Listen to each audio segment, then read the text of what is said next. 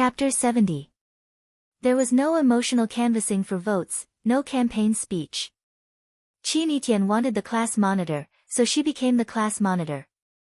The muscles on Qin Dahai's face kept twitching as he watched the audience raise their hands in unison. When he saw his sons Qin Tao and Li Yang in the back row also raised their hands in agreement, his heart felt like it was trampled by 10 million wild horses. These two idiots, why did you raise your hands? The only student who didn't raise his hand was Zheng Guodong. Zheng Guodong knew that he was not popular in the class, and everyone didn't like him. However, they didn't like him, and they were afraid of him. According to Qin Dahai's proposal, as long as no one stood up to oppose in public, then the position of the class monitor could only be him. Whether they were willing or not, they couldn't change this fact. Just as he was thinking about this, Qin Yitian rushed to the podium. Then there was no future he wanted. Zheng Guodong saw Li Yang and Qin Tao sitting next to him also raised their hands. He didn't care that it was in class, so he slapped Li Yang's head and scolded, "Asshole, who told you to raise your hand?" Li Yang saw Zheng Guodong's angry expression, and his body trembled. He quickly withdrew his arm and apologized, "Boss, I accidentally raised my hand wrong." Qin Tao saw Li Yang was beaten, and quickly put his arm down. He explained, "I saw them all raise their hands, so I was excited and raised them, idiot." Zheng Guodong scolded, gnashing his teeth. At this point, it was impossible for Qin Dahai to force Zheng Guodong to stay. He glanced at Qin Yitian, who was standing next to him, and felt that he was taller than him. He couldn't do anything about this campus celebrity, and said, "Qin Yitian took the initiative to run for the position of the class monitor, which is praiseworthy. Are there any other students who want to run for the position of the class monitor?" No one answered. Everyone looked at Qin Yitian with burning eyes. They did not want to compete with Qin Yitian.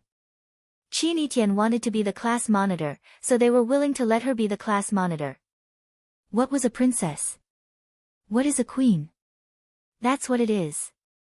No matter how strong her aura was, no matter how beautiful she was, everyone still loved her, cherished her, and gave her all their energy. Qin Dahai laughed dryly a few times and said, "It seems that Qin Yitian classmate has won everyone's expectations. Then, Qin Yitian will be the class monitor. I hope that Qin Yitian will be diligent in the future. While serving the class well, you will also play a role model. I'm not running for the position because I think I'm the most suitable candidate." Qin Yitian's words were meant for Qin Dahai and the whole class to hear. "I just think I'm better than Zheng Guodong." Zheng Guodong's chest was stabbed again. "I can't be diligent, and I can't be a role model. Even if I become the class monitor, I may still skip class and sleep, and not hand in my homework. You may even suddenly find that I disappear for a few days, and there will be no change from before. Qin Yitian, we are willing to elect you as the class monitor." "Yes, the last time we learned Rainy Alley, you wore high heels and walked over and over again. Qin Yitian, we all know what kind of person you are. Do whatever you want to do, don't feel pressured." Qin Yitian smiled and said, "I want to make things clear in advance, lest you feel disappointed in the future. Some responsibilities, I may not bear. But if you need me for something, I will not refuse." "That's it," everyone said. Qin Yitian nodded and said, "Then, from today on, I am the class monitor of Class 9. Clatter, warm applause resounded in the classroom. Qin Dahai had a smile on his face, but he was very angry in his heart. What was there to applaud for? With Qin Yitian standing up to take the lead, the next deputy class monitor position was taken by Tang Cheng. He ran for deputy class monitor because he wanted to follow in Qin Yitian's footsteps. He hoped that the two of them would not only study but also have more contact in work. However, the class representatives for each subject were still the original ones. When Qin Dahai appointed the representatives for each subject, it was based on the results of each subject. For example, Huang Haoren's Chinese was the first in Class 9, so he was the Chinese class representative. Su Ying's mathematics was the first in the class, so she was the mathematics class representative. Chen Dahai originally wanted to remove Huang Haoren's Chinese class representative, but in the end, more than 2/3 of the students supported Huang Haoren to continue to be the Chinese class representative. He wanted to, but he was powerless. For Chen Dahai, this was the biggest failure of the class committee appointment. Because all the positions did not go according to his plan. He lost control of the class. He was very clear about this. After all the class committee appointments, Chen Dahai said a few words of congratulations and encouragement. Because he was in a bad mood, there was still more than 10 minutes left in this class, so he was too lazy to lecture. He assigned some extracurricular exercises to everyone, then walked to Zheng Guodong, who was in a daze in the back row, knocked on his table, and said, "Classmate Zheng Guodong, come out with me." Outside the classroom, Chen Dahai and Zheng Guodong were speechless. After a long time, Chen Dahai broke the deadlock and said, "I didn't expect Qi Tian to get involved. This girl's influence is too great." "I understand," Zheng Guodong said aloud. "I know what kind of person Qi Tian is. If she wants to, no one can stop her. I just think it's strange." Chen Dahai said. "Qi Tian is not interested in this kind of thing. I heard from Teacher Bai that they wanted Qi Tian to be the class monitor of the first class, but Qi Tian refused in every way. Why is she suddenly so enthusiastic about this kind of thing now that she's in the 9th class?" Zheng Guodong's expression was resentful as he said, "I thought about it just now. There's only one possibility." "What's the reason?" "For Fang Yan," Zheng Guodong said. Chen Dahai's eyes turned cold as he said, "What do you mean?" On the first day she came, she confessed to Fang Yan in front of everyone. When Zheng Guodong said this, his heart felt like it was being cut by a knife. Qi Tian was the goddess in the eyes of all the boys in the school, and also the woman he liked. He used his identity as the son of the school director to try to get close to her, but Qi Tian didn't look at him at all. His feelings for Qi Tian were very complicated. He liked her very much, but he also hated her very much. But how could she confess to Fang Yan? Is this true? Why didn't you tell me before? Chen Dahai's eyes widened. If the news was true, he knew it meant a disaster for Fang Yan. "It's true." Zheng Guodong glanced at Chen Dahai's expression and said. They were all familiar with each other, so there was no need to hide it. "It's just that Qi Tian is bold." Everyone thought she was joking with Fang Yan. So no one took it seriously. "Stupid," Chen Dahai scolded.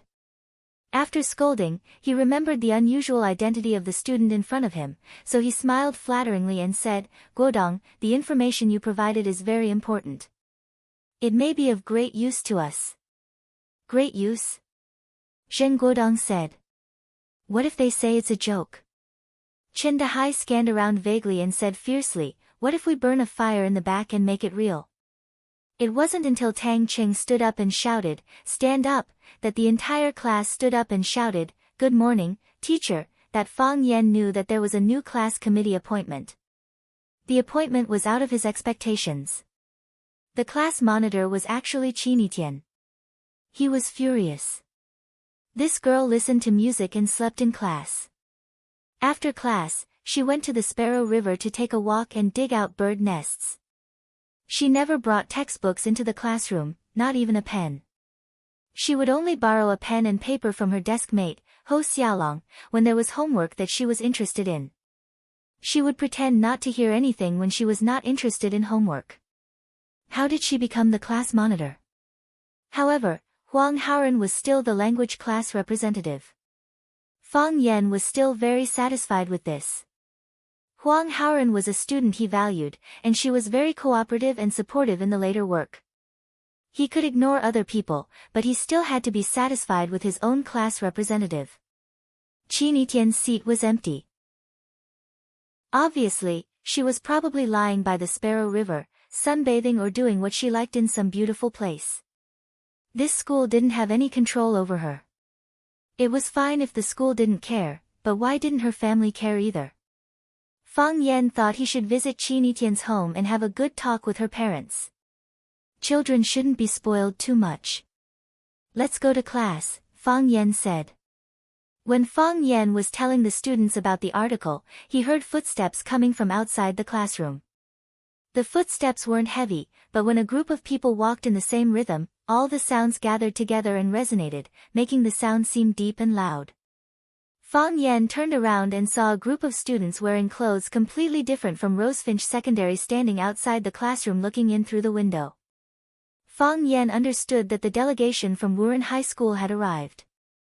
The school didn't even inform him to welcome them. Lu Chaoge was also standing in the middle of the group of adults in the back row. When she met Fang Yan's eyes, she nodded so softly that it was almost inaudible. A middle-aged woman in a gray uniform stood beside Lu Chaoge. She looked at Fang Yan who was standing on the podium and said, "Principal Lu, is the young man standing on the podium a student or a teacher?" "He's a teacher from Rosefinch Secondary," Lu Chaoge answered honestly. She had a bad feeling in her heart. As expected, Matsushima Ki's next sentence made her want to go crazy. "He's really young. I'm very curious about how talented such a young teacher is. Principal Lu, can my student and I enter the classroom to listen in?" If it was possible, Lu Chaoge really wanted to say no to them. Lu Chaoge was very annoyed. She felt that this request from the Wuren delegation was very unkind. Chapter 71. Principal Lu, is it difficult? Matsushima Ki asked again when he saw that Lu Chaoge did not agree. She spoke in English, which was not difficult at all for Lu Chaoge, who had studied in the United States. It was not difficult, but it was very difficult.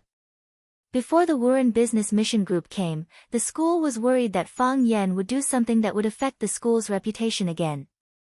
So, the board of directors and the management specially entrusted Lu Chaoge and Fang Yan to discuss how to appease comrade Fang Yan. Now, Fang Yan kept quiet, but the Wuren Business Mission Group took the initiative to come to them. Lu Chaoge knew that if she agreed to Matsushima Ki's request, then things would develop in an uncontrollable direction. Even if she was the vice principal of Rosefinch Secondary and thought that she had a good relationship with Fang Yan. If Fang Yan was determined to do something, then she could not stop him. She could not say no, because the more she refused, the more curious Matsushima Ki and the students would be. Moreover, the two schools were friendly. When the teachers of Rosefinch Secondary led a team to Wuren, Wuren did their best and did not hide anything. If Rosefinch Secondary hid anything, it would affect the relationship between the two schools. They would ask, "What are you afraid of?" "No problem." Lu Chaoge smiled and agreed. "Of course, I need to communicate with Mr. Fang Yan." Matsushima Ki smiled and said, "That's what I should do." She said to the teachers and students who came with the group in Japanese, "Dear teachers and students, I propose to audit a language class. Do you have any objections?" "No." The students of Wuren High School answered with a smile. Their voices were very uniform and soft. They would not disturb the students of Class 9 and the surrounding classes. Lu Chaoge stood at the door of the classroom and said, "Mr. Fang Yan, I have something to discuss with you." Fang Yan walked to Lu Chaoge and said, "Principal Lu, what's the matter?" "The people behind me are the teachers and students of Wuren High School. They are very interested in you and want to listen to your class," Lu Chaoge said. "Are you interested in me?" Fang Yan laughed. "Principal Lu must be very worried, right?" Fang Yan. Lu Chaoge was exasperated. "I listened to you guys and stayed quiet. I didn't do anything." Fang Yan was ordered to stay quiet by the school, so he was holding back his anger.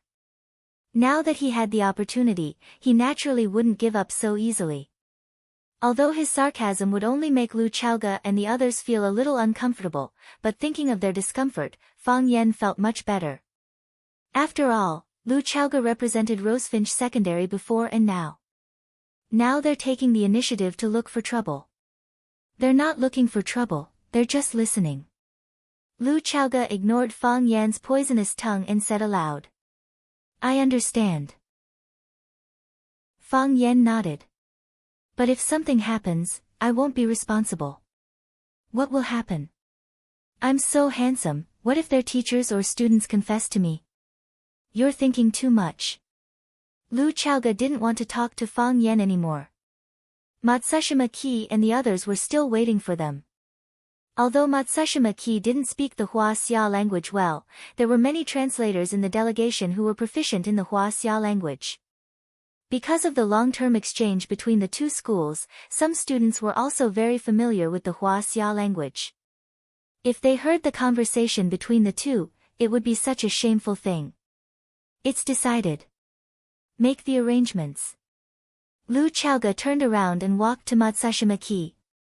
She said, Mr. Fang Yan said that he welcomes the delegation from Wuren to come and listen. Thank you.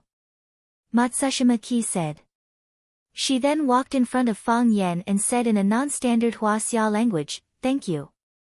Mr. Fang. You're a guest from afar. Fang Yan smiled. He made an inviting gesture and said, Please come in.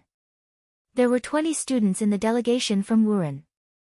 Including Matsushima Ki and the other 4 teachers, there were a total of 25 people. Since Matsushima Ki was the vice principal of Wuren Senior High School, according to the principle of reciprocity, the vice principal of Rosefinch Secondary, Lu Chaoga was in charge of all the reception work. There were more than 30 people in the classroom all of a sudden, so the tables and chairs were definitely not enough. Fang Yan thought about it and said, Male students, can you give up your chairs and let the ladies use them? There's no need. Matsushima Ki heard Fang Yan's words clearly and stopped him. He said, We're just here to listen. We can't disturb the students in class. We can just stand at the back. Fang Yan smiled and said, You have your ideas, and we have our ways. Huaxia is a country of etiquette that has been around for thousands of years. Huaxia men are also brave and generous gentlemen. How can we sit and let our guests from afar stand? The boys immediately responded. They pulled out their chairs and gave them to the ladies from the delegation from Wuren and Rosefinch Secondary. Matsushima Ki couldn't help but look at Fang Yan in a higher light. He thought to himself, regardless of whether this young teacher is talented or not, he's very good at dealing with people. Due to historical reasons, the citizens of Huaxia and Japan had always been conflicted.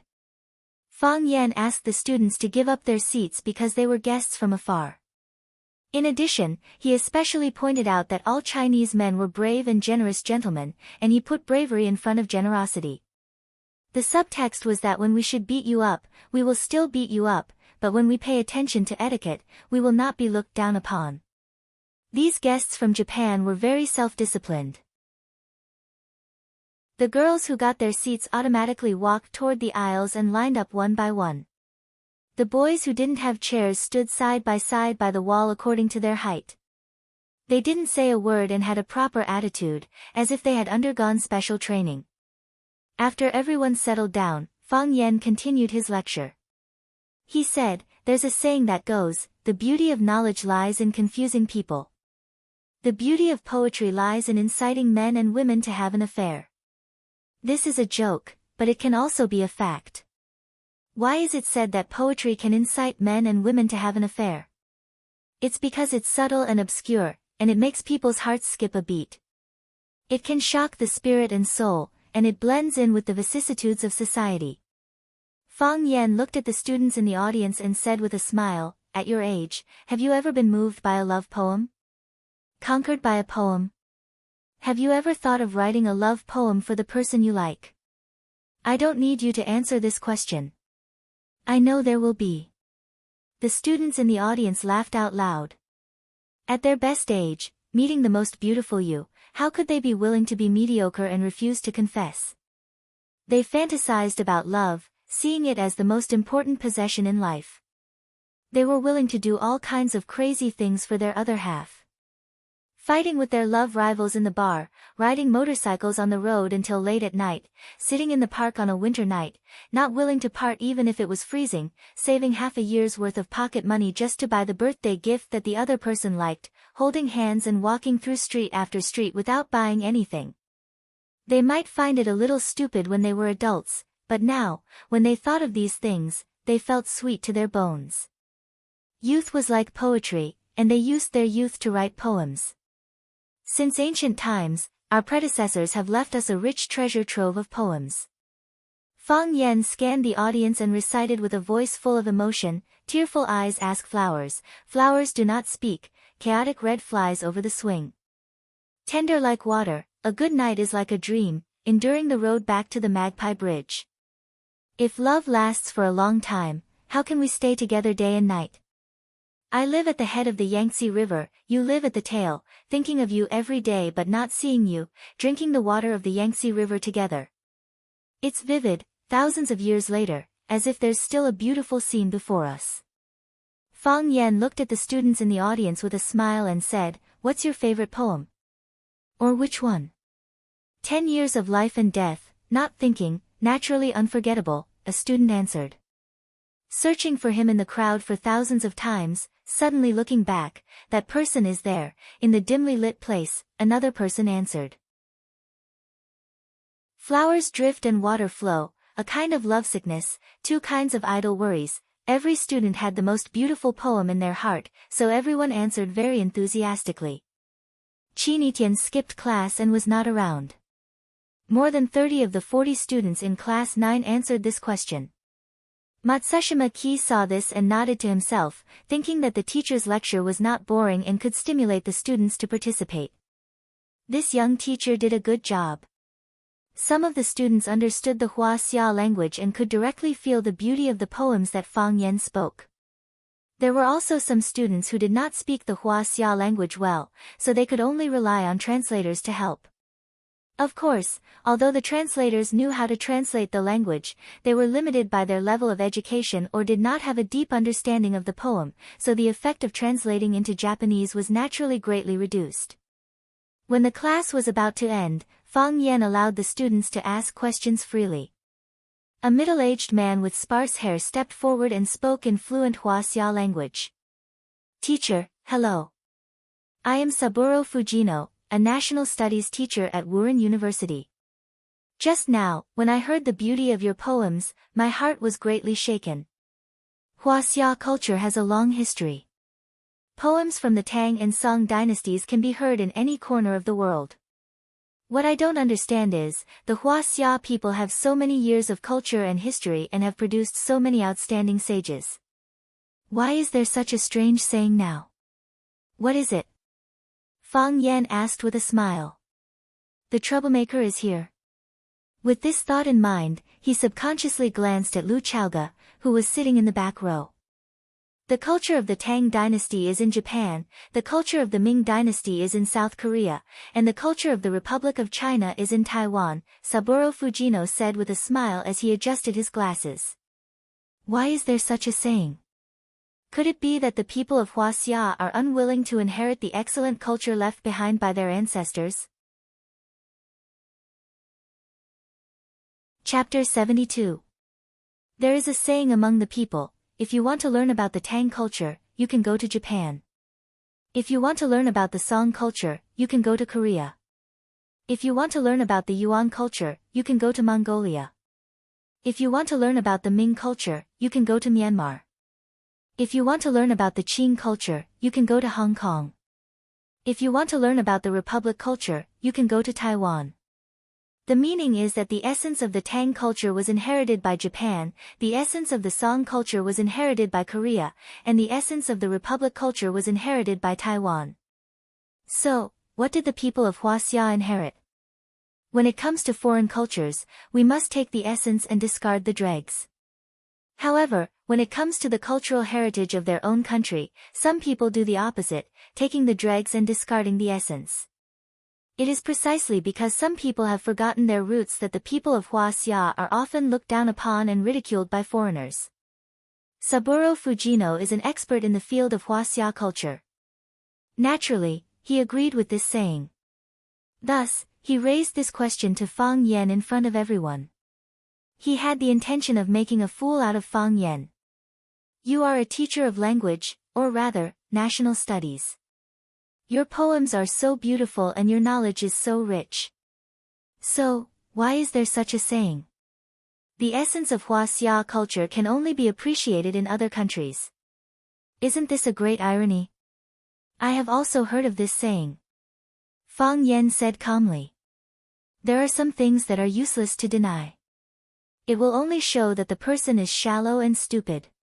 Since Mr. Fujino is a researcher in the field of Huaxia culture, you must have heard of this saying, wherever there is well water, there is Lu Ci.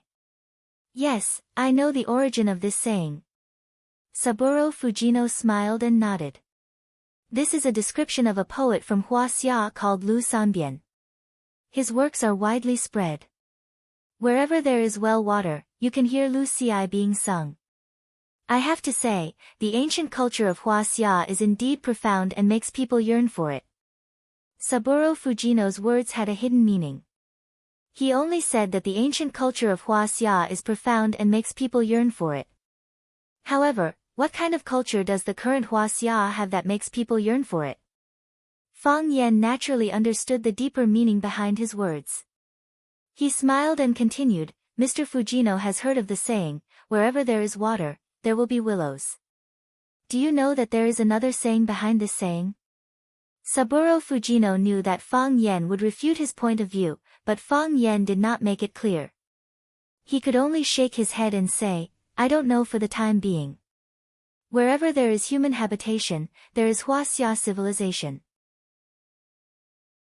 The culture of the Tang dynasty was in Japan, while the culture of the Ming dynasty was in South Korea. This just happened to show that the Huaxia culture was well passed down, and the whole world was learning and recognizing it. The culture of Huaxia belongs to the country as well as the world. This is the pride of our Huaxia people. Is that so? Fujino did not expect Fang Yan to be so shameless as to misinterpret his argument. Secretly angry, he said, as far as I know, the understanding of this sentence is completely opposite to teacher Fang Yan's explanation. As a researcher and inheritor of culture, we should be modest and cautious, seeking truth from facts. Saburo Fujino swept his gaze across the room and said, Teacher Fang Yan, lying in front of your own students is not a good habit. You are a teacher. If you lie, your students will be negatively affected. It is not just me. All of us here know that the true meaning of that sentence is that it is regretful that the people of Huaxia are unable to protect and pass down their excellent culture. Yes, Teacher Fang Yan's words earlier are very good. It belongs to the country as well as the world. We admire the culture of Huaxia. You people discard the dregs, but we are willing to preserve it perfectly. Passing it down from generation to generation, polishing our muscles and bones, enriching our knowledge and improving the quality of the entire nation. Saburo Fujino smiled as he looked at Fang Yan. At the same time, he looked at the many Rosefinch students present and said, there is an old man in Huaxia who once said, people today have their faults and do not like the rules of others. It is like concealing one's illness and avoiding treatment. It is better to destroy one's body than to realize it. Why concealing one's illness and avoiding treatment? Frankly admit one's shortcomings and correct them while they can still be saved. Starting from today, isn't this a better way to solve the problem? It is not that we are unwilling to admit it. It is just that we have no way to admit it, Fang Yan said with a smile. Mr. Fujino Saburo, you keep putting labels on us and telling us that what you say is the truth. However, is the situation really as Mr. Fujino Saburo said? I have doubts in my heart and so do my students. Why do people think that the essence of the Tang dynasty's culture was inherited by the Japanese and the essence of the Song dynasty's culture was inherited by South Korea? Fang Yan's expression was gentle and his voice was calm. There was a faint smile on his face as he said, since Saburo Fujino is an expert in Huaxia, then you must have heard of such a fairy tale, right? In an abandoned well, there lived a frog. One day, the frog met a large turtle from the East China Sea by the well. The frog proudly boasted to the turtle, look, I am living here comfortably. If I was in a good mood, I would jump and play in the well, and when I was tired, I would rest in the cave on the wall of the well. Sometimes a comfortable dip in the water, sometimes a pleasant walk in the mud. Look at those little worms, crabs, and tadpoles. Which of them can compare to me? How free I am to occupy this abandoned well all by myself. Why don't you go down the well and have a look around? The sea turtle didn't take the frog's invitation seriously and said, "Have you ever seen the sea? The vastness of the sea was more than 1,000 miles. The depth of the sea was more than 10,000 feet. The well could dry up, but the sea never had an end. I prefer to live in the sea, because that is the real world. You sit in the well all day, how can you know the vastness of the world?" After Fang Yan finished his story, the classroom became lively. The students of Class 9 were naturally excited and overjoyed. When they heard Saburo Fujino attacking Hua Xia's cultural heritage, they became unhappy. However, they could not stand out and object. This was because the Wuren delegation was a guest from afar. If they were too agitated, the school might punish them. However, Fang Yan was not afraid of the school's punishment. He also ignored the fact that the leaders of Rosefinch Secondary were right in front of him. He said what needed to be said and fought for what needed to be fought for. He wasn't cowardly, he didn't run away, he had a point of view, a story, and his words were sharp, making people feel comfortable. Who would be willing to be slapped in the face on their own turf? Mr. Fang is really flattering. Mr. Fang's story was well told, it was wonderful. That's right, how can a frog in a well know the vastness of the sea? Unlike the students, the leaders and teachers of Vermilion Bird High School looked a little unfriendly. Jia Sighting, the leader of the language team, whispered to the teacher beside him, "You don't know when to back off. How can you speak to a guest like that? I'm afraid things are going to get worse." That's right. If the guest gets angry and cancels the fellowship with Rosefinch Secondary, it will be a big loss of face. Principal Lu, you have to stand up and say something. Lu Chaoga sat beside Matsushima Ki, expressionless and silent. If the students of Rosefinch Secondary reacted with joy and the teachers of Rosefinch panicked, then the representatives of Wuren delegation reacted with anger. Those who were familiar with the culture of Hua Xia or could understand the language of Hua Xia turned gloomy when they heard Fang Yan's story. This was a story of looking at the sky from the bottom of a well. In Fang Yan's words, they were the frogs sitting leisurely in the well. How could they accept such a verbal attack? After listening to the translation, some members of the delegation who did not understand the language of Hua Xia looked at Fang Yan with hostility. This was a disgrace and an insult. Saburo Fujino's face turned extremely ugly and he said, "This is a very unfriendly act.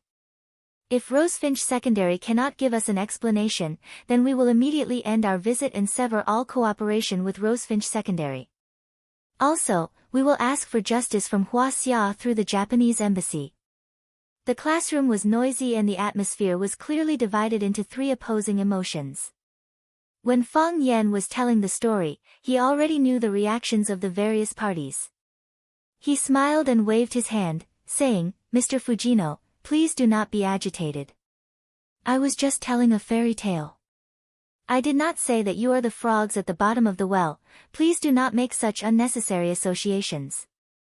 If you insist on putting yourself in this role, it will affect the friendship between the two schools.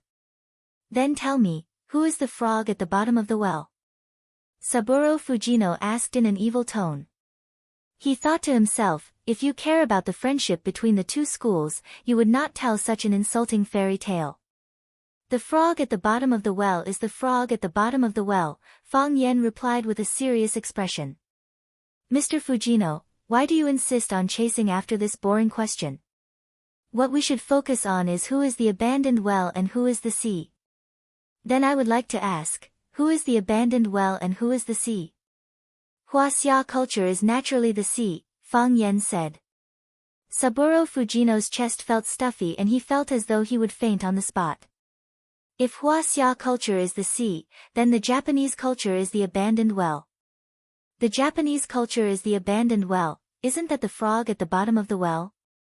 Going around in a big circle just to insult them once more. Whether it is the Japanese, South Korea or some other civilized countries, the culture they inherit is just a tributary of the sea, Fang Yan said.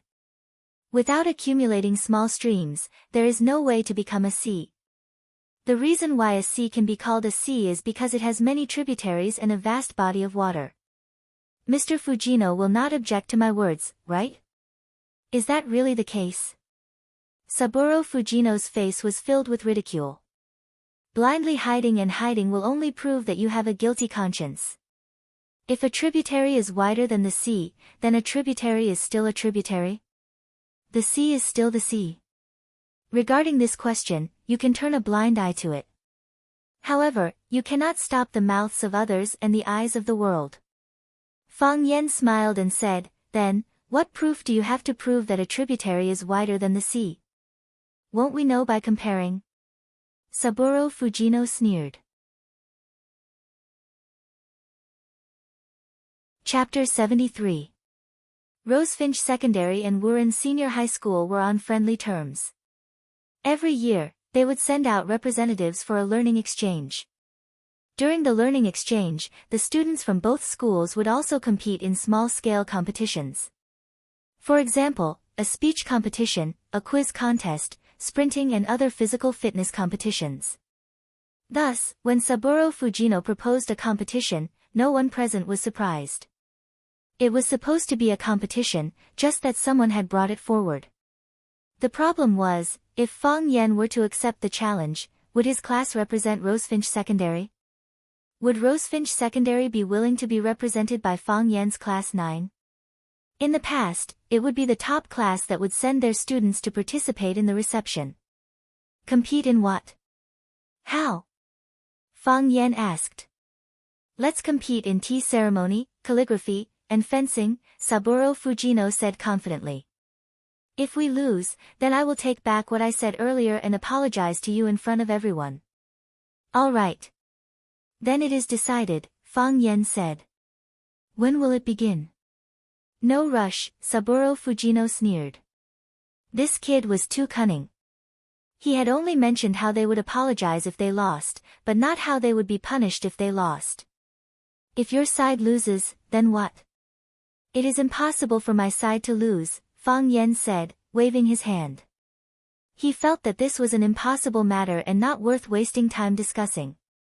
What if we lose? Saburo Fujino was once again filled with anger. Fang Yen was like an inflatable balloon. With just a few words and a few puffs, he was able to fill up this big balloon. Fang Yen thought about it and said, if my side loses, I will also apologize to you and admit that what you said about Tang dynasty culture in East Asia is correct. It's a deal, Saburo said. Fang Yen rolled up his sleeves and asked, when will the competition begin? Should we compete in tea ceremony, calligraphy, or fencing? How about we start with fencing? Everyone likes to watch a good show. Let's have a good show first. Saburo Fujino saw that Fang Yen was about to fight and said, Teacher Fang Yen, what are you doing? It's not a competition between you and me. It's a competition between my students and your students. Whether the Huaxia culture can be passed on or not is not up to us teachers to decide. It's up to the future of these countries. Saburo Fujino pointed to the students from the two countries in the class and said, they are the witnesses and beneficiaries. Whether or not the Huaxia culture has been inherited, teacher is the most qualified to speak. If a teacher's ability was mediocre, how could he have the qualifications to impart knowledge to his students? You are a teacher, and so am I. Why don't we just compete? Simple and direct. Fang Yen thought that if this kid agreed to spar with him, he would break his limbs first. Let's see how he could compete in tea ceremony and calligraphy. If you want to compete, then you and I will add another round. However, that will be after the competition between these students, Saburo Fujino said. He knew that Huaxia was someone who cared a lot about face. Thus, he would not be able to withstand being goaded. He sneered and said, Teacher Fang Yen, do you not have confidence in your students? Fang Yen looked at the students below the stage and asked, do you have confidence? Yes. The students of Class 9 roared. Their emotions were stirred up and their faces were filled with excitement. You see, Fang Yen smiled. They are full of confidence, and so am I. Since Mr. Fujino has challenged us again and again, then we can only accept the challenge. Truth be told, I really do not want to do this. Why? I have to bear the risk. If I lose, some people in the school will say that I, Fang Yan, am incompetent and want to kick me out. If I win, those who say that I am incompetent will think that I am destroying the relationship between the two schools and want to kick me out. Tell me, is it better for me to win or lose? Li Ziqiang, Jia Siding and the others felt a burning pain on their faces. They had already made up their minds. They would use this incident to find an excuse to kick this kid out. They did not expect that Fang Yan would not defeat his opponent. Instead, he would attack their faces from both sides. What do we, Huaxia people, care about? Peace is the most important. If my students win against your students, you will definitely be in a bad mood. You can't win in a competition, you can't win in a fight, you can't win in a fight. Come in a happy mood and leave in a sad mood. If you go back, others will think that we have done something to you.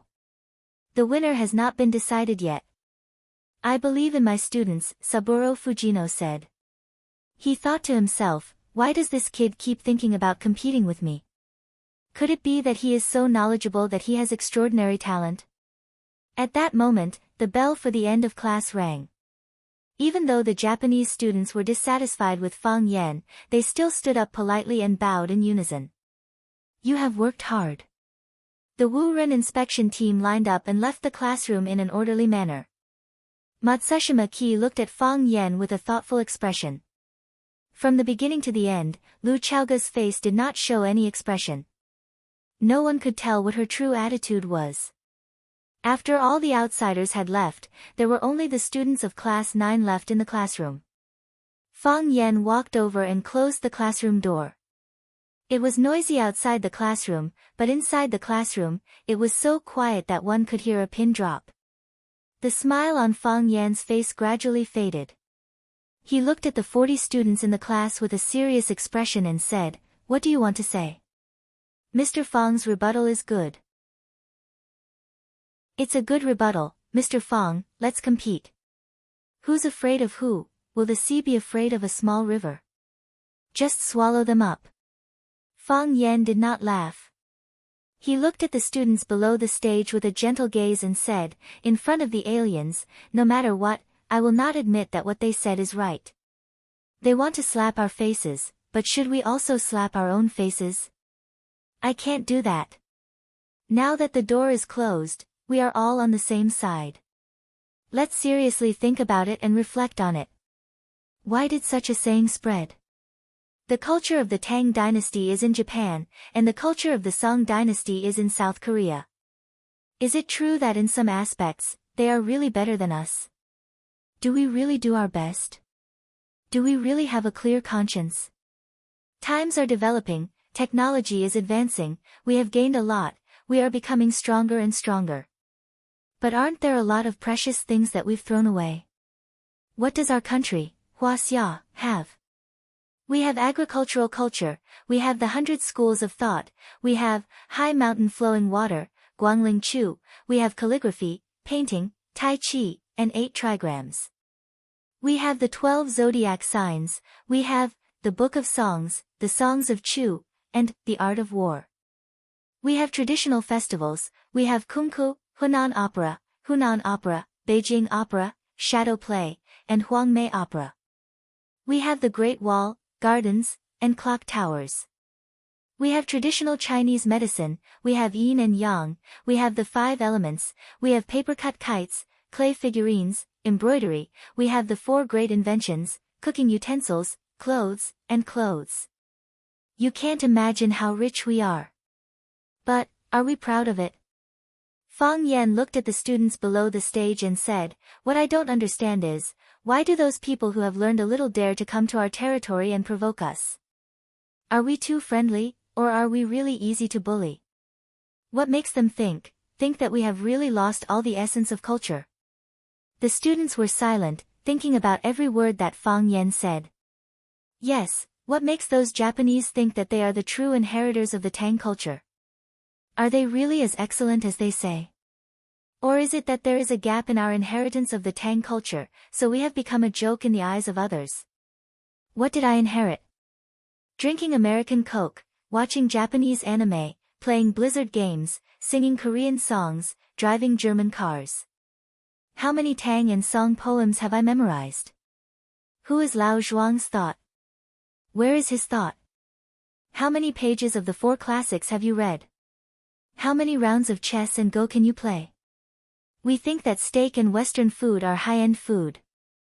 Are the 8 classics and thousands of variations not the essence of food? Are the Japanese wrong? Or are we wrong?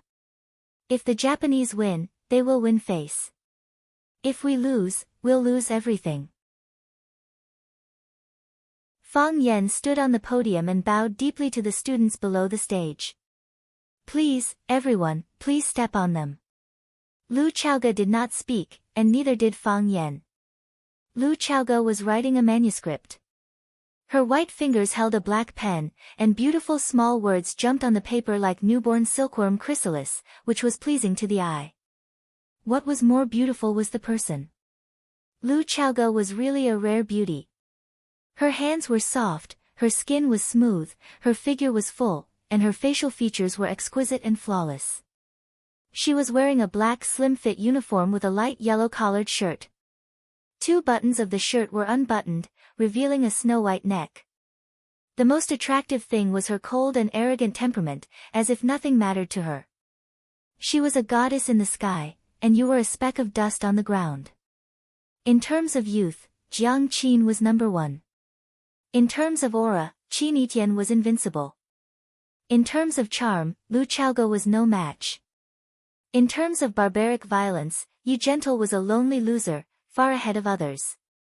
Fang Yen rarely saw Lu Chaoge in casual clothes. Of course, she looked good in professional clothes. Ta! Lu Chaoge finally capped the pen, then picked up the tea in front of her and drank it. Fang Yen also raised his teacup and took a sip of tea, as if the 2 of them were going to drink it all in one go. Lu Chaoge looked at Fang Yen with sharp eyes and said, I have convinced the board of directors and the school leaders to agree that you will lead the 9th class to represent Rosefinch Secondary to accept the challenge of the Wuren investigation team. I have no choice but to agree. Fang Yen smiled. I am the one they are looking for. If you lose, I will make you leave. If you win, I will promise you one thing, Lu Chaoge said. What is it? Fang Yen asked happily. I don't have to return the money I borrowed from you.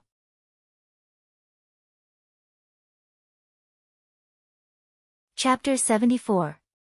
Lu Chaoge did not laugh. She looked at Fang Yen with a serious expression and said, Do you know what this competition means? I do. Fang Yen nodded. He knew what Lu Chaoge was worried about. He also knew that she must have taken responsibility in front of the board of directors or the school leaders in order to speak up for him. This is a fight for face and also a fight for substance. To put it more broadly, this is a fight for national pride. With national pride, the people could stand up proudly. If the country could not stand up, the words of the people were equivalent to farts. In the past, the exchange competition with Wuren Secondary School had been handled by the 1st class of the top class. This time, this heavy responsibility was suddenly handed over to the 9th class. How could the teachers and students of the 1st class be satisfied? How could the school leaders and teachers be at ease? Lu Chaoge must have done a lot of work in order to calm the worries of the leaders and the resistance of the 1st class. In class, Fang Yen told the story of looking at the sky from the bottom of a well. He compared the Wuren delegation to the frogs in the bottom of a well. Although he did not say it very clearly, everyone was well aware of this kind of thing. According to the rules of friendship between the 2 parties, what Fang Yen said was actually out of line. It was suspected of damaging the relationship between the 2 schools. However, from the beginning to the end, Lu Chaoge did not show any anger. Even when Jia Siding and the others encouraged Lu Chaoge to stand up and scold Fang Yen, she still remained silent. Fang Yen was only a teacher in the school. He could speak eloquently and engage in a war of words. However, Lu Chaoge could not. She was the vice principal of Rosefinch Secondary. She was the main person in charge of Rosefinch Secondary's contact with the Wuren delegation. If there was an honor, she could take credit. If there was a problem, she would also have to bear the responsibility. She was willing to tolerate Fang Yan and was willing to fight for such an opportunity for him. This was not only because she was Fang Yan's leader, nor was it because she had a good relationship with Fang Yan. It was because no one from Hua Xia could retreat when faced with such provocation. Absolutely not. After listening to Fang Yan's answer, Lu Chaoge finally felt relieved. Previously, he was worried that Fang Yan would not take the competition seriously because of his cheeky smile. Now that she heard him say this, she knew that he had a clear understanding of this matter. In fact, his understanding was even deeper than his own. It's good that you can think that way, Lu Chaoge said. The match is tomorrow morning. The first was tea ceremony, the second was calligraphy, and the third was fencing. Who are you going to send out for the next 3 matches? Fang Yan squinted his eyes and smiled, saying, our class is full of talents. Any one of us can beat them down. Be more serious. To be honest, I already have candidates for calligraphy and fencing. But regarding the tea ceremony, I have to go back and do some research, Fang Yan said. After all, I've never had tea with a student before. If I really can't find anyone, can I borrow one from another class? Lu Chaoge looked at Fang Yan and thought, if you haven't had tea with a student before, have you fought with a student before? It was quite possible that he had struck despicable before. I have a candidate, Lu Chaoge said. Who? Qi Nitian. Qi Nitian? Fang Yan was stunned. Is this woman really the omnipotent Ultraman? Is there anything she doesn't know? It's the candidate recommended by Principal Zhang, Lu Chaoge said. Lu Chaoge had never had tea with Qi Nitian, and the two had never even had direct contact. However, after the meeting, Principal Zhang Xiaofeng specially made a phone call to recommend a candidate for the tea ceremony. Lu Chaoge kept it in mind. She believed that Principal Zhang Xiaofeng wouldn't play any tricks on this kind of thing. After all, if they lost the competition, Lu Chaoge's face would be damaged, and Principal Zhang Xiaofeng would be the most shameful person. After all, he was the principal of Rosefinch Secondary. Principal Zhang. Fang Yan thoughtfully looked at Lu Chaoge. Principal Zhang sent Qi Nitian to the 9th class, and they have a good relationship. Could Qi Nitian be Principal Zhang's daughter? Adopted daughter? Lu Chaoge's face slightly changed, and she said, don't make wild guesses about the leader's family affairs. Ha, just kidding. Fang Yan laughed and said, I know Principal Lu is busy, so I won't bother you. I'll talk to Qi Nitian and see if she can spare some time to come to class tomorrow. It's really pitiful for a teacher to be like me. You must win. Lu Chaoge said very firmly. Don't worry, it's hard to lose. Fang Yan indifferently waved his hand and said. He walked to the door, then turned to look at Lu Chaoge and said, if you win, will you really promise me one thing? Yes. Lu Chaoge said. After thinking for a while, she added worriedly, as long as it's within my ability. Don't worry. I'm not that kind of person who doesn't know what's good for me. Fang Yan said. Just now when I said that you don't have to pay back the money you owe, it was a joke. Don't take it to heart. I understand. Lu Chaoge nodded. If you are really willing to promise me one thing, then lend me another sum of money. I'm a little short of money now, and life is very stressful, get out. Lu Chaoge threw the pen holder on the table at him. Qingfeng Tea House. The owner of the tea house was called Duan Yujun. He opened the tea house in front of the school because it was a busy main road with more people. Another reason was to attract the business of the teachers and parents of the students. If the teachers wanted to talk to their friends about something, wouldn't they come to his tea house for a cup of tea? When the parents of the students came to pick up their children, wouldn't they come to his tea house when they were bored? However, what Duan Yujun couldn't understand was why there was a large group of students all of a sudden today. Not only were there students in Rosefinch Secondary's uniform, but there were also Japanese students speaking Japanese. Since he couldn't understand, he didn't want to think about it. He ordered the waiters to welcome the guests warmly and try to satisfy the various requests of the guests. He had to make these students feel at home. The reason why he came to Qingfeng Tea House was because he had his own difficulties. There was a conference room in the school, but there was no corresponding tea set. There were tea sets in the headmaster's office and the vice-headmaster's office, but they were not complete. Also, the space was too small to accommodate so many people at once. Therefore, Fang Yan suggested to hold the competition at Qingfeng Tea House in front of the school. He often drank tea here with Huang Haoren's father, Huang Wenxiang, so he knew that Qingfeng Tea House's environment was good. Also, there were often people competing tea here, and all kinds of tea sets and utensils were available. Since it was a competition, they needed to set the judges first. Otherwise, they would argue that it was good for them and argue that it was fragrant for them. If they couldn't come to an agreement, they would end up fighting. Lu Chaoge and Nori Matsushima discussed for a while and decided that both of them would be the judges. The other judge would be Duan Yujun, the owner of Qingfeng Tea House. Lu Chaoge went to talk to Duan Yujun, and Duan Yujun naturally agreed. The reason why he opened a tea house here was because he was a tea lover. Not only did he drink tea, but he also often accepted tea challenges from others. He could be considered a famous tea master in Huacheng. Duan Yujun understood the reason and knew that the students of Rosefinch Secondary were going to have a tea ceremony competition with the Japanese students here. He immediately got someone to open up a private room in Qingfeng Pavilion, which was usually not open to the public. This private room was huge and could accommodate dozens of people at the same time. It was a high-class tea house that he used to compete tea with others and train his staff. Some of the people were sitting, while others were standing apart from each other. It didn't make people feel crowded. Everything was ready and waiting for the contestants to enter. Fang Yan sat behind Lu Chaoge, and Li Ziqiang sat next to Fang Yan. Li Ziqiang looked straight ahead, but said to Fang Yan, I don't like you. I can't like you either. Fang Yan was stunned. He didn't expect Li Ziqiang to say this to him at this time. It was so honest, so straightforward. He really wanted to touch his face and see if he was wearing a mask.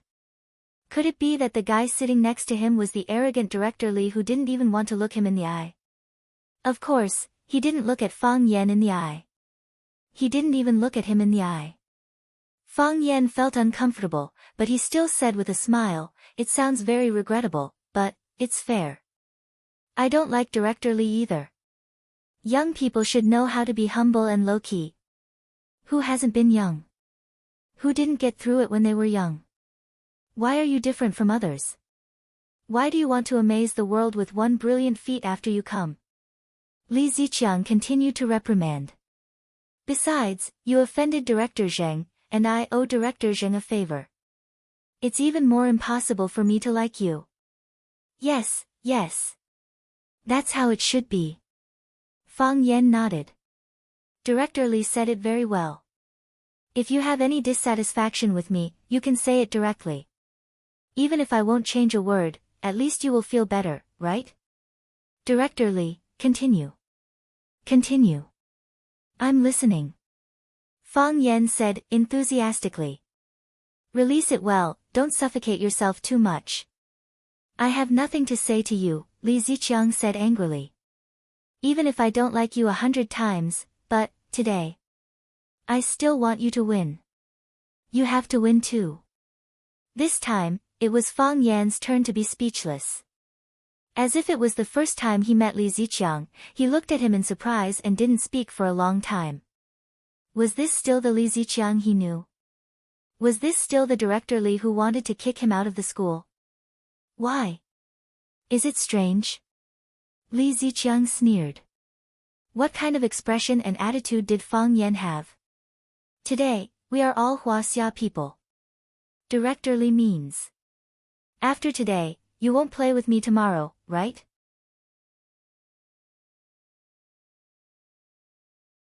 Chapter 75. Tea fighting was also known as tea fighting, or tea fighting. It was an elegant game for the rich and idle people in ancient times. After the new tea was produced every spring, the tea farmers and customers would compare the quality of the new tea. The outcome of a tea fighting competition was like the outcome of a football match today. It was widely watched by the public. From the emperor to the commoners, everyone was keen to participate. Even if there was a tea fight, there must be tea first. According to the rules of a tea fight, both sides would usually bring good tea to the battle. The tea with good quality would naturally have a big advantage in judging the outcome. However, according to this rule, it was obviously unfair to the Wu-Ren inspection team. They came all the way from East Asia, so how could they happen to bring good tea suitable for the tea fight? Lu Chaoga and Matsushima Nori discussed and decided to use the same tea leaves and buy tea on the spot at Qingfeng Tea House. In this way, neither the Vermilion Bird nor the Wu-Ren investigation team would be able to take advantage of the tea leaves.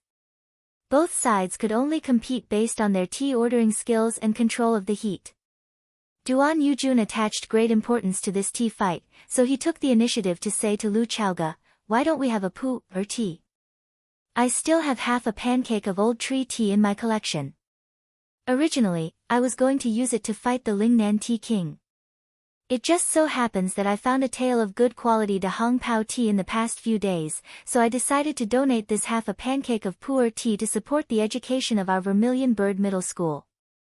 After all, we are neighbors." Lu Chaoga liked drinking tea. She did not know much about tea, but she knew that a pancake of high-quality pu'er tea could be sold for a sky-high price. It was rare for Duan Yujun to donate his collection now. "Thank you, Mr. Duan," Lu Chaoga said gratefully. "The tea fight in your tea house has already disturbed me a lot, and now I'm wasting your collection. I feel really bad." Duan Yujun smiled and said, "I've been drinking tea and competing with people all my life.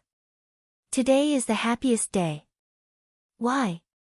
"Because our tea ceremony and tea skills have successors." Duan Yujun lowered his voice and said softly, "Besides, I have my own selfish motives. If I use my tea leaves to suppress those little East Asians, I will also be proud, right? I can brag about it to my fellow tea drinkers, and it will give me a lot of face." "We'll try our best," Lu Chaoga said. She told Matsushima Ki about Duan Yojuan's willingness to donate tea leaves, and Matsushima Ki smiled and bowed to Duan Yujun to thank him. Duan Yujun chuckled and waved his hand, looking very embarrassed.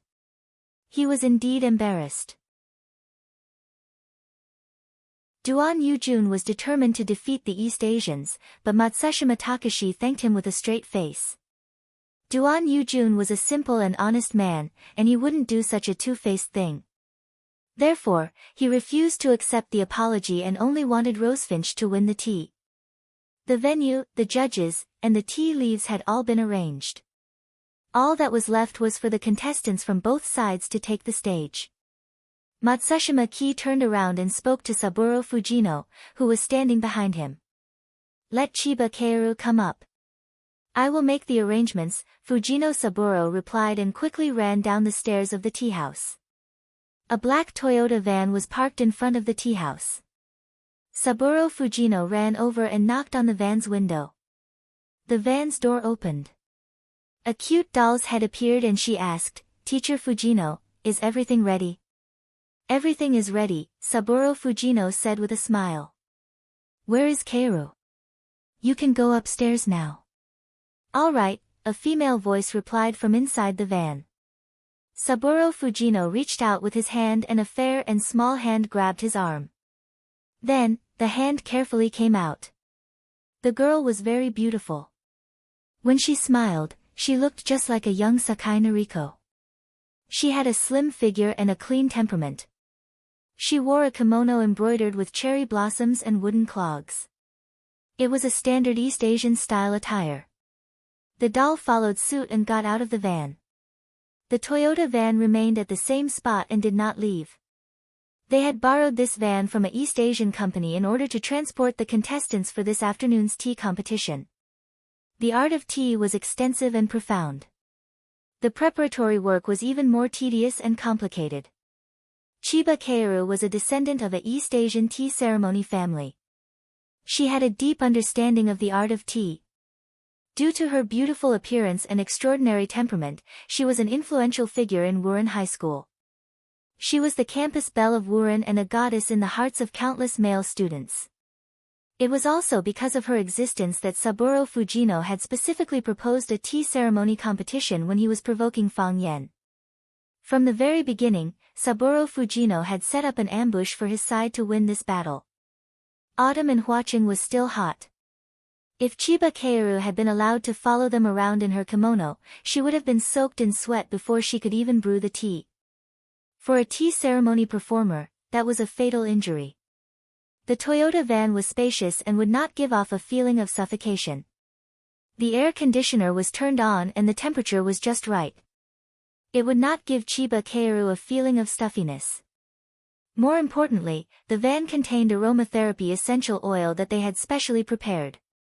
It was placed in the air conditioner's vent. As the cold air permeated the interior of the van, Chiba Kaoru's body would be soaked in the essential oil.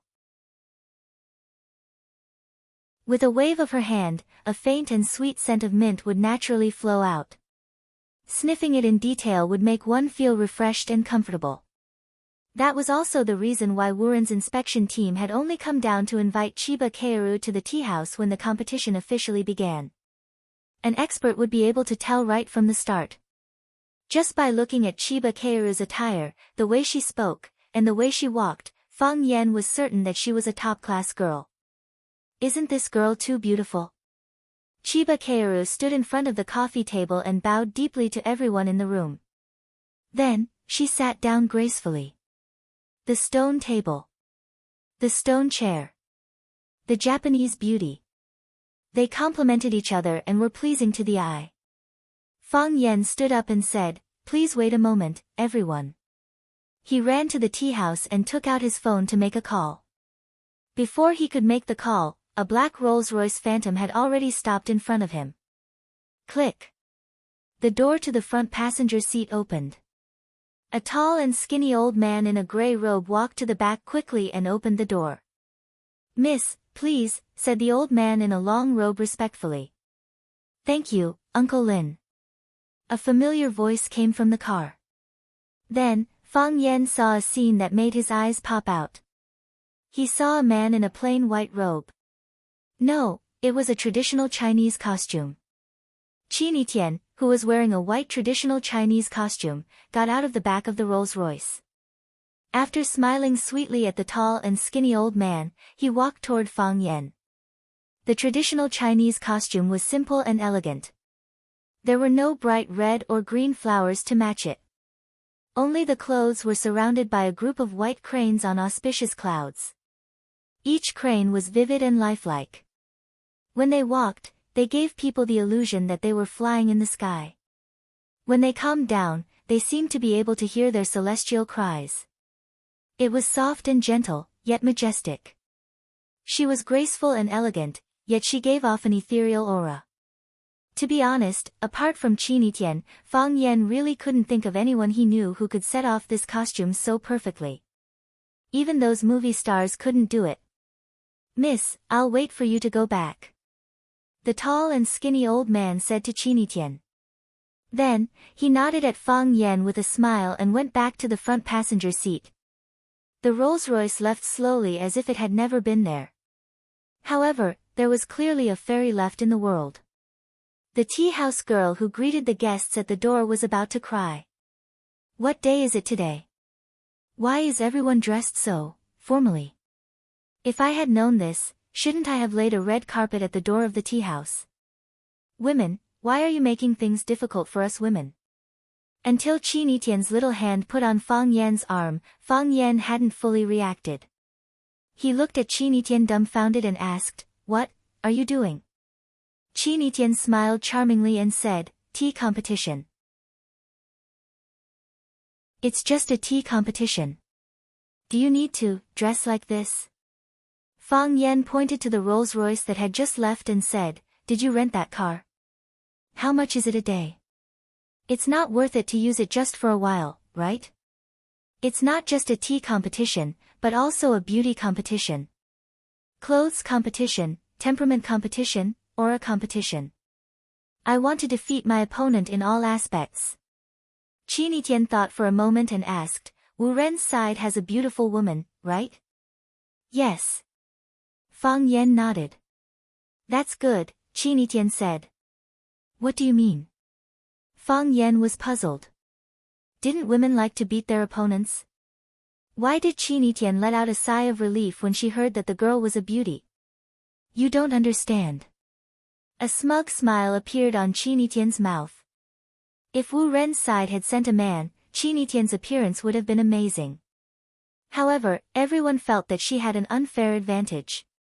If the opponent was also a beautiful woman, and a beautiful woman at that, then, if Qi Tian defeated her, it would show her temperament and aura even more. What was the saying again? To see a person's achievement pattern was to see what kind of person his opponent was. To see a woman's appearance was the same. Red flowers needed green leaves to match. If you could stand out among a group of red flowers, wouldn't it be even more amazing? Yes, Qi Tian hoped that her opponent would be stronger.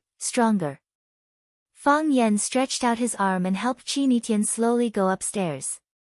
He felt that he was a little eunuch serving the queen. What was the style of a star?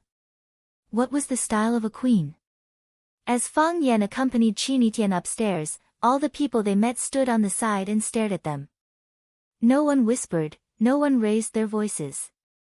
They held their breath, as if they were afraid to disturb the queen's tour. When Qi Tian appeared at the door of the Breeze Pavilion, it was exactly as Fang Yan expected. The whole place was silent, and everyone kept a 90-degree turn posture. As if a magician had cast a spell, they couldn't speak and couldn't move their eyes. At this moment, even the wind outside the window found it difficult to breathe.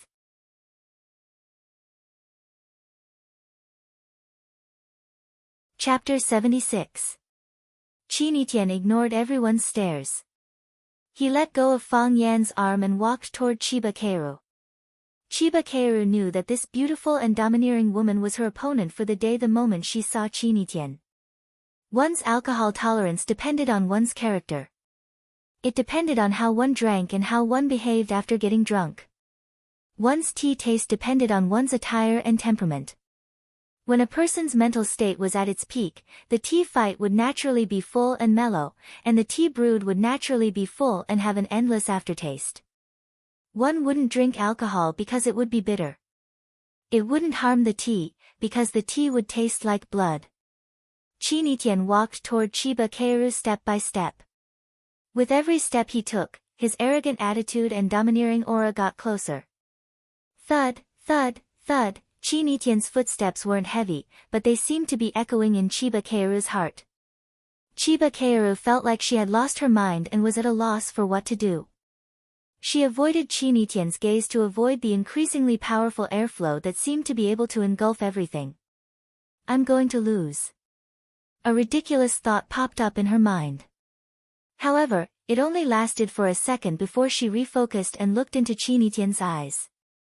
I must win. Chiba Keiru clenched her fists and told herself in her heart. She knew that her opponent was doing it on purpose. She was using her domineering aura to trample on her and her beauty to suppress her.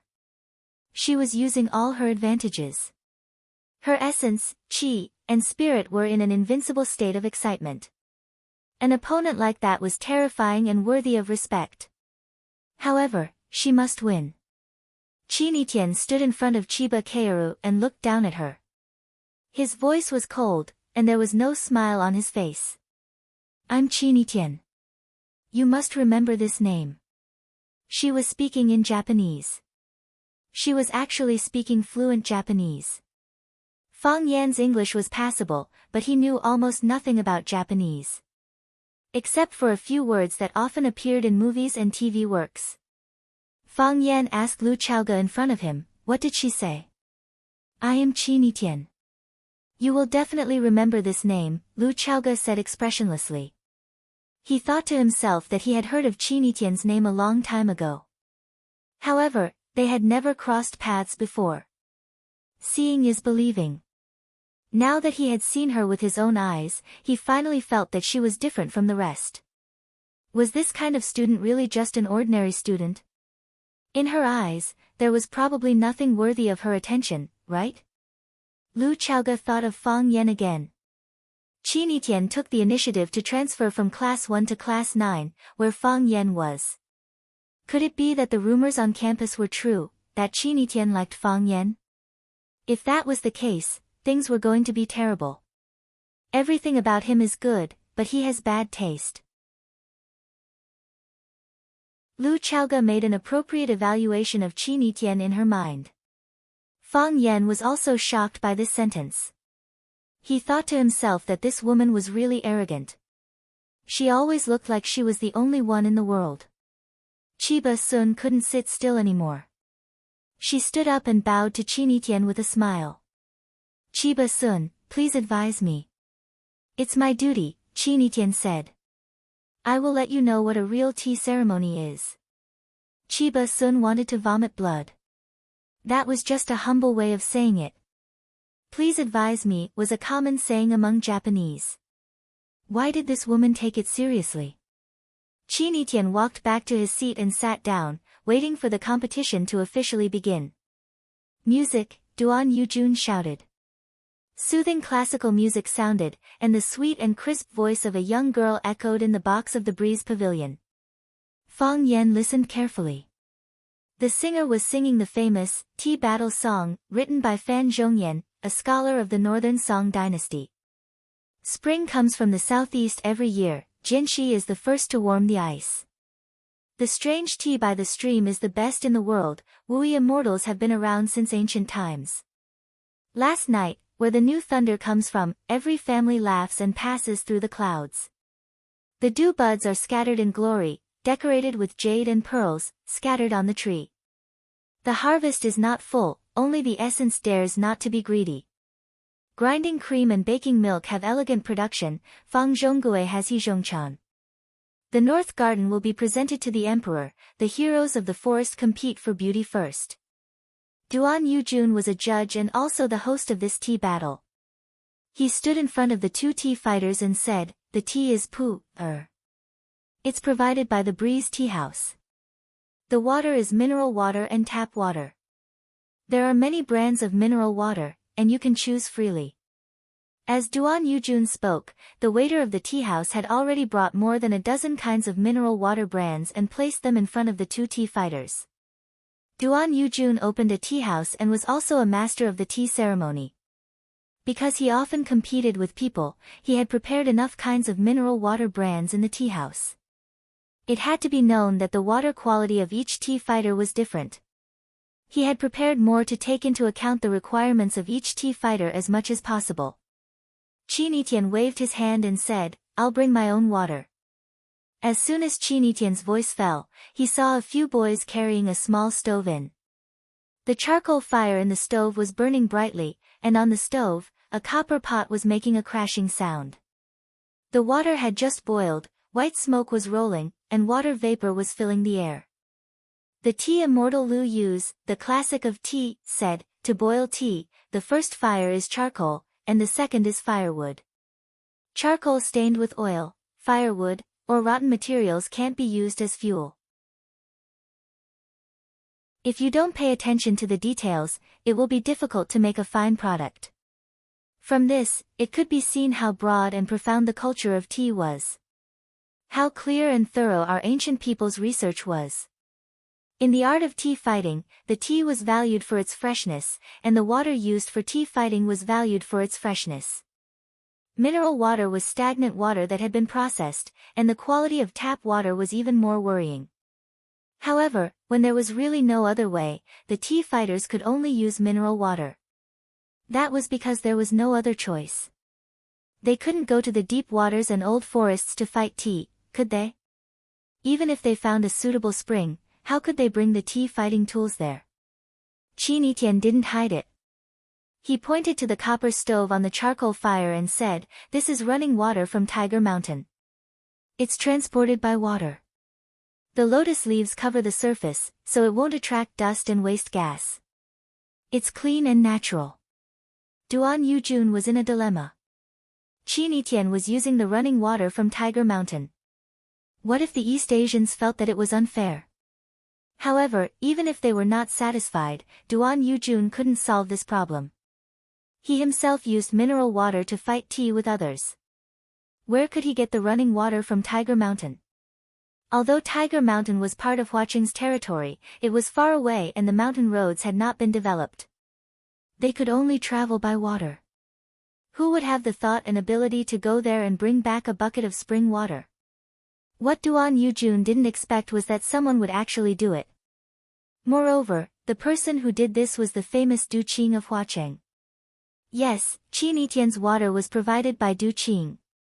Strictly speaking, Du Qing's water was provided to Lu Gong.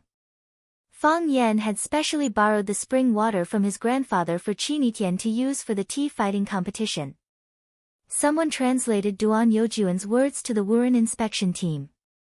Saburo Fujino panicked and said, "This is cheating. Who doesn't know that the water quality is the most important in the tea ceremony?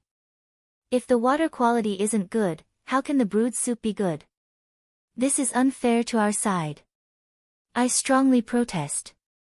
The others also questioned and said yes. Hua Xia was too cunning. Because we came from afar, they took advantage of us in terms of raw materials. If they won like this, they wouldn't be considered capable.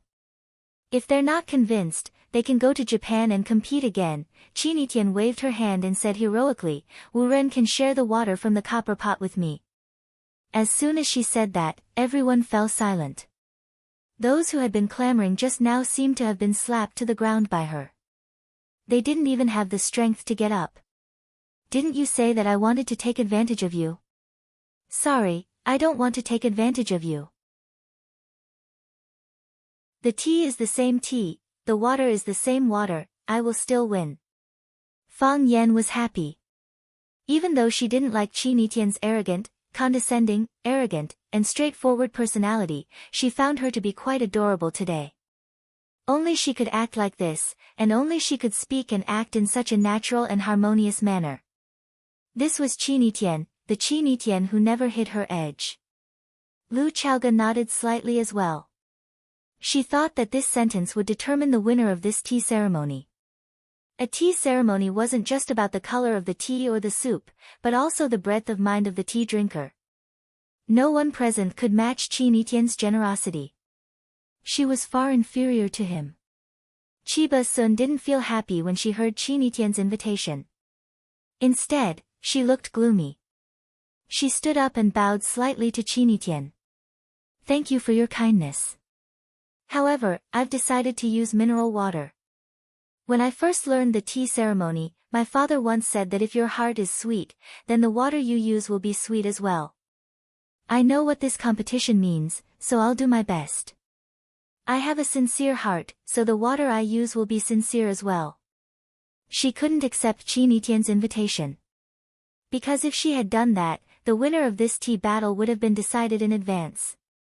Her teachers and classmates didn't understand, but she did. She decided to use softness to overcome hardness. After hearing Chiba Sun's words, Wu Ren's teachers and students looked serious. They looked at Chiba Sun with respect. At this moment, because of Chiba Sun's words, the Wu Ren inspection team became unprecedentedly united. Even the teachers and students of Rosefinch looked at Chiba Sun in a different light after hearing her words.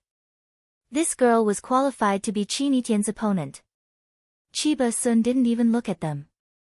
She poured a bottle of mineral water into the iron kettle and turned on the electric stove. She used mineral water and boiled it on the electric stove.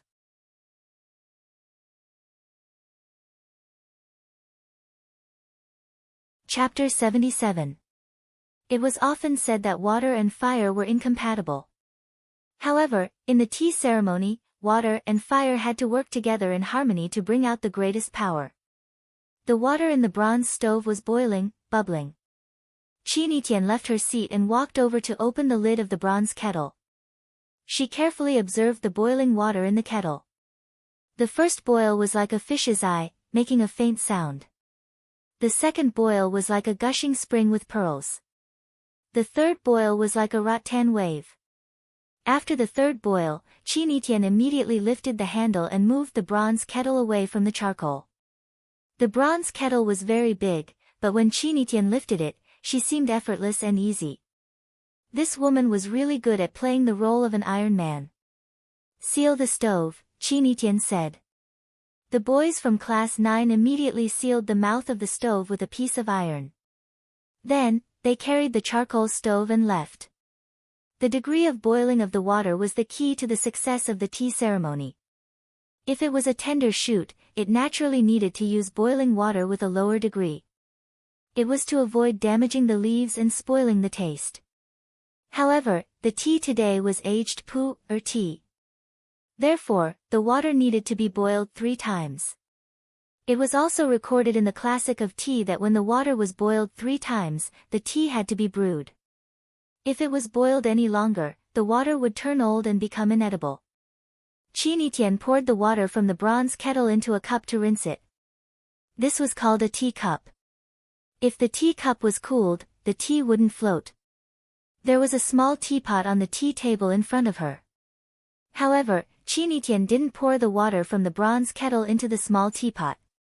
Because she knew that the water would come into contact with the air one more time after the water was poured. Changing the utensils meant that the tea might be mixed with the air one more time. The temperature and quality of the water would change slightly. Her slender hands were holding an ancient bronze kettle that weighed more than 10 kilograms. This scene was strange and beautiful at the same time. The most amazing thing was that when she held the kettle with one hand and poured the boiling water into the cup, not a single drop spilled out. This alone wasn't something an ordinary person could do. According to Fang Yan's plan, Chinitian should wait for a while. They waited for the contestants from the Wuren investigation team to brew the tea. Everyone tasted the tea and praised it. Only then did Chini perform the tea ceremony and serve the tea she had brewed with great care to everyone. Just smelling the fragrance was enough to intoxicate them. When he drank it in one gulp, he felt that this tea could only be found in the heavens and rarely seen in the mortal world. Thus, Chinitian was the winner of the tea contest. She suppressed it first and then raised it, so that everyone's mood soared from the bottom to the peak. First, she made everyone anxious, then gave them a surprise. In this case, this surprise was even more memorable. In any competition, the second competition, the first cup, and then the competition. After drinking the tea of the later generations, do you still remember the taste of the previous cup of tea? Unless the taste of the 2 cups of tea was very different, but if they were of the same standard, then the second cup of tea would definitely be more advantageous. However, Chinitian clearly did not appreciate Fang Yan's efforts. She did not play according to Fang Yan's plan. She didn't wait for her opponent. After the water boiled, she cleaned the utensils, warmed the water, and poured the cups. This series of actions was smooth and pleasing to the eye. Then, she put the tea cake on a piece of white silk, broke it into pieces, and removed all the coarse leaves and foam. Only then did she put the tea leaves into the pot. She put it carefully and must not let the tea leaves block the mouth of the pot. She poured the tea into the copper pot. After shaking it 3 times, she immediately poured the tea out. This was called washing tea. After washing the tea could be brewed. Brewing tea was the most important step. She must not go straight to the center of the pot. First, one corner, and then the other corners. The spout of the copper pot was raised, strictly following the principle of high rush and low sprinkle. The high rush could make the boiling water hit the tea leaves forcefully, so that the fragrance and tea essence of the tea would evaporate faster. The tannins could not be dissolved in time, so the tea was sweet but not astringent. The water must be filled. Whether the teapot was 3 mountains together showed the skill. Chinitian looked relaxed, but her eyes were serious. The tea quickly filled the teapot. The foam floated, but there was no spill. He had the demeanor of a grandmaster. After completing this tedious but necessary process, he covered the pot with the lid and poured boiling water over it. It was called the pouring pot. After the cup was heated, the tea could be poured for the guests. Chinitian only poured 4 cups of tea from the pot. He waved his long sleeve and said, "Please." Lu Chaoga came over, picked up a cup of tea, and tasted it carefully. Matsushima Ki also came over, picked up the second cup of tea, and looked at the color of the tea. Duan Yujun sighed, walked to Lu Chaoga, bowed deeply, and then carefully picked up the third cup of tea. Qinitian picked up the fourth cup of tea and took the initiative to give it to Fang Yan. He said with a smile, "Fang Yan, this cup of tea is for you." "You?" Fang Yan pretended to be angry, but he was overjoyed. "Look, there are only 4 cups of tea." Except for the 3 judges, Qinitian didn't give it to anyone else. He didn't give it to the vice principal, the dean, or the leader of the Chinese team, but he just gave it to him. What kind of behavior was this? Respect for teachers. What did this mean? It meant that he was a qualified and excellent teacher who was respected by his students. Fang Yan took the tea, tasted it carefully, and said, "Good tea." Qinitian finished his tea ceremony, and the tea was already in his hand. Therefore, the 3 judges naturally had to give their evaluation. After Lu Chaoga finished the cup of tea, she carefully felt the sweet and moist taste in her throat, and said first, "I don't know much about tea. But I still know it's good tea. Good tea, good water, and good tea ceremony. It's amazing." Matsushima Ki held the tea, smelled the fragrance, and then observed the color. Then he tasted it, and said, "The color is green and white, and the soup is fine. It's an excellent tea." The color of the tea was white, and the green was better than the yellow. And the soup needed to be thin and well-proportioned, like cold porridge noodles.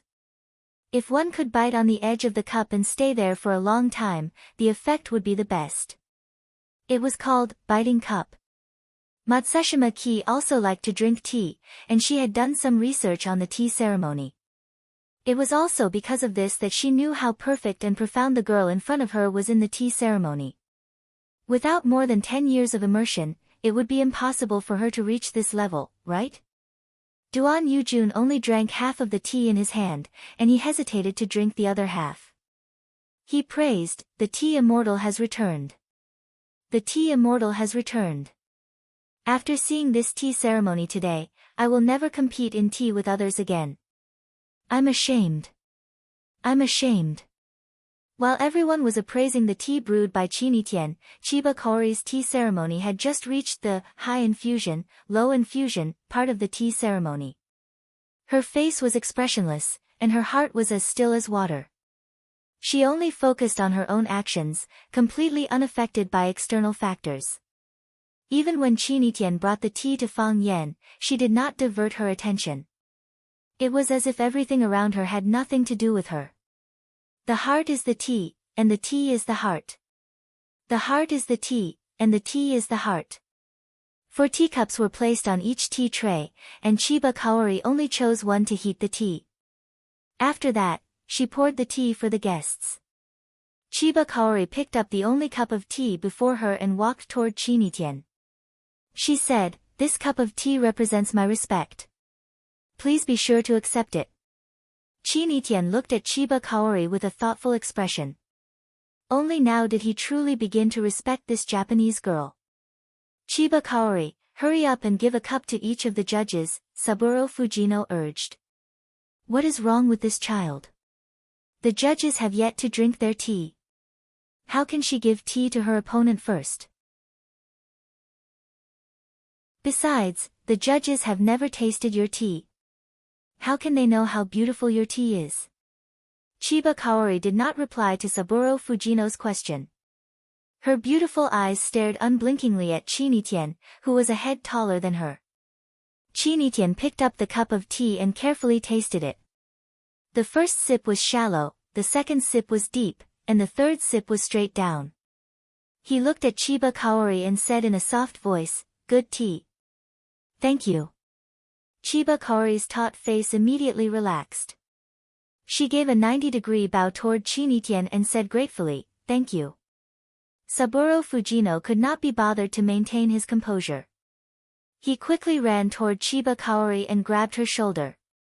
He shouted, "Chiba Kaori, what are you doing? Do you know what you are doing? How can you do this? How can you give up? Do you know that you are not only giving up on yourself, you are also giving up on us, the pride of our Wu-Ren and the face of Japan? How can you give up? Chiba Kaori turned to look at Saburo Fujino. There was a sweet smile on her face as she said, Sensei Fujino, I lost. I lost my mind, I lost my aura, and I lost my confidence. She is perfect. Her performance was impeccable. I thought that as long as I waited a little longer, I would be able to find a flaw. However, from the beginning to the end, she did not give me a single chance. Chiba Kaori had also thought that Chinitian would wait. Chinitian was waiting for her to brew a good tea. Only then would she surpass her. She thought that Chinitian would do that. Isn't that what people think? Her actions lagged behind Chinitian. Part of it was because she had to boil the tea again, but it was also because of the knot in her heart. She wanted to be the final victor. Why did she think that? Why did she do that? At the end of the day, it was because she did not have enough confidence in herself. She did not have confidence in herself. She did not have confidence in her tea. How could a tea that lacks spirit, energy, and spirit win against someone else? However, Chinitian did not do that. She did not fight or wait. She was simple and direct. She did what she wanted, regardless of the consequences. She disdained scheming and did not want to use overt schemes. She only wanted to be herself. She did her best. She did her best. She did her best. She was Chinitian. She believed that she would definitely win. Such an opponent was able to easily subdue her. He was worthy of her respect. Although Chiba Kaori had a smile on her face, there were tears in the corner of her eyes. Sensei, please let me admit defeat, Chiba Kaori said with a choked voice. At least you will look more dignified this way.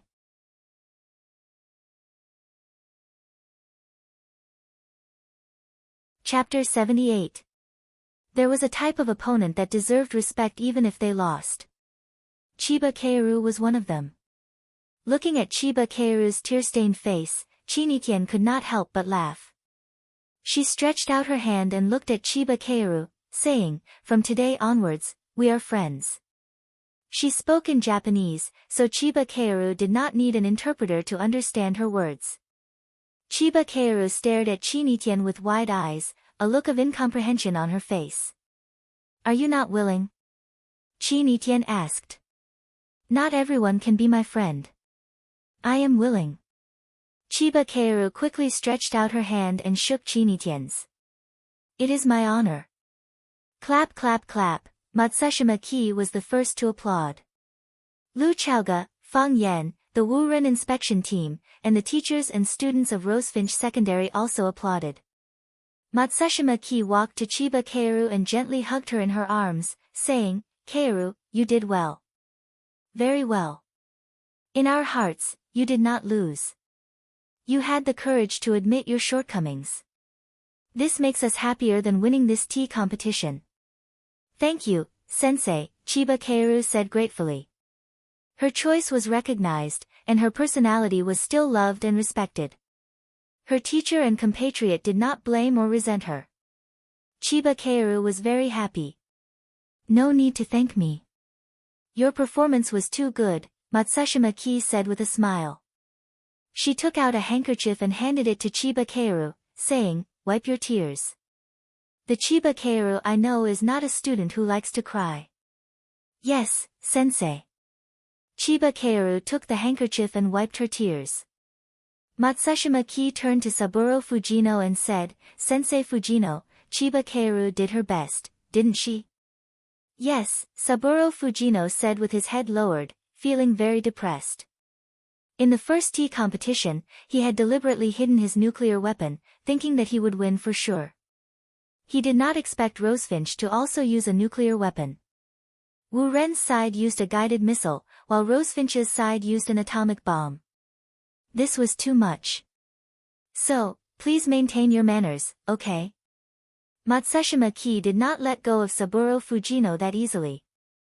With a sharp look in his eyes, he said, "You should know that you represent the pride of Takahito and the face of Japan." "Yes. I understand," Saburo Fujino apologized profusely. "I was too excited." Matsushima Nori also knew that berating his own team members in front of outsiders would make them look down on him. Even if he was dissatisfied, he could only hide his emotions in his heart. She walked in front of Lu Chaoga and said, "Wu Ren lost the first tea ceremony competition. I'm sincerely convinced. Friendship first, competition second." Lu Chaoga comforted him in a soft voice. At this time, she was too embarrassed to smile too obviously. Although she was very happy in her heart. "Then, shall we proceed to the second round of the competition?" Matsushima Nori said. "I hope Wu Ren can win the next match." "No problem," Lu Chaoga said. "I'm looking forward to Wu Ren's performance." After the tea ceremony was over, there was no need for Qin Tian to stay any longer. She waved at Fang Yen and said, "Fang Yen, help me down." Fang Yen quickly ran in front of Qin Tian and whispered, "There are so many people here, give me some face, all right." Qin Tian was very easy to talk to. "Fang Yen, help me down." "Can you call me teacher?" "Impossible." Fang Yen helped Qin Tian down the stairs. After standing in front of the tea house for less than 2 minutes, the black Rolls-Royce Phantom stopped in front of them. This time, Fang Yen did not wait for the little old man to get out of the car. He rushed over and opened the rear door. Fang Yen said to Qin Tian, "Thank you for your hard work today. Go back and have a good rest." Qin Tian looked at Fang Yen with a smile and said, "Fang Yen, do you want me to leave as soon as possible?" "How is that possible?" Fang Yen looked like he was wronged. "Do you know how heartless you are to say this? You are my benefactor. You helped me win the tea ceremony competition. You don't know how grateful I am to you now. We, the people of Wulin, pay attention to a drop of kindness from others. How could I treat my benefactor like this?" "Really? Then how are you going to repay me?" Qin Tian asked calmly. "Haven't I already repaid you?" Fang Yen said. "When did you repay me?" "I gave you a bucket of water," Fang Yen said. In all honesty, he took a bucket of spring water from Tiger Mountain from his grandfather's house. He was not willing to drink it. He gave all of it to Qin Tian. A drop of water's kindness should be repaid with a bucket of water. Wasn't that enough? Qin Tian squinted his eyes and smiled. He said, "Fang Yen, you are so cute." Fang Yen thought about it again and again. He still did not think that this sentence was a compliment. Qin Tian reached out to Fang Yen and said, "Give me the phone." "Why do you want my phone?" Fang Yen felt very strange. Why did all the girls he knew like to borrow his phone? Jiang Qin was like this, Yuan Lin was like this. Now even Qin Tian was like this. "Give it to me," Qin Tian said. Fang Yen had no choice but to take out his mobile phone from his pocket and hand it over. Qin Tian turned on the camera of Fang Yan's mobile phone, then put his head close to Fang Yan's shoulder and pressed the shutter. Fang Yan was shocked and said, "What do you want to do? Don't think that I will be responsible for you just because you have something on me. Anyway, I didn't do anything. I am innocent and have a clear conscience." "Why are you so excited?" Qin Tian asked strangely. She threw Fang Yan's mobile phone back and said, "It's rare for me to wear a traditional Chinese costume. I accompanied you to take 2 photos for you to show off on Weibo. What does it have to do with your innocence?" "I see." Fang Yan clenched the phone and was relieved. Ever since those reporters had gotten their hands on a photo of him dancing with Jiang Qin, he had been on tenterhooks. When he saw girls taking the initiative to take photos, he was worried that they were up to no good. "What do you think it is?" Qin Tian said contemptuously. "Fang Yan, put away your wretched thoughts. I warn you, don't scold me. Or what? I will make you fail the Chinese exam." Fang Yan threatened. "Idiot. You scold me again. Chinitian sneered and lifted her skirt to get into the luxury car. Although the little old man sitting in the passenger seat did not have the opportunity to help Chinitian open the door, he still got out and stood respectfully on the side. After Chinitian got in the car, he helped close the rear door. Then he smiled at Fang Yan and said, "Goodbye, Mr. Fang." "Goodbye, old man," Fang Yan said with relief. He thought that not everyone was as rude as Chinitian. After the car drove away, Fang Yan was still standing in the same place, waving. He thought, it's just a tea contest. Why did he rent such a beautiful car? How much would it cost? Fang Yan returned to the box in Cool Breeze Pavilion. The second round of the calligraphy competition was about to begin. Although Cool Breeze Tea House was a tea house, it had a large desk and 4 treasures of the study specially for scholars. As long as they were guests in the tea house, they could do whatever they wanted. Therefore, there was no need to look for another place for the calligraphy competition. It could be held directly in the tea house. The first round had a bad start, so Saburo Fujino kept a low profile. He walked in front of Fang Yan and said with a blank face, "How will the competition be conducted?" "Both contestants will write a piece of calligraphy. Then we will evaluate it," Fang Yan said. Saburo Fujino sneered and said, "If one side writes Huaxia calligraphy and the other side writes Japanese calligraphy, how will they compare?" Fang Yan also laughed and said, "Mr. Fujino seems to be a layman for asking this question. As long as there is strength in the brush, any word written will be beautiful. Even if it is a circle, it will be more beautiful than others.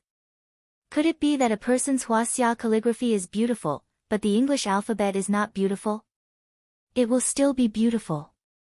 Easy for you to say. The art of calligraphy is broad and profound. Different languages, different contents, different styles, naturally, the effect will be different." Saburo Fujino did not agree with Fang Yan's point of view and said, "We should unify the language and the content. That way, it will be more convenient to compete and determine the winner. Isn't it better for everyone to write what they are good at? Our contestant will naturally write Huaxia calligraphy, and your representative can also write Huaxia calligraphy. In any case, didn't you all start from practicing Huaxia calligraphy?" "Ridiculous," Saburo Fujino said mockingly. "Looking at the sky from the bottom of a well, that's probably what people like you are, right? Without investigation, you have no right to speak. Otherwise, don't open your mouth and be laughed at. My East Asian calligraphy is unique. What does it have to do with your Huaxia calligraphy?" Calligraphy originated from Huaxia and gradually spread to the various countries in the Han culture circle. The changes in the calligraphy of Huaxia's dynasties continued to have a comprehensive and profound impact on East Asian calligraphy. It was only during the later part of the Heian period that East Asians' unique pseudonymous calligraphy rose, forming the auspicious system that is different from Huaxia's calligraphy. However, in my opinion, the auspicious system is still a slight change on the basis of Huaxia's calligraphy. Some things can be said to be borrowed or plagiarized. The key is to look at the relationship between the two parties. Am I right? Fang Yan looked at Saburo Fujino and said, "If you try to please me from time to time, I can also say that you are using it as a reference. If you always use such a cynical attitude to talk to me, I will scold you for plagiarism. I am a man with very fragile emotions. Just now, I was hit by someone. So, do not offend me." Fang Yan grinned and said, "You see, you offended me yesterday and lost the first tea ceremony competition, right? You deserve it."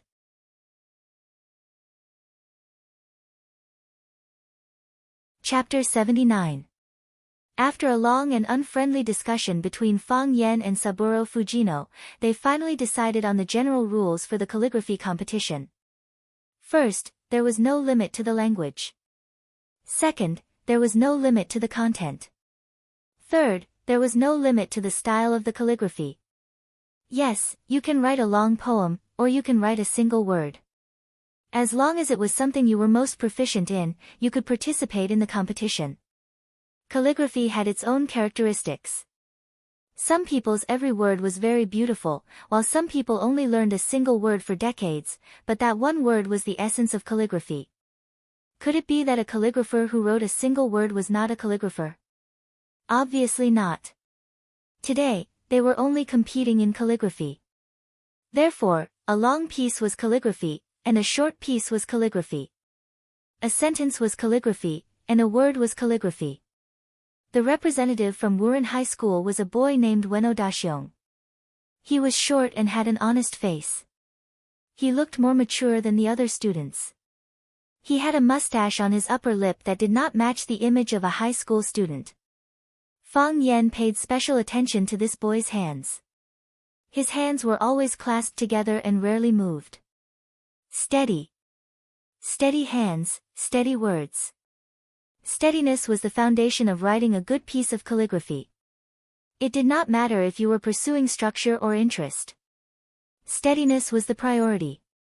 Only then would the spirit not dissipate. The representative from Rosefinch Secondary was not Huang Haoren. Instead, it was a tall and thin boy named Xiao Pinqing. The boy was about 1.7 meters tall, but he didn't have much flesh on his body. His clothes were empty underneath. If he didn't wear clothes, he would look like a character in the extremely popular Legend of Mir game. Skeleton Elf. Seeing the two contestants standing in front of the table, many people immediately laughed. The appearance of these two people is really unique. Isn't this the real-life version of the two generals Hang and Ha? If the flesh on their bodies were evenly distributed, they could be considered handsome men. Fang Yan also noticed this situation. He thought to himself, in the movies and TV shows, those with beautiful handwriting were also good-looking. In the bamboo forest, under the plum tree, or in the attic in a world of ice and snow, a handsome man dressed in white stood in front of a stone table. At this moment, the sound of the pipa was playing. The man's brush was dyed in ink, and his brush was like a swimming dragon. The sound of the pipa was urgent, and the man's speed increased. When the pipa stopped playing, the man raised his wrist to finish. The environment was elegant, the artistic conception was refined, and the pipa was embellished. On top of that, he was an elegant and graceful young master. Women would be dazzled by him and would love to marry him. Even men would want to rush up and stab him with a knife and scold him for being so pretentious. However, based on what Fang Yan had seen and heard, most of the artists in reality were slovenly. Even if there were some good-looking ones, their scores would be greatly reduced due to their ink-stained clothes or long ungroomed hair and beards. Fang Yan felt that he should be excluded. Unfortunately, he was not qualified to participate in this calligraphy competition. Of course, the students were slightly better off. Although Ueno Nobita and Xiao Pinqing both looked very special, they looked very clean and tidy in their school uniforms. The judges for the calligraphy competition were still Lu Chaoga, Nori Matsushima, and Duan Yujun. Duan Yujun gently knocked on the wooden fish in his hand and shouted, "Begin." After saying that, Ueno Nobita and Xiao Pinqing did not start writing. They were both grinding the ink, and at the same time, their eyes were sizing up the white paper in front of them, as if there were some mysterious treasures hidden on the white paper. Ueno Nobita took the lead and dipped the brush in ink. With the tip of the brush, he wrote on the paper, swallowed the treasured sword and abandoned the famous bow, only to watch this breeze. Because Ueno Nobita had written in Japanese, Fang Yan could not understand what this sentence meant.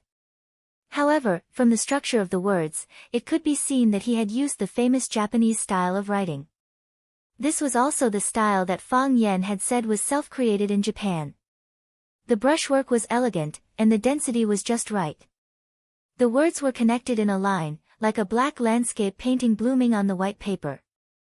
He has reached a higher level, Fang Yan thought to himself.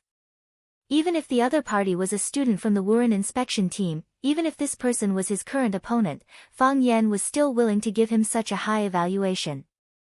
Xiao Pinqing was still grinding the ink, as if the inkstone could not be melted. Bang! Bang! Bang! Duan Yujun gently knocked on the wooden fish in his hand. When the wooden fish struck 60 times, the time limit for this round of the competition was over. At the beginning, everyone was still calm. However, when the wooden fish struck more than 30 times and Ueno Nobita was the first to submit his words, Xiao Pinqing still did not move. The students of Class 9 were a little anxious. They looked at Xiao Pinqing anxiously. However, as they were worried that they would disturb Xiao Pinqing's thoughts, no one said anything to urge Xiao Pinqing to move faster. When the wooden fish struck 46 times, Xiao Pinqing finally dipped the brush in ink. Filial piety. He wrote a big, filial piety, on the white paper in front of him, and it was only one word. He placed the brush in the ink box. His forehead was dripping with sweat, as if he had just run 3 kilometers. He was using the Wei tablet. The strokes were strict, simple, and lively. It was plump and not lacking in rigidity. Good. Good. Good. Fang Yan said, good, 3 times in a row. Fang Yan also learned calligraphy. To put it bluntly, he was number 1 in calligraphy today at the Cool Breeze Tea House. It was because he learned and studied calligraphy that he could understand the value and brilliance of the word, filial piety. This had nothing to do with the teacher-student relationship or the national righteousness. It was only related to the personal feelings of the person who loved calligraphy and the pursuit of art. Just like how a woman would react when she saw a beautiful dress, just like how a man would react when he saw a Ferrari, just like how a foodie would react when he saw the Manchu Han Imperial Feast. When a person saw something unimaginable in his favorite field, he would exclaim in admiration from the bottom of his heart, just like Fang Yan. The Wei tablet was mainly used in the fields of steel carvings, epitaphs, statue inscriptions, and cliff carvings. For generations, Xiao Pinqing's ancestors made a living by polishing tombstones. Xiao Pinqing's family did not have many things, but they had a lot of stones. Since he was very young, his grandfather, his father, and his brother would polish the big stones into square or arched slabs in front of him. Then, they would inscribe the names of their filial sons, grandsons, son-in-law, and nephews on the tombstones according to the list provided by the main family. Xiao Pinqing had been interested in these big stones since he was very young, either because of a long period of nurturing, or because it was hereditary. When he first learned to write, his grandfather threw him a small chisel and a small awl and asked him to hammer out the words he knew on the stones. Because he had been polishing stones since he was young, Xiao Pinqing's hands were very steady. This also nurtured his personality of doing things without restraint and writing one stroke at a time. After years of practice, his Wei tablet had become famous far and wide. In the beginning, a customer came to ask his grandfather, Xiao Chengfa, to carve words. Later, the customer asked his father, Xiao Deshui, to carve words. Later, the customer only asked Xiao Pinqing to carve words. As long as Xiao Pinqing carved words, the customer was willing to pay double the price. The first time Fang Yan discovered Xiao Pinqing's specialty was when he asked his students to imitate Farewell Again Cambridge, to write a poem for him. Xiao Pinqing's poem was not worth mentioning, but his words made Fang Yan feel stunned. He had never thought that he could find such a beautiful person among the students. He immediately asked Wang Haoren to find Xiao Pinqing and dragged him along the tree-lined path on campus for more than 10 minutes. He asked all kinds of questions like a fanatical fan and finally understood the special reason for Xiao Pinqing's success. Fang Yan encouraged Xiao Pinqing to continue to work hard and find more inscriptions to study, but to avoid imitating. Because Xiao Pinqing's words were now unique, if he blindly learned the advantages of others, he might lose his own essence. The reason why he asked Xiao Pinqing to study the inscriptions was that he hoped to broaden his horizons and let him have a deeper and more mature understanding of his own words. Xiao Pinqing repeatedly said yes, very happy with Fang Yan's recognition and praise. Later, he asked Fang Yan many times about calligraphy knowledge, and Fang Yan also told him everything he knew. He even went to his grandfather's house to get the imitation version of Yuanhuai's epitaph for Xiao Pinqing to appreciate. Xiao Pinqing had written the word filial piety hundreds of thousands of times. He had personally carved it on the tombstone no less than 1,000 times. Filial piety, this was the tradition of Hua Xia, giving people a sense of obedience. No one could defy it. However, filial piety also needed to know how to be flexible, to think of the elderly and think of the elderly's needs. This was not just a word, but a picture of filial piety. Therefore, Fang Yan could not help but say the word, good, 3 times. Saburo Fujino was very dissatisfied with Fang Yan's behavior and said, Teacher Fang Yan, this is a kind of cheating behavior and is suspected of misleading the judges. If you do something out of line again, the judges will judge our side as the winner. Even Matsushima Ki was very dissatisfied with Fang Yan's performance. He frowned and said to Lu Chaoga, who was next to him, isn't the teacher's performance a little too intense? What he meant was that Fang Yan was just putting on an act. Wasn't it just one word? Was there a need to be so excited? Fang Yan apologized and said embarrassedly, I'm sorry. I can't help it. I really can't help it. The word is right in front of you. You can judge it freely. From now on, I won't speak anymore. Saburo Fujino sneered and said, do you still need to judge? It's already clear. Ueno Daxio's words were smooth like flowing water. Every single word was a rare work of art. The most commendable thing was that his layout was reasonable and the ink was well proportioned. He could be called a master of his generation. Of course, Wuren High School had the upper hand in this round. You only know how to write one word, and you have the nerve to call it calligraphy. Fang Yan was enraged. He cursed, bullshit. Don't you have any knowledge? Do you know the subtlety of calligraphy? Can't a single word be called calligraphy? Just this one word is enough to leave you guys behind. Saburo Fujino was dumbfounded. Didn't you say you won't speak anymore? You liar.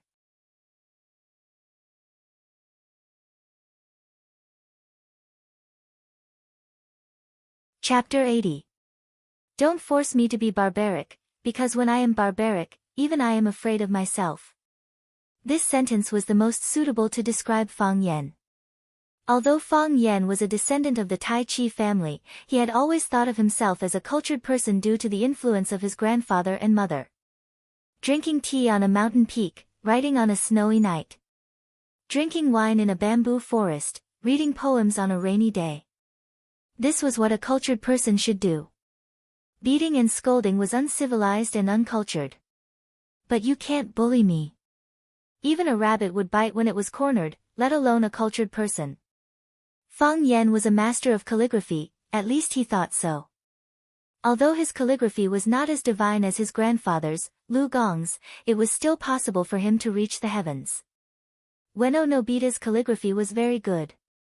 Judging from the layout and the thick ink, it was not a problem for him to reach the heavens. In other words, Fang Yan reluctantly agreed to put Ueno Nobita on the same level as him. But Xiao Pinqing's calligraphy was different. He had entered the attainment of divinity and was slightly better than him, but weaker than his grandfather's, Lu Gong's. When Xiao Pinqing asked Fang Yan for advice on calligraphy, Fang Yan only talked about the idea and not the technique.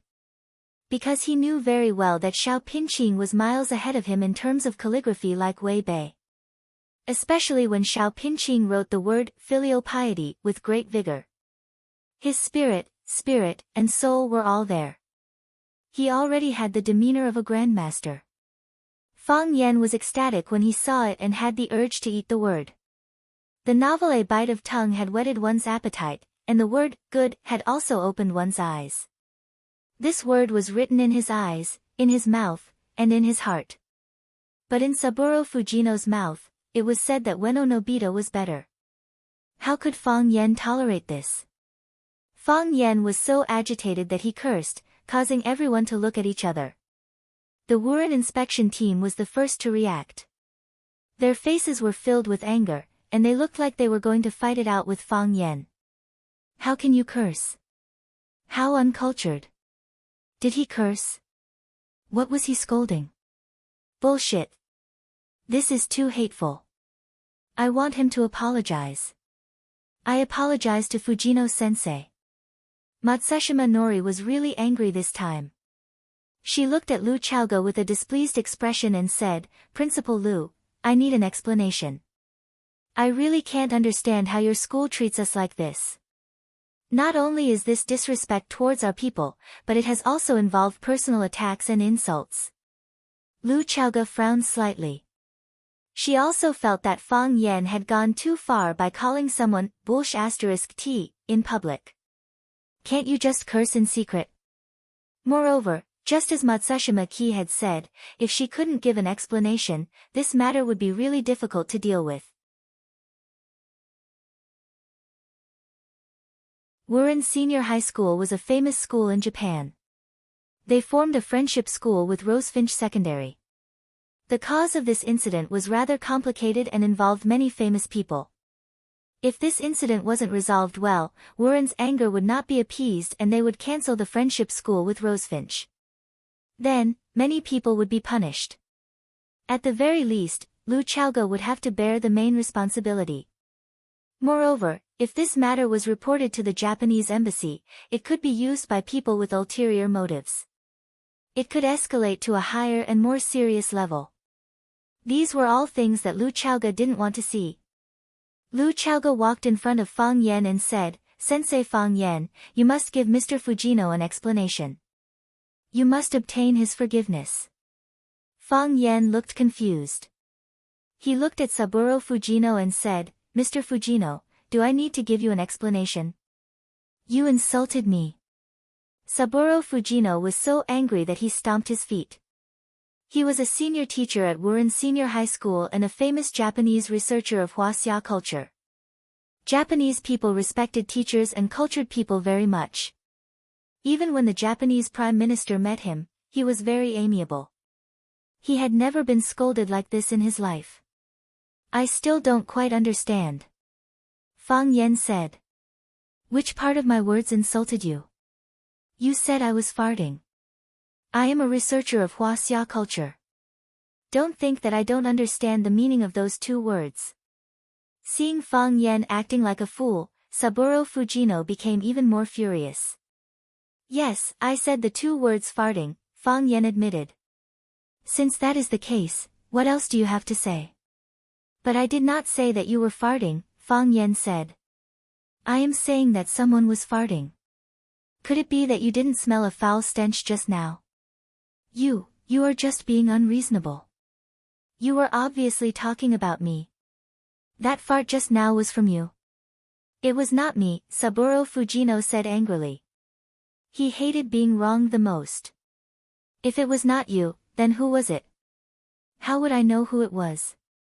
Only after Saburo Fujino shouted did he realize that he had gone off topic.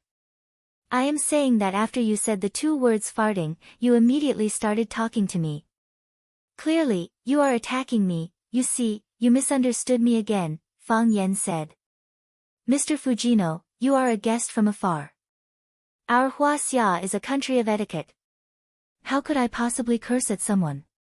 The matter is like this. Back then, I smelled a foul stench and thought that you were farting. However, I felt that it would be indecent to say such a thing. Additionally, it would embarrass you. Thus, I quickly changed the topic.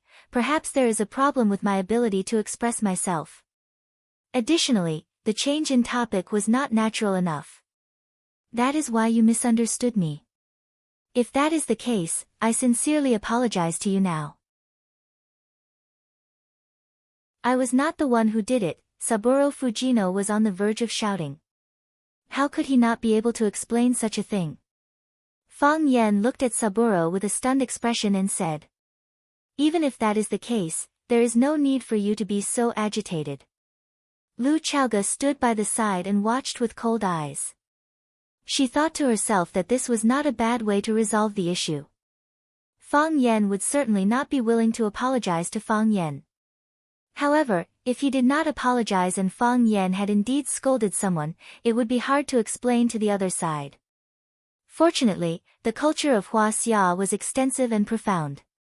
A single word could be interpreted in countless ways. Seeing that the two of them were unable to come to a conclusion after exchanging a few words, Fujino Saburo would only be at a disadvantage if they continued to argue. Thus, Fujino Saburo could only say, since both contestants have finished writing, let's have a proper evaluation. That is what I am thinking as well, Lu Chaoga quickly followed up. To be able to resolve this issue, she was more than happy to do so. Matsushima Ki glanced at Fang Yen and said, Teacher Fang Yen, since you understand calligraphy, then you should be the one to evaluate these two pieces of calligraphy. How can I accept that? I am not one of the judges, Fang Yen said with a smile. It is better for the judges to evaluate. You guys are the experts. You can evaluate it first. We will decide the final outcome, Matsushima Ki said. What he meant was that you can state your opinion. Whether you accept it or not, it is up to us. Since Principal Matsushima has invited me, then I will respectfully accept, Fang Yen said. He first walked to the front of Ueno Nobita's words and said very frankly, I don't understand Japanese, so I don't understand what this sentence means. Who can translate it for me? Swallowing the precious sword and abandoning the famous bow, only to watch the cool breeze, someone said aloud. Fang Yen read it and said, good words. Good words. We often say that a good horse needs a good saddle. In my eyes, Ueno Nobita's words are a good horse, and this sentence is a good saddle. Only by matching the words can the mood be more obvious. If he wrote, Ueno Nobita was here, no matter how beautiful his words are, he will lose a lot of points. Isn't this the case? Fang Yan's words were interesting, and everyone laughed. Only to watch the cool breeze, this sentence is very good. It gives people a feeling of giving up fame and fortune, forgetting the troubles of the secular world, and only listening to the wind and admiring the moon. Ueno Nobita's words are exquisite and elegant. Every stroke is connected into a line, like a crescent moon, a gust of wind. It makes people feel relaxed and happy. Ueno Nobita heard his classmate's translation and bowed slightly to Fang Yen to express his gratitude. When he was grinding the ink, he thought of this sentence and considered writing it as a crescent moon, a gust of wind. Fang Yen went straight to the heart and expressed his intention completely. He was indeed an expert in calligraphy. Fang Yen smiled at Ueno Nobita, looked at him and said, however, this calligraphy has a fatal flaw. That is, it is too rouge. Ueno Nobita, you only focus on the form, but not the spirit. You only express the cool breeze, but what about the words swallowing the precious sword and abandoning the famous bow? Without the beginning, how can there be the end? Without the beginning, how can there be the end? Ueno Nobita's eyes widened, and his face was full of shock. If I'm not wrong, Ueno Nobita learned calligraphy from a female teacher, right? Fang Yen asked. After listening to Fang Yan's words, Ueno Nobita nodded and then bowed 90 degrees to Fang Yen. He learned calligraphy from his mother, whose surname was Kono. She was the descendant of Kono Shirnin, one of the three geniuses who appeared in the calligraphy world when Toyotomi Hideyoshi unified the world in the Peach Mountain era. The world also called those three people the Three Strokes of Kwan Yong. Even the teachers and classmates at school didn't know who his mother was, and he had never mentioned it to anyone. However, Fang Yen, Hua Xiao's teacher, saw through it at a glance. Fang Yen helped Ueno Nobita up and said with a smile, if it was that lady who wrote this calligraphy, I would give her a higher evaluation. And what I said about the excessive rouge is not a weakness, but an advantage. Because this is a woman's characteristic. However, Ueno Nobita can't do it. You are a man. If you deliberately imitate that teacher's writing style, you will make a fundamental mistake. There is a difference between men and women. Women can't learn men's boldness, and men can't write women's gentleness and exquisiteness. No matter how hard you try. Am I right? A word is worth 1,000 gold. Ueno Nobita bowed again, thanking Fang Yen for his selfless guidance. He finally found the shortcomings of his calligraphy, which had a profound impact on his future development.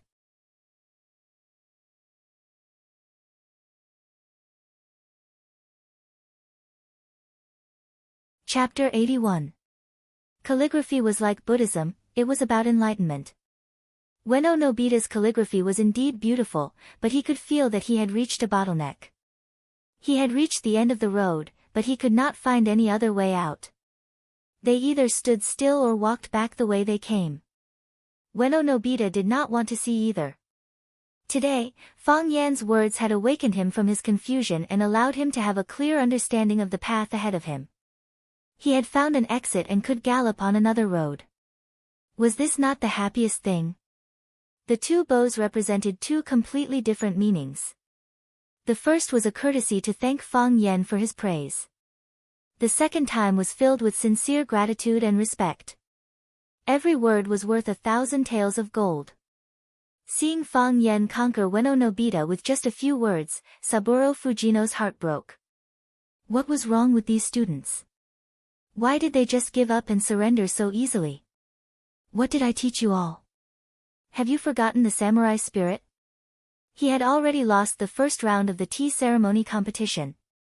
If he were to lose the second round of the calligraphy competition, how could he face his Japanese parents?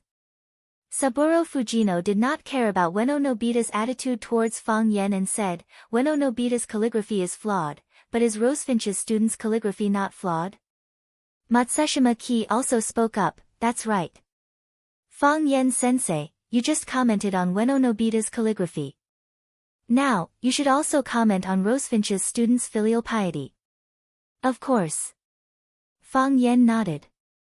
To be honest, Xiao Pinqing wrote the word filial piety with the intention of using a trick.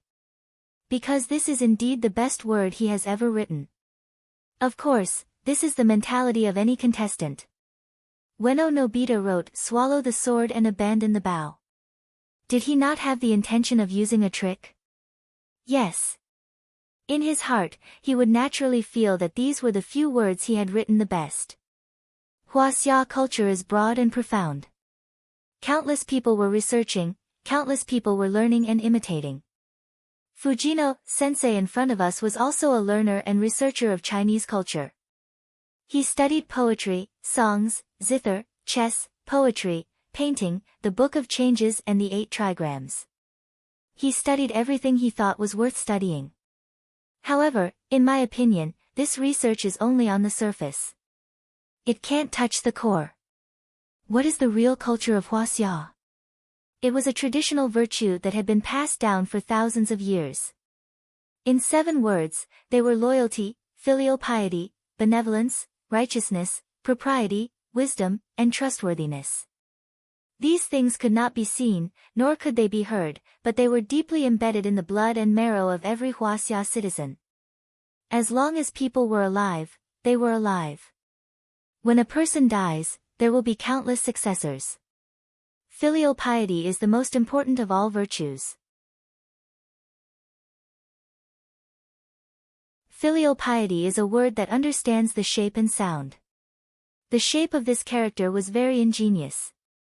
The upper half was half of the character Lao, while the lower half was the full character Z. The previous generation and the next generation merged into one.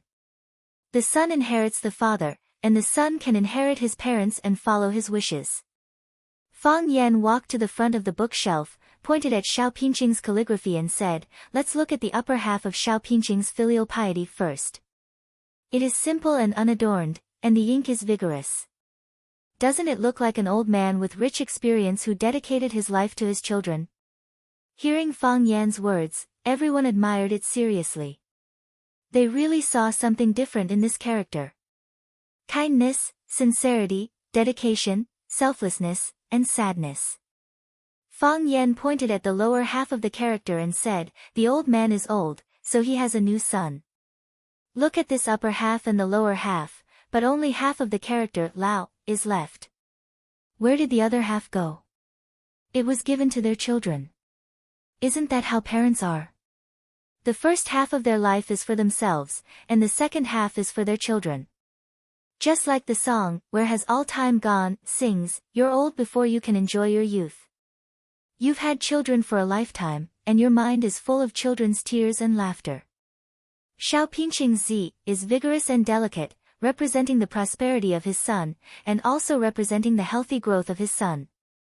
The layout of this filial piety is grand, and the structure is clear. The ink is thick when it should be thick, and light when it should be light. The brush is heavy when it should be heavy, and light when it should be light. It has feelings, temperament, and structure.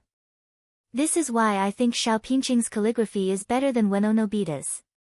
Thank you, Mr. Fang, Xiaopingqing said gratefully. Fang Yan waved his hand, looked at Lu Chaoge, Matsushima Ji, and Duan Yujun, and said, "Judges, I'm done with my comments. It's up to you to decide who is better and who is worse." Lu Chaoge and Matsushima Ji looked at each other. Lu Chaoge spoke first and said, "Principal Matsushima, you are the guest, so you should comment first." Matsushima Ji refused and said, "Mr. Duan should start first." Duan Yujun stood between the two writing tables, looked at Ueno Nobita's calligraphy, and then looked at Xiaopingqing's calligraphy, looking hesitant. With so many people watching, the honest Duan Yujun was embarrassed to choose his family's calligraphy directly. "To be honest, both works are good," Duan Yujun said. "Both are good. It's much better than my handwriting."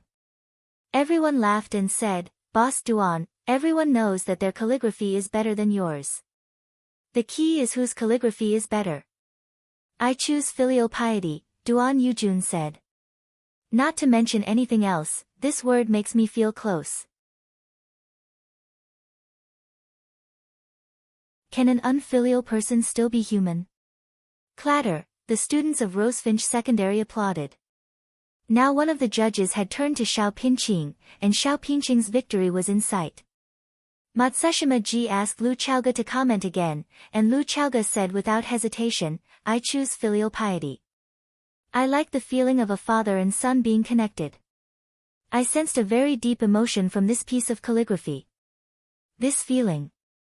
Lu Chaoge looked sad and said, "It's been a long time since we last met." Duan Yujun chose Xiaopingqing's filial piety, and Lu Chaoge also chose Xiaopingqing's filial piety. No matter how Matsushima Ji voted, Xiaopingqing was already the winner of this calligraphy competition. Of course, this also had something to do with the judging system.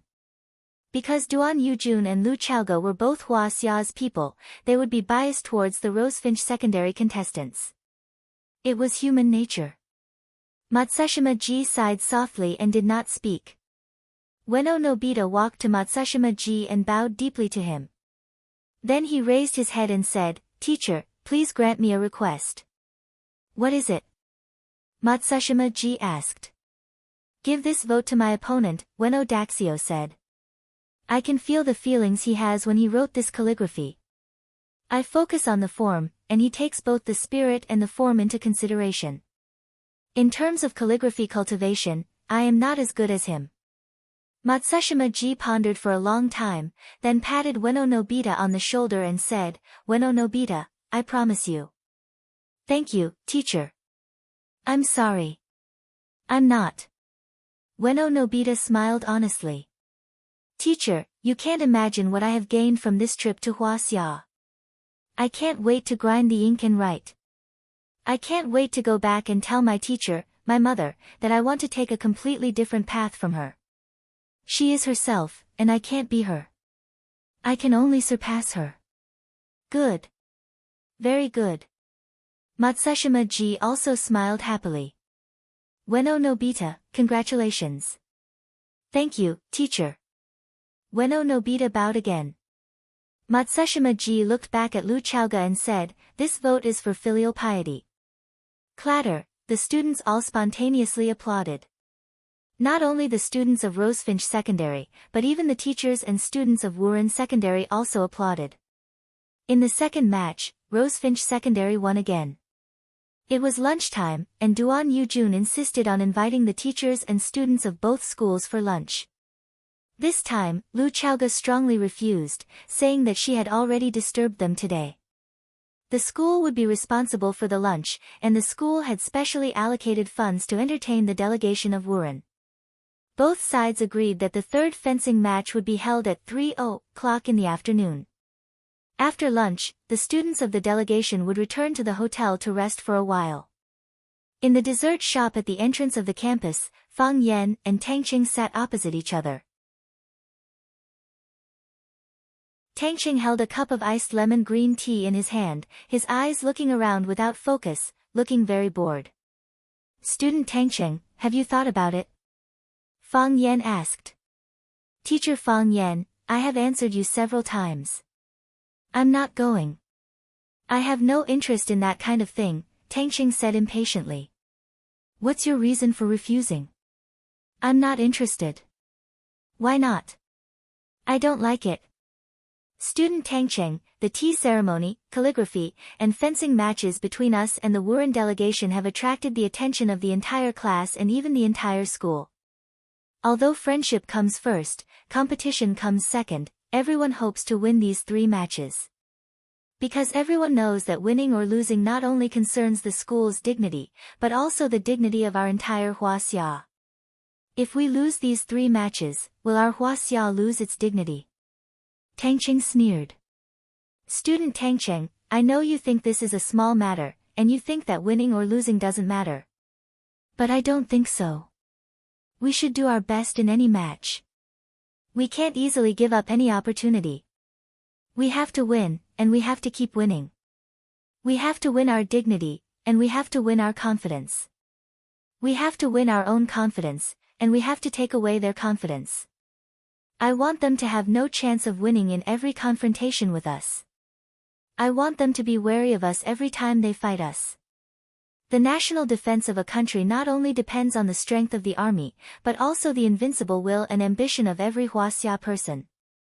Fang Yan looked at Tang Qing with sincere eyes and said, "Student Tang Qing, come out. Come out and help me win this match, and help yourself win this match."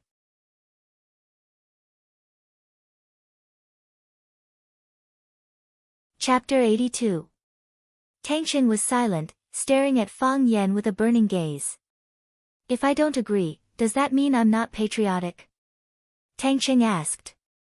Fang Yan was taken aback and said, "I hope you can do this, it has nothing to do with patriotism or not." "In that case, I still won't agree," Tang Qing said with a sneer. "Teacher Fang Yan, why should I agree? Why should I agree? You made me kneel to you in front of the whole class, you made me kneel to you in front of Qinitian. Now, just because of a few words you said, just because of your bluff, I have to stand up and work for you. When you did that, did you think about my feelings? Did you think about how I'll face the strange looks of the students in the future? Did you think about what kind of gossip I'll encounter in the future? What's more hateful is, did you think about how I'll pass the harsh scrutiny of Qinitian? You can have whatever you want. You can do whatever you want. Everyone in the world has to revolve around you. Do you think you're the hero of a novel? Teacher Fang Yan, I'm not an idiot. I won't do it, I won't do it. No matter how extravagant your words are to make people's blood boil, I won't agree to it. I just want to see you lose. You can easily take away other people's dignity, why can't others take away your dignity? Anyway, this bet is between you and that Japanese teacher, what does it have to do with us?" Tang Qing took a sip of the iced lemon tea, moistened his throat, and said, "Besides, aren't you very good at fighting? If you're so good, can you go by yourself? If you go, I guarantee that no one can beat you." Fang Yan nodded and said, "That's true. If I go, who on their side will be a match for me? But, I can't do that. My identity is a teacher. If I were to fight, even if I won, they wouldn't be convinced. They would even think that our school doesn't have any outstanding students. If there's really no other choice, they would only send a teacher to fight. I can bear this misunderstanding and humiliation, but I can't tolerate my students being belittled and belittled by them. Mr. Fang is really great." Tang Qing had a conflict with Fang Yan on the first day he entered class 9, so he had a grudge against him and was also on guard against him. Therefore, he didn't believe a single word that Fang Yan said. Besides, Fang Yan had already won 2 rounds in a row. If he won the 3rd round, wouldn't Qinitian think that he was different? Tang Qing was having a headache now. He didn't understand what kind of feelings Qinitian had for Fang Yan. It was impossible to say that it was love. He knew that a girl like Qi Tian would not easily fall in love with any man. If that wasn't the case, why did she treat Fang Yan differently from others? Tang Qing used to think that his competitors were students. He didn't expect that even teachers would be included. It's really tiring to have a girlfriend who is too outstanding. Tang Qing thought in his heart. He felt like he didn't want to love anymore. Fang Yan waved his hand, looking carefree as if he had nothing to do with fame and fortune. It doesn't matter if I'm great or not. I'm just doing something that I can do. They sent a student to fight, and we can only send one student to fight. We not only have to win, but we also have to win them to be convinced. We have to convince them with force, and then move them with virtue. Slapping them twice and making them think that we're good people. Don't think too much. I'm not talking about you. You're my student. How can I hurt you like this? You can refuse. It's your right. No one has the right to interfere. Fang Yan sighed softly and said, however, what you said just now made me understand some of my shortcomings in my work. I'm still too young. I don't have rich experience as a student. If I changed the solution at that time, would the effect be better? This is something that I need to reflect and improve. Tang Qing looked at Fang Yan in surprise. This guy is so easy to talk to. Is he indirectly apologizing to me? Do you think an apology can buy people's hearts? Impossible. Tang Qing said. Don't get me wrong. I don't mean to apologize. I'm thinking, if I slapped you twice on the spot that day.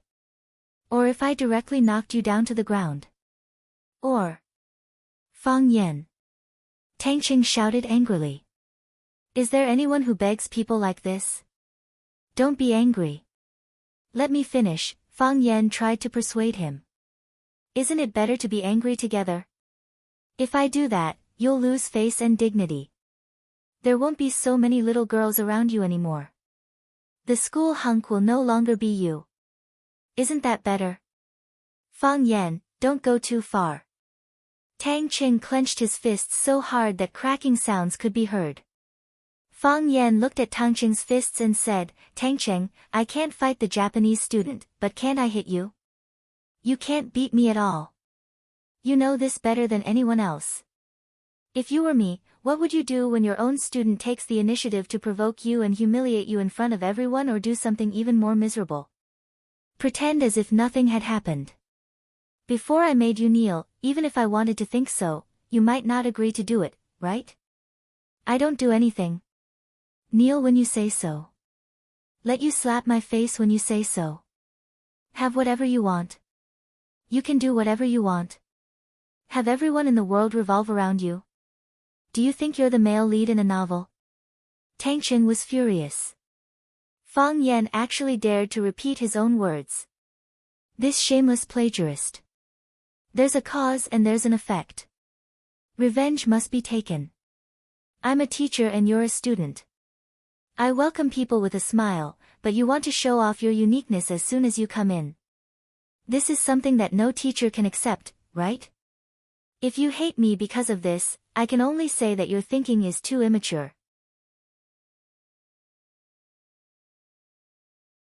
If you're really mature, you should work hard to learn and beat me up. Look, you can't argue with me, and you don't dare to beat me up. Someone like you has the nerve to be praised as the school hunk. If I were born 2 or 3 years later, what do you think would happen to you and Tang Qing in Rosefinch Secondary? You'd just be a minion following behind me. As a teacher, I firmly oppose campus romance. The most important thing for a student is to learn. Of course, I know you may not be willing to listen to me. Qi Tian stood up and won the tea ceremony, Xiao Pinqing stood up and won the calligraphy competition. Tang Qing, if others know your choice, what do you think they will think of you? Do you think it's shameful for me to ask you to kneel down in public? Fang Yan sneered. That's not it. Far from it. Soon you'll know what kind of behavior is the most shameful thing. I'm not trying to put a label on you, nor am I trying to oppress you with my power. Tang Qing, I don't like you, and sometimes I even hate you. However, there's something I have to tell you.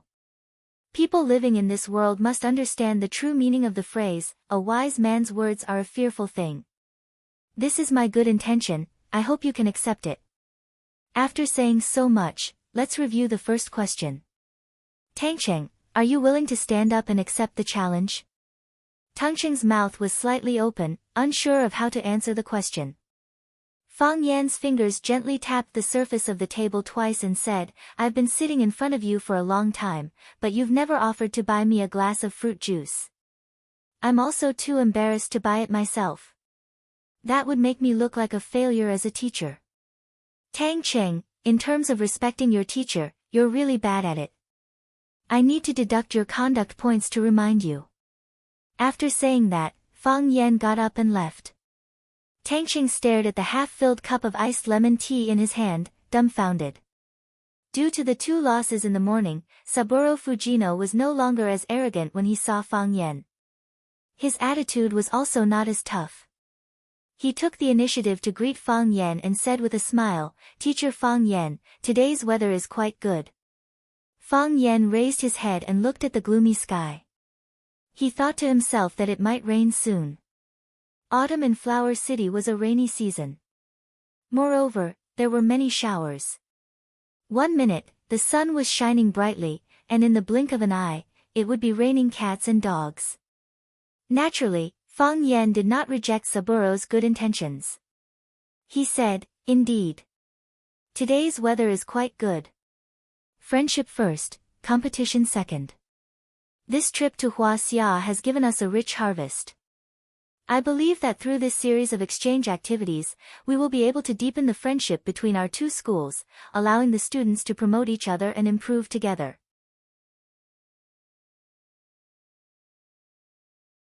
This will allow them to become useful talents for society and humanity as a whole. Isn't this the real purpose of us holding these exchange activities? Yes. That is the case. Fang Yan nodded his head. That is what we think as well. Then, the afternoon match, should we cancel the afternoon match? Fang Yan asked. Of course, if Teacher Fujino strongly requests it, we have no objections. After all, we must respect the true thoughts of our guests. Besides, winning 2 matches in a row in the morning has already made us feel embarrassed. The leaders of the school and I have been hesitating. For this 3rd match, should we continue to win? If we were to do so, would it be a breach of etiquette? Etiquette and face, there are times when it is difficult to choose. However, Teacher Fujino's suggestion has solved our problem. So, I will go report this to the school leaders. Is that all?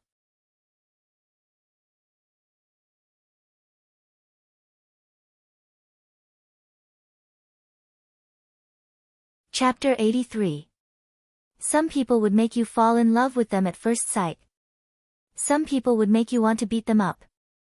Clearly, in Saburo Fujino's eyes, Fang Yan belonged to the latter category.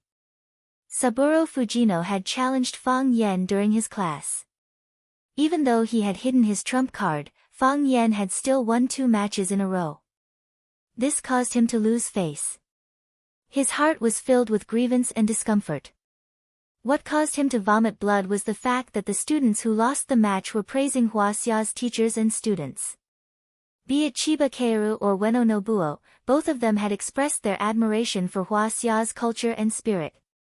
They had also spoken highly of their opponents, saying that they had learned a lot from them. What kind of behavior was this? This was a slap to the face. He had just shouted out the slogan, Tang and Song cultures in Japan, and they had been conquered by Huaxia's culture. Do they still want to be compatriots? Saburo Fujino was a smart person. He knew that he could not go against the general trend. Since both his teachers and students had a favorable impression of Huaxia's culture and Rosefinch Secondary, it would not be appropriate for him to be the only one hostile towards them. That would only cause others to think that he was narrow-minded and an anomaly. He was prepared to change his battle strategy. He would treat his enemies with a gentle and friendly attitude. However, he would show no mercy during the match. Only the victor would have the right to make fun of others. Was that not the case? He had already made up his mind. After the experts he sent out had slaughtered Rosefinch's students until they were crying for their parents, he would go and have a talk with Fang Yan. His expression would surely be quite ugly, right? They had already lost 2 matches. They were hoping to win back some face in the 3rd match. How could they cancel the match? If they were to cancel the match, then they would have no chance at all. Additionally, others would say something like this: Wu Ren is afraid of Rosefinch Secondary's victory and no longer dares to continue the match. This result was even harder to accept than losing the 3rd match. This was Wu Ren's shame. It was also Saburo's shame. He would never allow such a thing to happen. Seeing Fang Yan turn around to report to the leader, Saburo Fujino grabbed his arm and said, "Fang Yan, sensei. Fang Yan, sensei, you misunderstood my words. I have no intention of canceling the match. I mean, when will our afternoon match begin? Where is the venue? Not canceling the match." Fang Yan turned to look at Saburo Fujino. Not canceling the match. Saburo Fujino turned to look at Saburo. Saburo Fujino suddenly realized something. A smile appeared on his face as he said, "Could it be that teacher Fang Yan wants to cancel the competition? How is that possible?" Fang Yan naturally had to deny it. "I've already told you about our concerns. We don't want our 3 consecutive wins to affect the deep friendship between our 2 schools.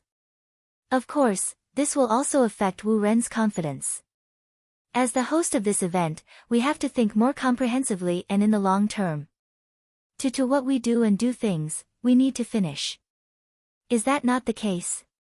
Saburo Fujino looked at Fang Yan and said with a smile, "I have heard that Rosefinch does not have a tradition of practicing swordsmanship. Could it be that Sensei Fang Yan wants to invite an expert from outside to accept the challenge? If that is the case, then we will have to surrender. This is Hua Xia. If you want to find 3 to 5 experts, it will not be an issue." Fang Yan's face turned serious and he said, "Our Rosefinch does not have a tradition of practicing swordsmanship. However, that does not mean that our school does not have any experts. Sensei Fujino, you can insult me, but you cannot belittle my students. In view of your unkind words, I have decided to challenge you. Let's duel the 2 of us in the 3rd round of the fencing competition. I am just a scholar without the strength to even truss a chicken. However, the integrity of a scholar does not allow me to take even half a step back. Life or death is up to fate. I am willing to sign a blood contract with you." Listening to Fang Yan's words, Saburo Fujino's heart was slightly moved. Fang Yan was taller than him, but he was not as big as him. Additionally, he was someone who paid more attention to training himself and had learned a few moves of Taekwondo. If he could openly beat up Fang Yan in front of everyone, he would be able to vent his anger and his students would certainly be inspired. However, he quickly rejected this tempting idea. After 2 days of contact, he felt that Fang Yan was a very cunning fellow. For him to take the initiative to challenge him meant that he must have a plan in mind. If he were to agree to his proposal, wouldn't he be walking right into his trap? "I am not that stupid," Saburo Fujino thought to himself. He looked at Fang Yan with a straight face and said, "This is just my personal concern. I do not have any intention of belittling Rosefinch's students. In my eyes, Rosefinch's students are very outstanding and lovable. I am afraid that some teachers would only covet the glory of victory and bring in experts from outside the school to participate in the competition. In this way, even if they were to win the competition, the students would be disappointed. Face projects will only harm themselves and others. Just say it, do you want to accept my challenge or not?" Fang Yan said impatiently. "I am a teacher. This kind of matter should naturally be handled by my students. I believe in them, just like how they are willing to believe in me," Saburo Fujino said. "This is a show for the students. I will not snatch away the opportunity that belongs to them." Fang Yan looked at Saburo Fujino in surprise and said, I thought only our school's director Li Mingqiang would be able to say such high-sounding words. It turns out that teacher Fujino is even better than director Li. What did you say? Teacher Fujino, you understand what I mean, Fang Yan smiled. We are both language teachers. Our ability to understand words is deeper than others. Isn't that right? Saburo Fujino felt like hitting someone again. He said, there is no point in talking so much. Let's get ready for the competition. Our team members have already been chosen. What about your team members? They have already been chosen, Fang Yan said confidently. The kendo competition will be held in the school's taekwondo dojo. Like the art club, calligraphy club, literature club and gaming club, this was a club established by several students who loved taekwondo. Later, as the number of students participating increased, the school opened a dojo specifically for the taekwondo club to provide training for the students. When the members of Wuren's delegation saw the logo of the taekwondo dojo, a strange expression appeared on their faces. Saburo Fujino glanced at Fang Yan and said with a smile, Teacher Fang Yan, could it be that the people of Huaxia are more committed to promoting the development of taekwondo? Huaxia preserves its own unique cultural characteristics and is also willing to accept some foreign cultures. As long as it is of good quality and beneficial to our citizens, we are happy to accept and promote it, Fang Yan said in a tone that was neither servile nor overbearing. Regardless of what kind of culture it is, it will only become a part of our Huaxia country and cannot replace the mainstream culture. Some people like to eat steak and spaghetti, but have you seen any Huaxia family that eats steak and spaghetti every day? Rice, steamed buns, stir-fried vegetables and stew are our common dishes. We have such confidence. Saburo Fujino smiled and no longer said anything. He knew that he was no match for Fang Yan when it came to bickering. The taekwondo dojo was not closed to outsiders due to the competition today. Therefore, many students in Daoist attire could be seen practicing inside. Saburo Fujino pursed his lips when he saw the moves of the students and did not say anything. The president of the taekwondo club, Luo Yi, walked over and took the initiative to greet Lu Chaoga. He smiled and said, Principal Lu, the venue has been prepared. You can start at any time. Luo Yi was a high school student and an influential figure in the school. He was very familiar with some of the school's leaders and teachers. Her attitude towards Lu Xiaoga was one of respect and intimacy, unlike the other students who were afraid and reserved. Lu Xiaoga nodded and said, Thank you for your hard work. Principal Lu, you are too polite. We are also a part of Rosefinch Secondary and should do our part for the school.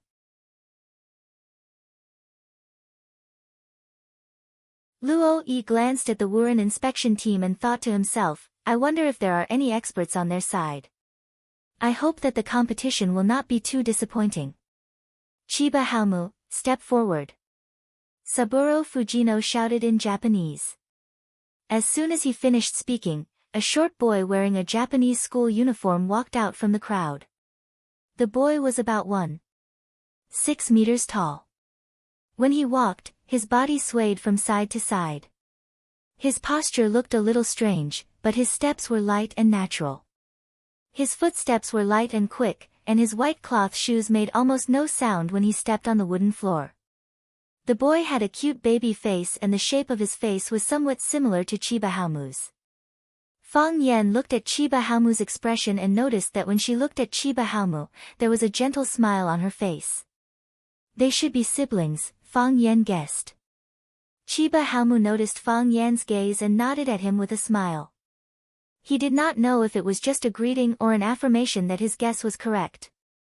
Fang Yan smiled and quickly turned his head away. If someone with ulterior motives saw this, they would think that he was seducing a Japanese student. Chiba Haomu's brother naturally has the surname Chiba as well, Fang Yan thought to himself. He felt that the surname was somewhat familiar, as if he had heard it somewhere before. North Star One Blade Style. These shiny words suddenly popped up in Fang Yan's mind. North Star One Blade Style was a very popular swordsmanship school in Japan during the late Edo period. Its founder was Chiba Shusaku, the first master of the Chiba family and the founder of North Star One-Blade style. North Star One-Blade style set up the Black Martial Dojo in Nyanbashi, Edo.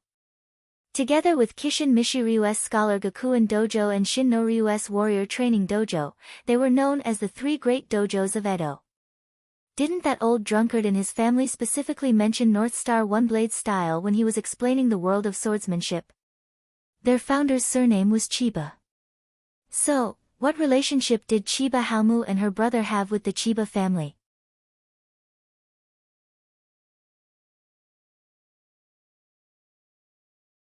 Chapter 84.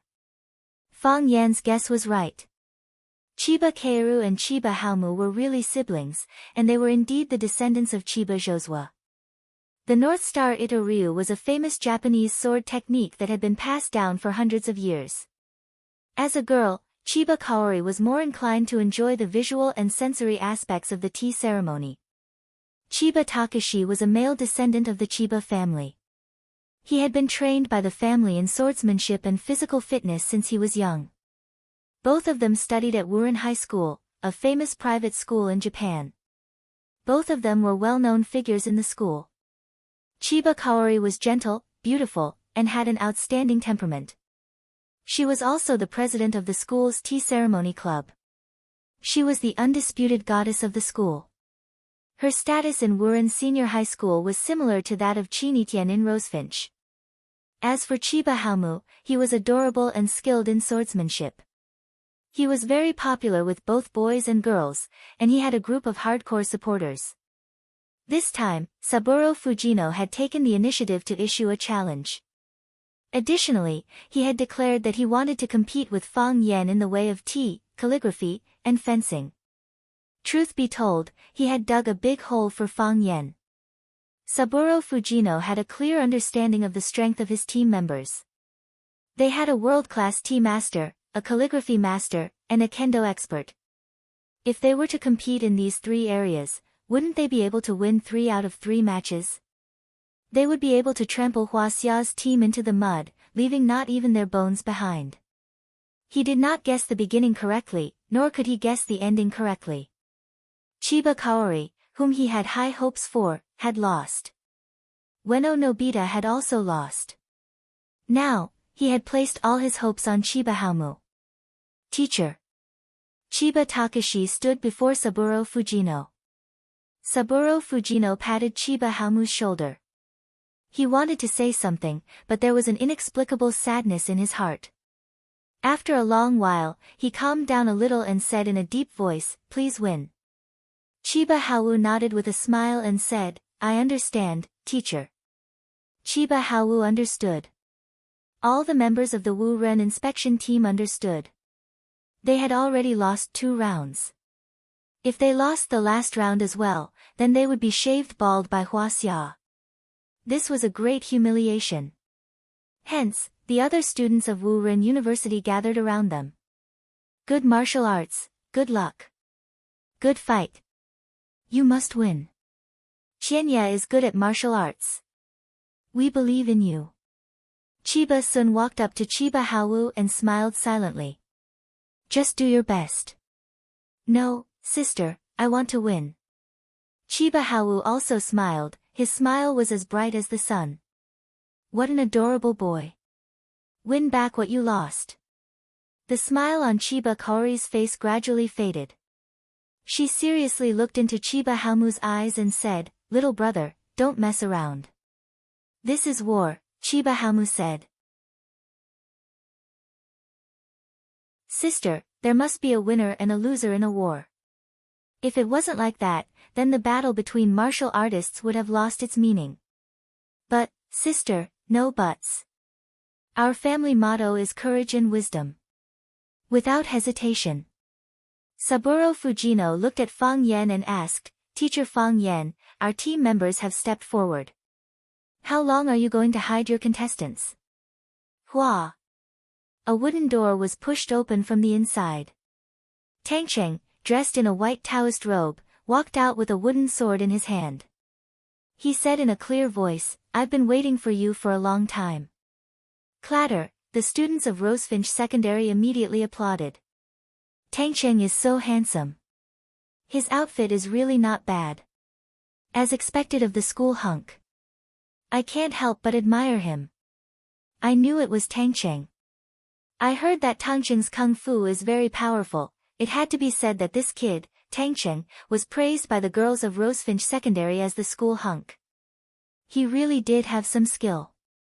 Not to mention his dazzling results and outstanding skills, just the way he walked out in the white Taoist robe of the Taekwondo club while holding a wooden sword gave people the feeling of a handsome and elegant young man. His slender figure, exquisite facial features, and the natural arrogance he exuded made him really attractive to young girls.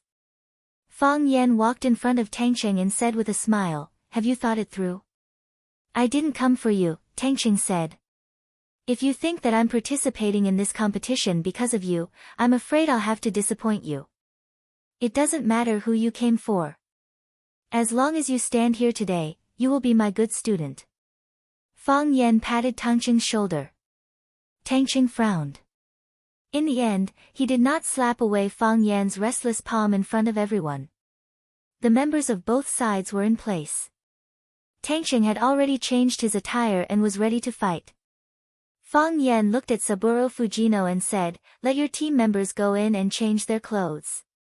Saburo Fujino said a few words to Chiba Haomu. Chiba Haomu nodded and followed Luo Yi to the changing room where the new Taoist robes were prepared. When Chiba Haomu came out wearing a black Taoist robe and holding a wooden sword of his choice, the match was about to begin. Luo Yi was the president of the Taekwondo club and the only judge for this competition. Fencing was different from other competitions. The winner and loser were clear at a glance. Therefore, there was no need for too many judges to vote. Luo Yi stood between the two of them and said in English that they could understand, "Do you want to wear protective gear?" Both Tang Cheng and Chiba Haomu shook their heads and refused. They did not have the habit of wearing protective gear.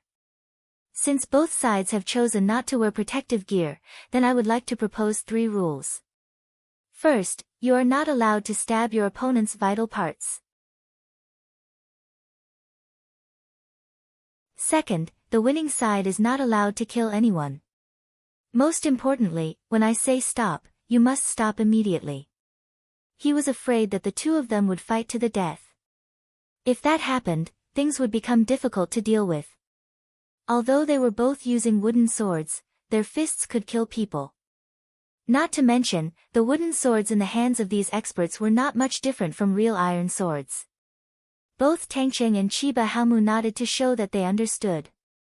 Luo Yi took 3 steps back and said, "Members from both sides, salute." Tang Cheng and Chiba Haomu bowed to each other and performed the traditional etiquette. "Ready!" Luo Yi shouted.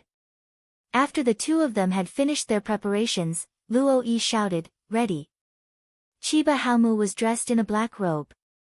He raised the wooden sword in his hand high, as though he wanted to cleave his opponent from head to toe. This was his usual starting stance, and it was also the stance that could best showcase his swordsmanship. Moreover, this move of his had a very famous name. It was called Silent Victory. The so-called silent duel meant that after the battle began, the victor would be decided before the bamboo blades in their hands struck each other. The other party didn't even have the chance to hit their own side, much less win. This move was imparted to the famous swordsman Takeyanagi Asashiro. Takeyanagi Asashiro was Chiba Haomu's opponent, but Chiba Haomu liked Takeyanagi Asashiro's fighting style very much. He had especially learned it. Tang Cheng was dressed in white. He looked relaxed and casual as he sized up the Rosefinch secondary team. The match was about to begin, but Qin Etienne hadn't arrived yet. This made him feel both regretful and disappointed. One had to know that before he decided to participate in this competition, he had specially sent a message to Qin Etienne. Could it be that Qin Etienne's phone ran out of battery and was powered off? There were 3 ways to attack in Sword Dao: Killer Sword, Killer Move, and Killing Aura. Chiba Haomu's killing intent was released as he was ready to strike. His adorable face turned serious, and his eyes were as sharp as an eagle's. He looked at Tang Cheng with killing intent. He was only waiting for an opportunity to kill in one strike. At this moment, Chiba Haomu was cold, completely different from the image he usually gave others. If the usual Chiba Haowu was an innocent and cute bunny, the current Chiba Haowu was like a wolf on the hunt. Qinitian wasn't here, so the battle still had to continue. Tangxing was amused when he saw Chiba Haomu's expression. This kid is quite serious. He looks like he wants to kill someone. When the corners of Tangxing's mouth curled up, Chiba Haomu's chance had arrived. This was because he knew very well that when a person smiled, it was also when they were at their most relaxed. When the mood was relaxed, the body would naturally relax.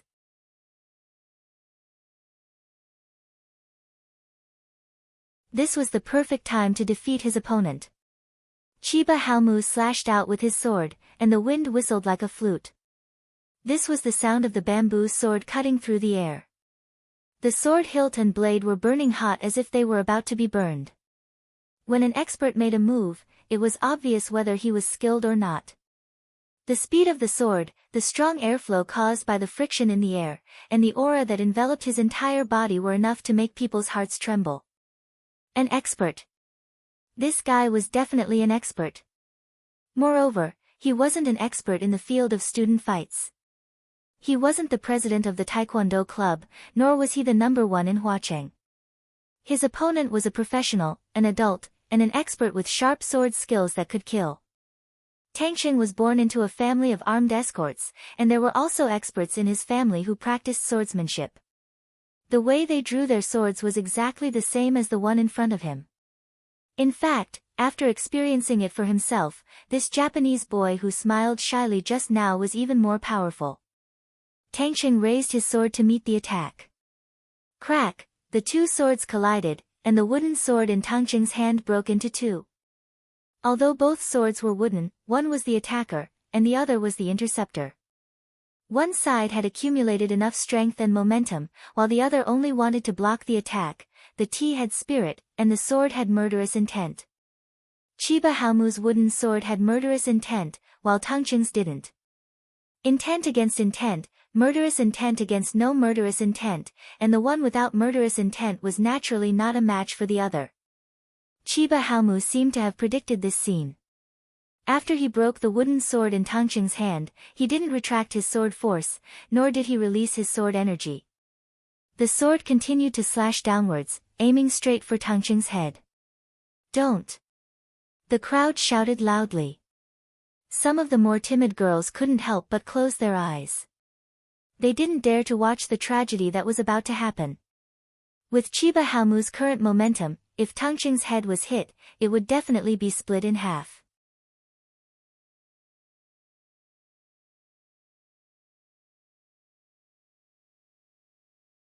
Chapter 85. Wielding a killing sword in his hand, his intent was to kill the hearts of others. Chiba Haomu had grasped the essence of swordsmanship, learned sword techniques, nurtured killing intent, and was known as a high-level swordsman.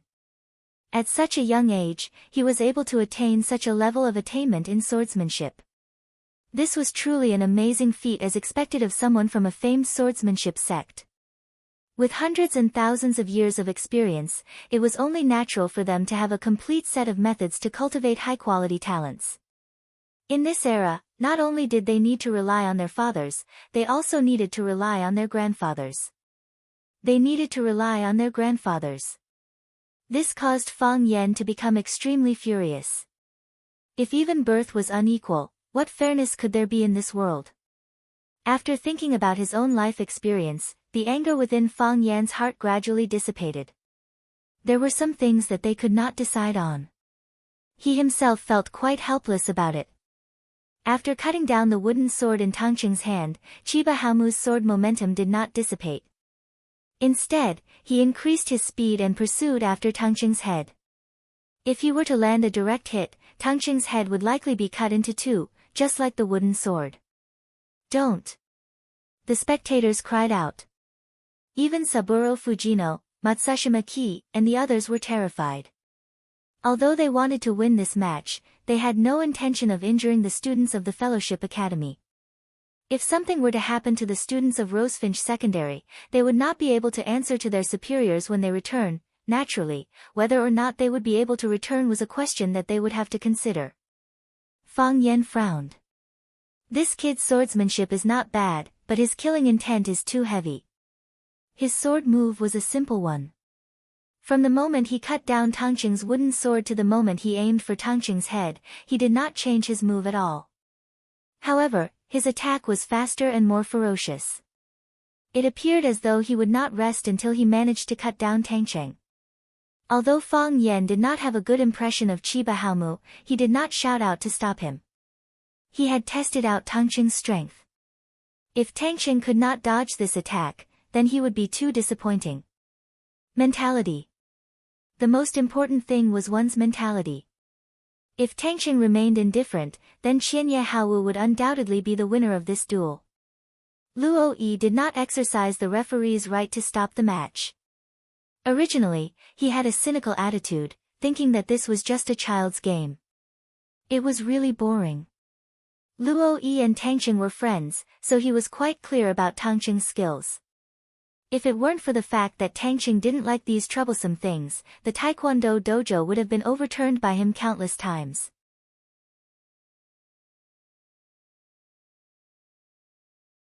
He had sparred with Tangqing before, so he knew how big the gap between him and Tangqing was. He was just a hobby, but Tangqing was a professional. If the swordsmen chosen by the East Asians were not strong enough, they wouldn't even be able to cut vegetables for Tangqing. It wasn't until Chiba Haomu's sword cut straight at Tangqing's head that he felt a little burned. This was how war should be. Tangqing did not disappoint Fang Yan and Luo Yi's expectations. At the beginning, he was a little careless. Compared with the opponents standing in front of him, he was more concerned about whether Qinitian came to watch his match. Of course, it was necessary to defeat his opponent. He just hoped that when he defeated his opponent, his goddess, Qinitian, happened to be watching from the side. When he defeated his opponent, Qinitian could say, "Tangqing is so handsome," or smile sweetly at him. Just a smile was enough. However, Qinitian did not show up at the match. This made him feel extremely disappointed. When he was in a bad mood, he couldn't help but feel a little down. When he saw the serious look on his opponent's face, he felt a little funny. It was also at this time that Chiba Haowu launched an attack. When Tangqing's wooden sword broke, he was lost for a moment. Before his brain could react, his body had already made the necessary response. He gripped the broken hilt with his right hand and used the hard hilt to block Chiba Haowu's wooden sword. His left hand had already grabbed the broken slender sword that had yet to fall to the ground. Clang! Tangqing's wrist strength was amazing. When he blocked Chiba Haowu's slash with one hand, his left hand grabbed the wooden sword and stabbed it at Chiba Haowu's abdomen. When these two guys fought, they would not stop until one of them died. Chiba Haowu knew that he had met an expert with extremely strong reflexes, so his sword would be useless. He retracted his sword and retreated. Only then did the distance between the two widen. Chiba Haowu gripped his sword with both hands again and raised it high above his head. Tangqing looked at the broken sword in his hand with a serious expression. His eyes also became unprecedentedly serious. They knew that his opponent was an expert worthy of respect. "Tangqing, do you want to change your sword?" Luo Yi asked. He was the referee, so he was naturally willing to make things easier for Tangqing. Luo Yi could also see that Chiba Haowu was very powerful. If Tangqing kept using a broken sword, he might really be taken advantage of by this Japanese. Tangqing shook his head. "No need. If he doesn't change his sword, I won't either." "Be careful," Luo Yi warned. He didn't force the issue. Tangqing threw the broken sword in his left hand to the ground, leaving only the broken sword in his right hand. The wooden sword split down the middle. Part of it fell off, while the other part remained on the hilt. Thus, the sword hilt became a sharp dagger. Using a short sword against a long sword would definitely be disadvantageous in terms of distance and gravity. However, as long as Tangqing could get close to Chiba Haowu and attack him at close range, the long sword in Chiba Haowu's hand would become a burden. Clang! the two charged at the same time. Chiba Haowu did the same thing as before, slashing down with 180 degrees of gravity. The difference was that he was faster, and the angle of his attack was more strange and tricky, making it difficult to guard against. Tangqing dodged to the side, the short sword in his hand stabbing toward Chiba Haowu's left ribs. So, the long sword in Chiba Haowu's hand quickly changed from a heavy slash to a horizontal slash, slashing toward Tangqing's neck. Tangqing's steps were graceful, and his body had already moved out of the attack range of the wooden sword. Both of them were young and full of vigor, wanting to win this match. Chiba Haowu's advantage lay in his speed and ruthlessness while Tangqing's advantage lay in his agility and steadiness. The two of them fought with speed, and the flashes of their swords and blades dazzled the onlookers. Fang Yan glanced at Saburo Fujino, who was standing beside him, and found that he was staring at Tangqing with a surprised look on his face. Clearly, he didn't expect that a random student that Fang Yan had found would have such ability. He was actually able to fight invincible Wu Ren's Chiba Haowu to a draw. Originally, he thought that Qin Xiaoyan was scheming against him. Could it be that Qin Xiaoyan wanted to make him sad again? Saburo Fujino noticed that Fang Yan was looking at him and asked in a whisper, "This student, is he Rosefinch's student?" Of course, Fang Yan nodded his head with absolute certainty. His name is Tangqing. You can take a look at the list of students in our class. As Fang Yan spoke, he pulled out a list from his pocket. Pointing at number 42, Tangqing, he said, "That's him. He is the last one." Saburo Fujino's small eyes began to spin. Could it be that he had deliberately added Tangqing's name on the list in order to deal with my inspection? I know what you are suspecting. As Fang Yan spoke, he pulled out a student ID card from his pocket and said, "Look, this is student Tangqing's student ID card." Saburo Fujino accepted the student ID card and inspected it. It was indeed Tangqing's photo. His name and other information were all authentic. But, isn't this student ID card a little too new? Did it just get done? It was true that Tangqing's student ID card had just been completed. He had been transferred from Class 1 to Class 9. Naturally, he needed to report it to the school. The school would also need to issue a new student ID card for him. Fang Yan knew that Saburo Fujino was a paranoid person. Be it Qin Yitian, Xiao Pinqing or Tangqing, any one of these students would be an outstanding talent. How could they just happen to be in Class 9?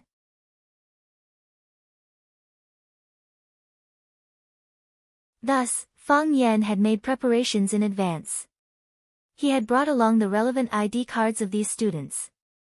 Weren't you suspicious? You are welcome to check it out. Of course, this time, it was fortunate that Qin Yitian had been transferred to Class 9 in advance because of him. As for Tangqing, he had been transferred to Class 9 in order to follow Qin Yitian.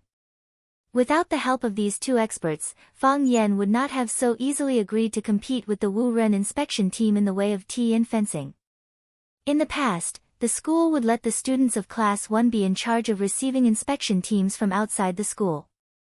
A straw in the wind.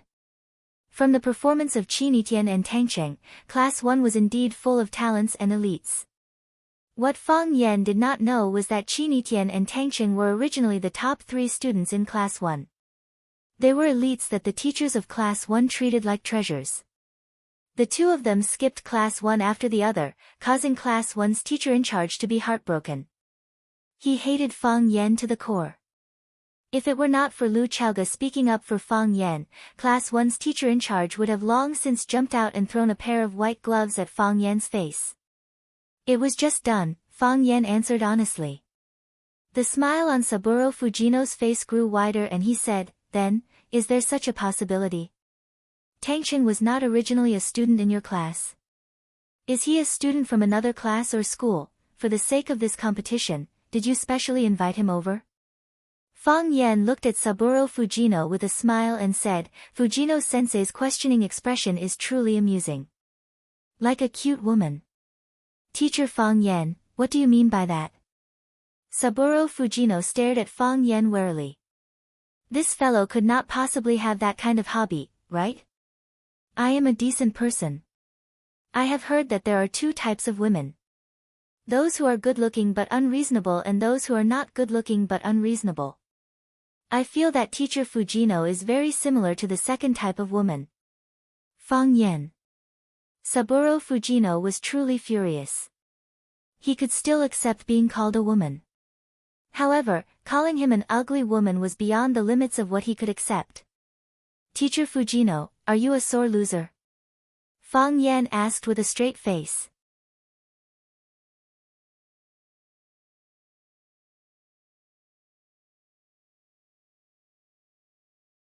Chapter 86. Who is a sore loser? Saburo Fujino was like a rabbit that had its tail stepped on as he screamed out. If that is not the case, why would teacher Fujino keep picking on such minor flaws? I cannot help but suspect that teacher Fujino is looking for an excuse for his own failure, Fang Yan sneered. Seeing the two clowns bickering again, Lu Chaoga gave them a glance before turning her attention back to the intense battle taking place in the middle of the arena. Matsushima Ki shook his head. He was helpless against these two fellows. I am afraid that you will cheat, Saburo Fujino said with confidence. This is your territory. Who knows what kind of arrangements you will make in order to win? This is a classic example of measuring the heart of a gentleman with one's own yardstick, Fang Yan said with a ridiculing tone. Did anyone invite you to listen in on Class 9? Saburo Fujino thought about it. Back then, Vice Principal Matsushima Ki was the one who suggested to listen in on Class 9. When Matsushima Ki saw that Fang Yan was able to become Rosefinch's language teacher at such a young age, he became curious and suggested to listen in on Class 9. In other words, it was a random inspection and no one had arranged for it. No, Saburo Fujino said. Who suggested the tea ceremony, calligraphy, and fencing competitions? It was me. If that is the case, shouldn't I be the one questioning the school's deliberate arrangements? Why are you questioning us? Fang Yan said with a chuckle. He pointed at Chiba Kaoru, Ueno Nobita, and Chiba Haomu, who was brandishing his sword. Do you dare swear to all the deities of the two countries that they are not the candidates that you have arranged in advance? Or is it because you already knew that there was such an expert in your team? That's why you deliberately proposed these three competitions. Our school has many talents. It is not just these three competitions. Saburo Fujino said stubbornly. He was not willing to admit that he had planned this out, and the result was a painful truth. Is that so? Then, shall we add 3 more competitions? Fang Yan said with a smile. Saburo Fujino did not dare to agree. Rosefinch had won 2 of the 3 matches he had arranged in advance. If Rosefinch proposed the competition, would they still have a chance of winning?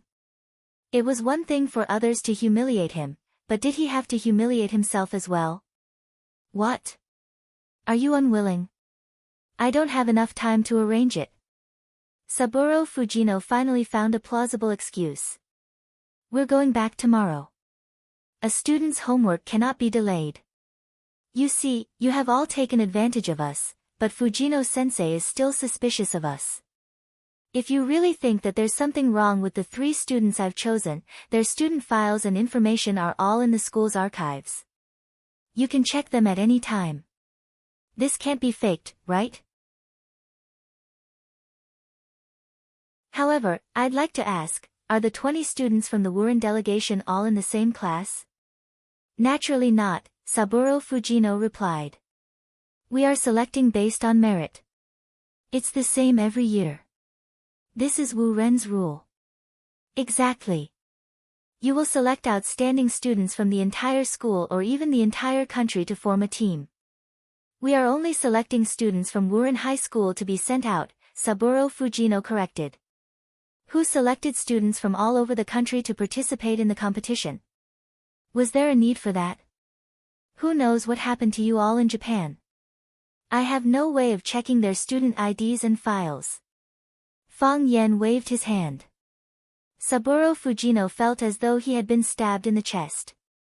The feeling of being drenched in blood. You are sending outstanding students from all over the country to compete against students from the same class. Do you feel guilty for doing this? Fang Yan said with righteous indignation. Although we know that this is unfair to us, we did not refuse. Why? Because we consider you all as our guests, our close comrades. But Fujino-sensei, how did you treat us? Is this how East Asians treat their friends? I'm sorry. Saburo Fujino was deeply moved and he blurted out those 3 words. After saying those words, Saburo Fujino reacted. Why did I have to apologize to him? This fellow's stomach is full of evil tricks. Who knows which of his words is the truth and which is the lie? Fujino-sensei, you are able to recognize your own mistakes and be a narrow-minded person. Moreover, you are willing to sincerely apologize to me. Fang Yan held Saburo Fujino's hand and said with a sincere face, I will consider accepting your offer. As the 2 of them were bickering, the battle between Chiba Haomu and Tangqing had reached its climax. Luo Yi followed closely behind Chiba Haomu and Tangqing, shouting incessantly. Occasionally, he would even shout out words like, good sword, despicable sword. It was as though he was the one participating in the battle. The baby-faced Chiba Haomu had entered a berserk state. His hair was disheveled and his eyes were sharp. The black Taoist robes he wore fluttered in the wind. Every step he took forward or backward would cause the wind to howl. He had inherited the essence of the North Star one-blade style. His sword attacks were simple, but the angles were strange. Every one of his sword attacks was aimed at the vital spots of his opponent. Add that to his ghostly speed when moving at full speed, it was impossible to defend against his attacks. Tangqing's deep foundation came in handy at this moment. He was able to deal with the myriad of changes by remaining unchanging. His body was tall and his movements were slow. Standing there, he was like a target, allowing Chiba Haomu to attack him from all directions, making him extremely busy. Tangqing changed his strategy. Originally, he had wanted to fight Chiba Haomu with speed and end the battle in the shortest amount of time possible. That way, he would look more handsome. However, when he found that he could not defeat Chiba Haomu in a short amount of time and that Chiba Haomu was better at speed than him, he knew that something was amiss. Rhythm. Everyone had their own unique rhythm. This was also the rhythm that they were best at. Chiba Haomu liked speed, but Tangqing's foundation was solid. Additionally, his swordsmanship was methodical, making it more suitable for him to stay still. He could not follow Chiba Haomu's rhythm. He wanted to control the rhythm himself. Or rather, he wanted to make full use of his own rhythm. Thus, it became a situation where one was fast on the offense and the other was slow on the defense. It was precisely because both of them made full use of what they were good at that the battle was so exciting. Dash! The long sword in his hand swung down with great force, aiming for Tangqing's face. Tangqing blocked the attack with his short dagger. He took a few steps forward and directly crashed into Chiba Haomu's chest. Chiba Haomu's sword was raised in the air. His chest was empty, and he lost control of his inner line. However, he changed his moves extremely quickly and viciously. Whoosh!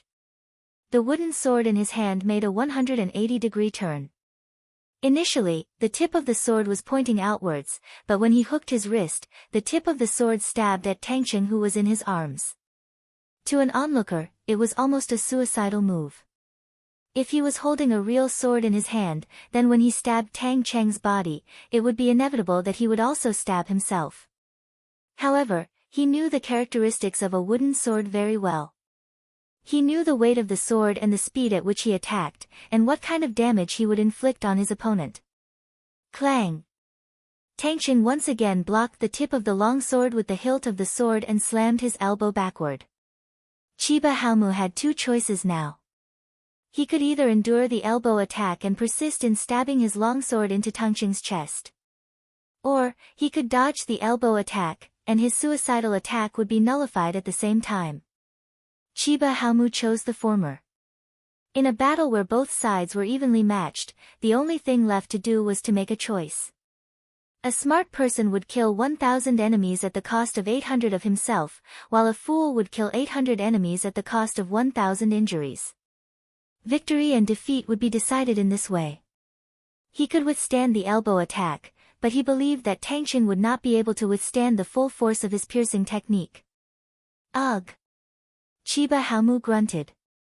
His upper body fell backwards, but his lower body was unusually stable. Creak! The tip of the long sword in his hand moved forward with unstoppable force, grinding against the hilt. The tip of the sword inched closer to Tangqing's chest. As long as it pierced through, Tangqing would instantly lose the ability to fight. Of course, he would lose the ability to fight forever. Ah! A miserable scream rang out. The wooden sword in Chiba Haomu's hand fell to the ground. He clutched his abdomen with his right hand and staggered backward. Plop! His body fell on the wooden floor with a hideous expression.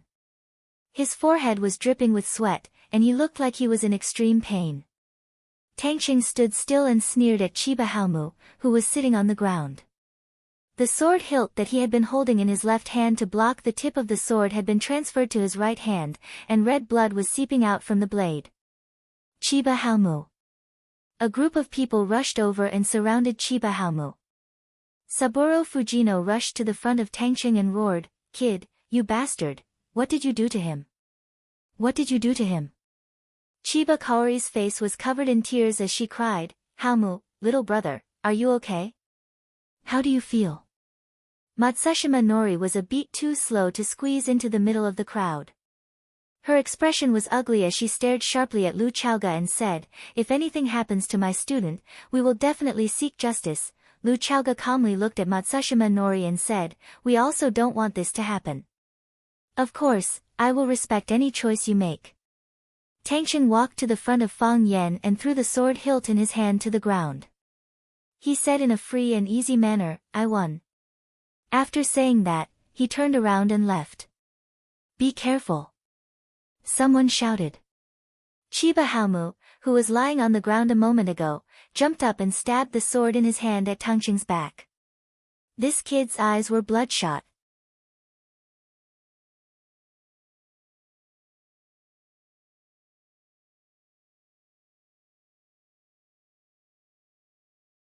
Chapter 87. Tangqing walked away proudly and carefreely. He was proud of the fact that he had just won a match. Moreover, it was a very good match. Although Qi Nitian didn't get to see it with his own eyes, he had won in front of Fang Yan. Let's see if this guy still dares to belittle and bully me like this in the future. Free and easy was the image he always presented to others. As the most handsome guy in Vermilion Bird Middle School, he needed to put on airs at all times to be a good spokesperson. This was just a match between students, and he really didn't want to think too much about it. A loss was a loss, and a win was a win. Now that the outcome had been decided, what was there to argue about? However, what Tangqing didn't expect was that Chiba Haomu didn't give up just because he thought that the match was over. While a group of people surrounded him and looked at him with concern, Chiba Haomu grabbed the wooden sword on the ground and jumped up, thrusting the tip of the long sword at Tangqing's back. He couldn't accept this. He couldn't lose. He wanted to prove to his compatriots and himself that he was invincible. It happened so suddenly that Tangqing wasn't prepared at all. When he heard someone shouting behind him, he turned around in surprise. He couldn't believe that Chiba Haomu still dared to stab someone with his sword after the match was over. Thus, Chiba Haomu's sword that was originally aimed at his back became his heart. Anyone who had watched Animal World would know that when an animal struggled on its deathbed, it could explode with shocking destructive power. When a swordsman was determined to win, he could also perform beyond his usual level. Great Sword Chi Technique. Great Sword Chi Technique. His movements were graceful and ruthless, and his speed was as fast as lightning. He had just jumped up, and in the blink of an eye, he was already in front of Tangqing. The long sword closed an inch by inch, and was about to pierce a large hole in Tangqing's chest. Tangqing felt the sharp killing intent, and his body tensed up. It was a natural reaction when facing extreme danger. There was a burning pain in his chest, which was caused by the sword chi that had attacked him first. Hiss, the oxygen in the air rubbed against the lightning-fast wooden sword, producing a hissing sound. That was the sound of the air being stimulated and ignited. The wooden sword was too hot, and the tip of the sword was scorching hot. It looked like it was about to catch fire.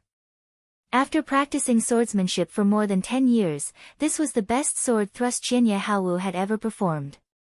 This was his highest level. This was a realm he had never reached before. Today, he did it. There was a trace of blood at the corner of his mouth, and his eyes were bloodshot. He was laughing. It was a ferocious and joyous smile. For this sword that he had thrust out with the highest level. Tangqing was dumbfounded.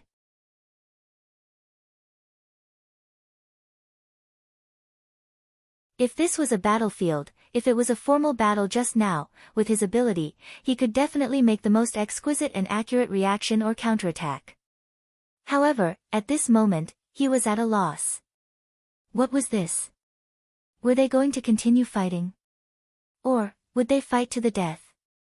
However, what was the attitude of the school? Could he do that? Why? His pupils dilated and his heart was in a mess. He felt the tip of the sword pierce through his clothes. The wooden sword was about to continue forward, piercing through his flesh and organs. Everything it encountered, even his bones. Qianye Haowu felt it too. There was only one focus in his eyes, and that was where the tip of the sword was. He felt the sound of a sharp sword piercing through something. It was a clear and melodious sound that seemed to come from the depths of his soul. Such a voice filled him with fighting spirit and a sense of accomplishment. Tangqing retreated, and retreated again. However, how could this aimless retreating speed compare to Qianye Haowu's flying speed? Kill! Qianye Haowu roared. As he roared, his dantian was full of qi, allowing him to fly faster and more nimbly in the air. All of a sudden, the entire scene underwent a drastic change. Tangqing was still retreating out of habit, while Qianye Haowu's body stopped in the air. The difference between these two extremes was strange and distorted. No matter how hard he tried, the sword could not move forward. Everyone's eyes widened as they watched this unbelievable scene unfold before them. A gust of wind blew, fluttering Qianye Haowu's black robes, Tangqing's white robes, and Fang Yan's soft hair. It was still alive. Everything was alive. It was just that Fang Yan, the time magician, had a little control over it. Fang Yan's body was tilted, one hand holding on to Qianye Haowu's ankle. He had not used his other hand yet. When Chiba Haowu passed by Fang Yan, the only thing he could do was to turn around 180 degrees and grab at the same time, seeing that he had the situation under control and that Tangqing had not been pierced by Qianye Haowu's sword. Fang Yan finally felt relieved. If someone had died, everyone present would not be able to escape responsibility. Whether it was Lu Chaoga, Matsushima Ki, Saburo Fujino, or himself, all of the teachers would face serious charges. Qianye Haowu, for the sake of victory, to satisfy his own selfish desires, he had disregarded the lives of others and the future of a large group of teachers. This narrow-minded madman, this bloodthirsty demon. Fang Yan was enraged. Qianye Haowu's actions had thoroughly enraged him. Fang Yan's right hand pulled hard, and Qianye Haowu's body flew back. Qianye Haowu stabbed back with his sword, but Fang Yan's left hand shot out like lightning and punched his wrist. Clang! Qianye Haowu felt pain in his arm, and the wooden sword fell to the ground.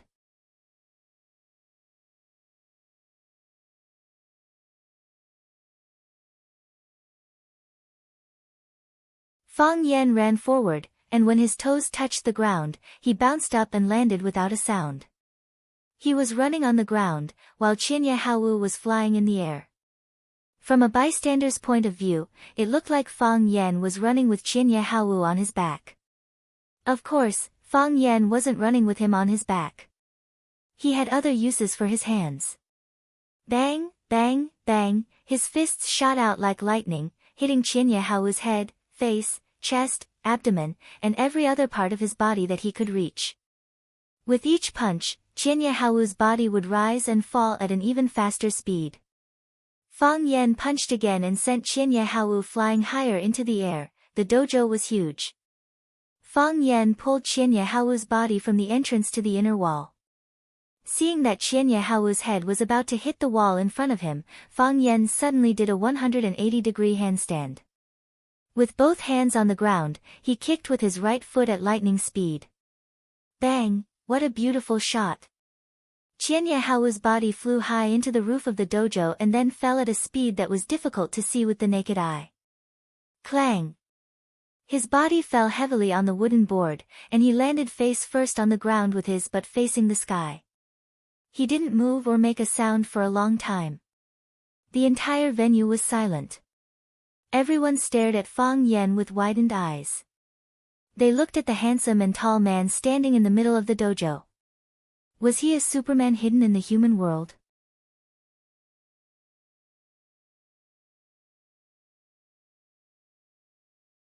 Chapter 88. If you are given the freedom to choose your teacher, what qualities and abilities do you want your teacher to possess? Handsome and confident, someone said. Knowledgeable, someone else said. Amiable and able to get along well with the students. This was the common wish of the students. There might be 1,000 answers to this question, but not a single student would request for their teacher to know martial arts. Martial arts was one of the traditions of Huaxia and one of the labels of Huaxia's culture. Even some foreigners would praise Huaxia's martial arts. However, how many of them had actually seen it in action? In the eyes of the ordinary students, the fight between Tangcheng and Chiba Haomu had already exceeded their scope of understanding. They felt that it was impossible for something like that to happen. This kind of martial arts was too distant from their lives. However, when Fang Yan suddenly unleashed his universe like a Saint Seiya and threw Chiba Haomu into the air, they looked at Fang Yan as if they were looking at an alien. Was this still the Fang Yan teacher they knew, the one who read poems on the Bird River? Was this still the Fang Yan teacher who led them to the alley to learn, Alley in the Rain? Was this still the Fang Yan teacher who was sharp with his words, lively and interesting in class, and looked like the big brother next door? The students were all filled with admiration and worship. Their bodies were trembling, and they were so excited that they could not control themselves. Matsushima Ki's face was filled with shock as he stared at Fang Yan for a long time. He had even temporarily forgotten to check on Chiba Haomu's injuries. Is there anything else I don't know? Lu Chaoga murmured as she looked at Fang Yan's eyes thoughtfully. Although she had not known Fang Yan for long, she believed that she had some understanding of him. Talented, arrogant, quick-witted and courageous. What she saw today had overturned her understanding of Fang Yan. She knew that the Fang Yan she had seen before was only the tip of the iceberg. What else was he hiding? Saburo Fujino's body was trembling. It was not surprise or admiration, but anger.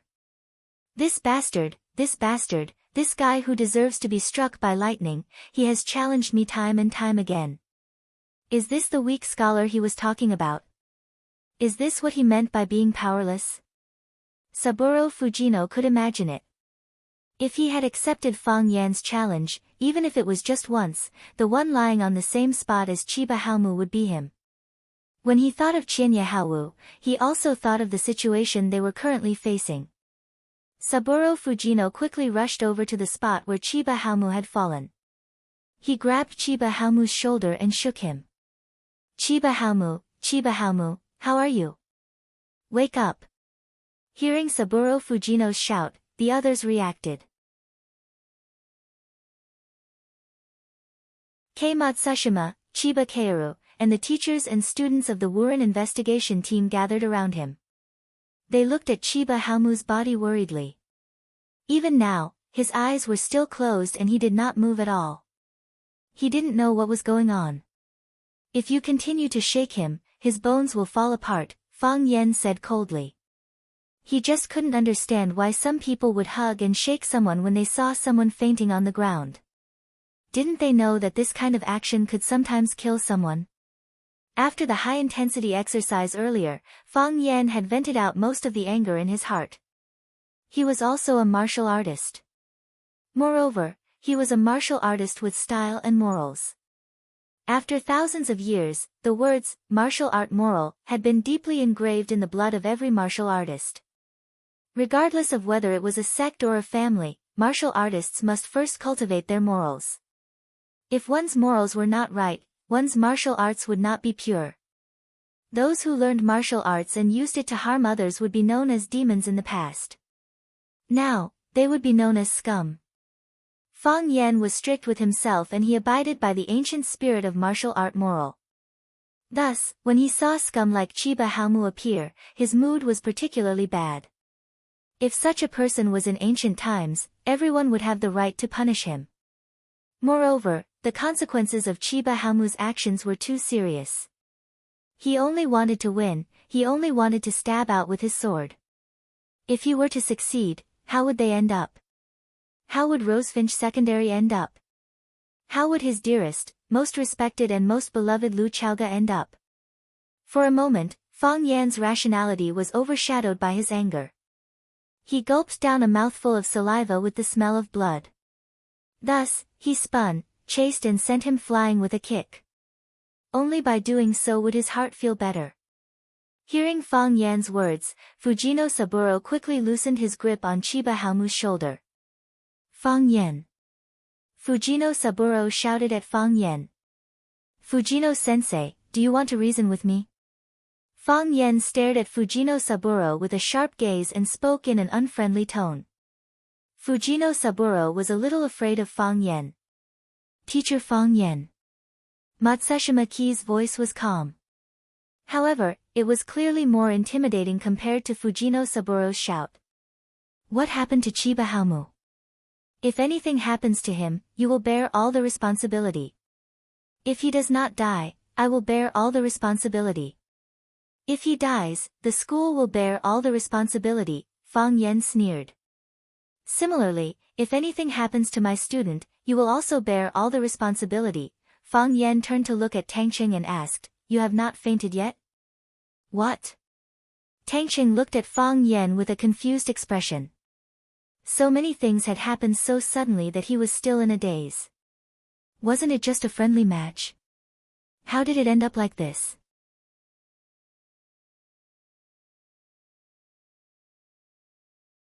Don't you feel dizzy and your internal organs are on fire? Don't you feel like you are about to faint? Fang Yan asked. Only then did Tangqing understand. He clutched his chest and shouted, my heart is in so much pain. I cannot take it anymore. I cannot take it anymore. Plop. Tangqing shamelessly lay down at the entrance of the building. His posture was very unsightly. Fang Yan pointed at Tangqing, who was lying on the floor, and said angrily, this was originally a match to deepen our understanding and friendship. Our side has always adhered to the principle of friendship first, competition second. We have always been respectful and modest, courteous and restrained. What did you do? Ambushing someone when the match is already over, what kind of behavior is that? This is a shameful behavior, a shameless behavior. Chiba Haomu's sneak attack caused our team member to be seriously injured and he is currently unconscious. If anything happens to Tangqing, we will use the most severe and violent means to demand justice. Rosefinch is not someone that can be bullied so easily. Saburo Fujino and Ki Matsushima exchanged glances and understood the meaning behind those words, fake injuries. They knew that Tangqing had deliberately lied down on the floor and his injuries were not that serious. However, if they insisted that Chiba Haomu's sneak attack caused Tangqing to be seriously injured and that he was still unconscious, there was nothing they could do. They could not just run to the sick bed and point at Tangqing and shout that he was faking injuries and that he was actually fine. Whether his body was injured or not, they could easily find out. Whether his head was injured or not, how could they be sure? Ki Matsushima looked at Lu Chaoga, implying that she needed to make a decision on this matter. After all, this happened in Rosefinch's territory. Lu Chaoga looked at Fang Yan and said, send the injured team member to the hospital for treatment. Fang Yan nodded and said, of course. However, this matter is not over. When Tangxing opened his eyes, only Fang Yan was sitting beside him. The others had all left. Tangxing's injuries were not serious, but they were not light either. Although Chiba Haomu's sword did not pierce through his body, it did cut his flesh. If Fang Yan had not grabbed Chiba Haomu's ankle, the consequences would have been terrible. In addition, he had exercised too much in the afternoon. As he was undergoing one checkup after another, he unknowingly fell asleep. When he woke up again, his exhaustion disappeared and he felt much better. "Don't be so fast," Fang Yan said. "If Chiba Haomu is unconscious for 1 day, you will be unconscious for 2 days. If Chiba Haomu is lying here for half a year, you will be lying here for half a year and a day. We must endure longer than them. There is no need to do this, right?" Tangxing said with a bitter face.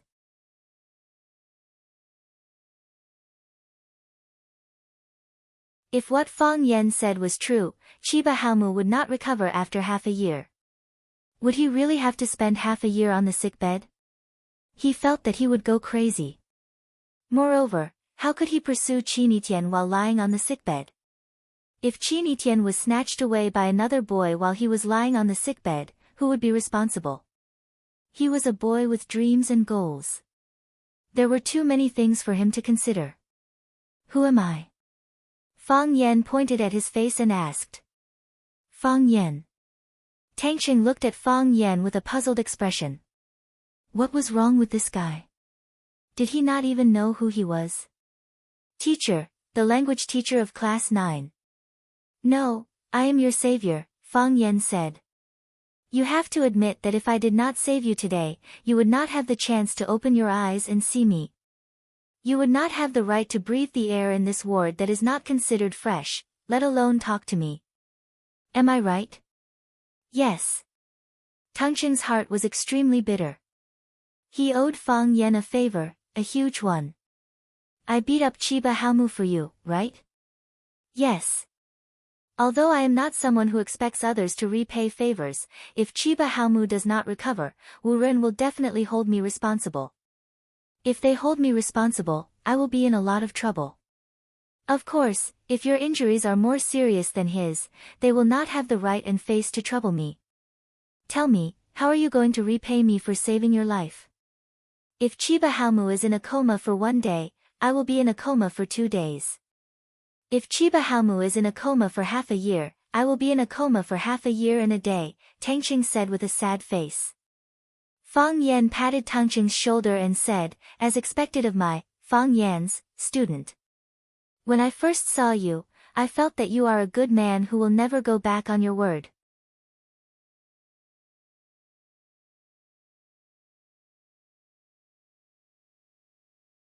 Chapter 89.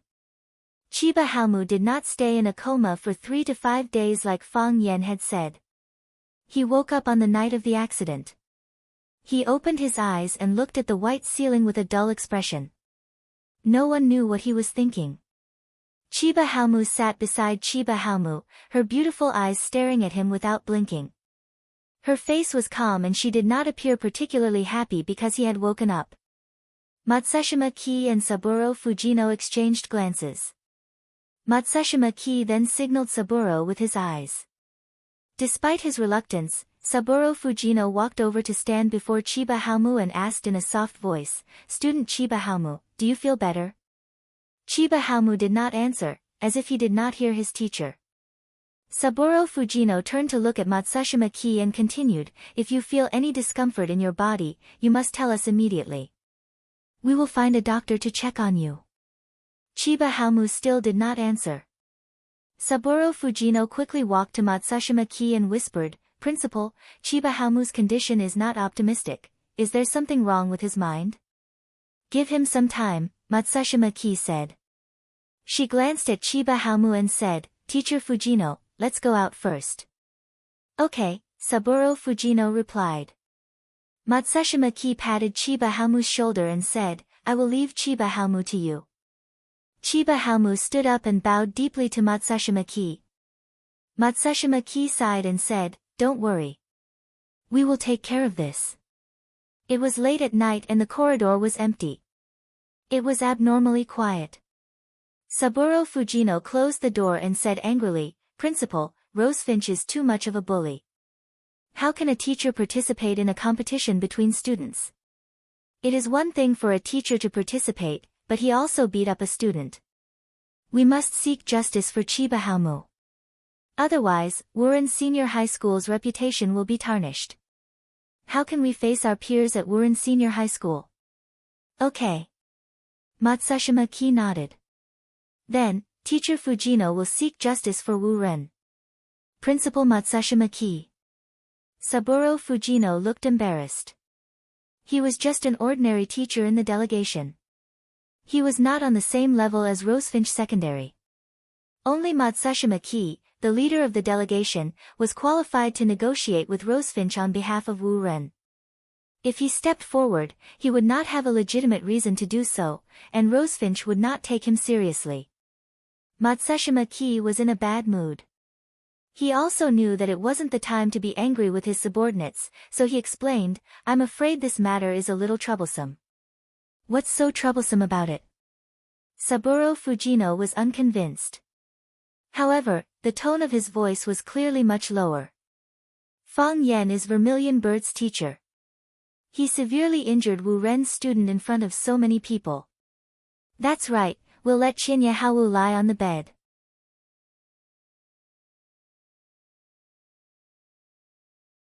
"We will not leave until they give us an apology, a satisfactory answer, and compensation sufficient to make up for our physical and emotional wounds. If it really doesn't work, we can make things worse. I want to see if they can withstand the pressure from society and the international community. It would be good if things were that simple." Matsushima Ki shook his head. "Chiba Haowu violated the rules first, stabbing us in the back. They have something to use against us. That teacher surnamed Fang is too cunning. I fear that they are the ones who will not let this matter rest." "Principal, you mean to say, not only will they not admit their mistake, they will also cause trouble for us? Based on your understanding of them, what do you think?" Matsushima Ki asked. Saburo Fujino thought back to how he had interacted with Fang Yen and nodded with certainty. "They will definitely do that. However, none of their team members were injured. What reason would they use to cause trouble for us? Some of our team members were injured. That is a fact that everyone knows. How do you know that none of their team members were injured? Chiba Haowu did not stab him at all. He was standing there perfectly fine, but he also fainted on the spot. That was a trick." Saburo Fujino was unable to continue. "If they can trick, why can't Rosefinch do the same? Besides, what evidence do you have to prove that Rosefinch is cheating?" "Let's reconcile," Matsushima Ki said. "Find a way to reconcile." What a humiliation. Saburo Fujino felt his chest aching again. Ever since they had inadvertently walked into Fang Yan's class 9, his chest had been aching ever since. "I think the most humiliating thing is yet to come," Matsushima Ki said in a heavy tone. "If we only lost our dignity, it would be a fortunate thing for us now." Chiba Haowu knew that Principal Matsushima Ki and Saburo Fujino were still standing in the corridor outside. Chiba Haowu's impulsive action had pushed the Wuren inspection team into a very unfavorable situation. They were probably having a headache over how to deal with the aftermath. She did not deliberately listen to the conversation outside. She looked at Chiba Haowu's dry lips and said, "You need to drink some water." Chiba Haowu did not respond.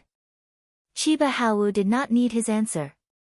She walked over and poured a cup of water for him. Then, she used a spoon to feed him. Chiba Haowu only swallowed. There was no expression on his face. "What do you want?" Chiba Haowu asked softly. "Is it just victory?" "If father knew what you did, he would definitely feel ashamed of your actions," Chiba Haowu said. Chiba Haowu finally reacted. A flash of sadness flashed across his eyes. Then, it was replaced by anger. He pointed at the door of the ward and said, "Get out." Chiba Haowu did not go out. She scooped another spoonful of water and fed it to Chiba Haowu.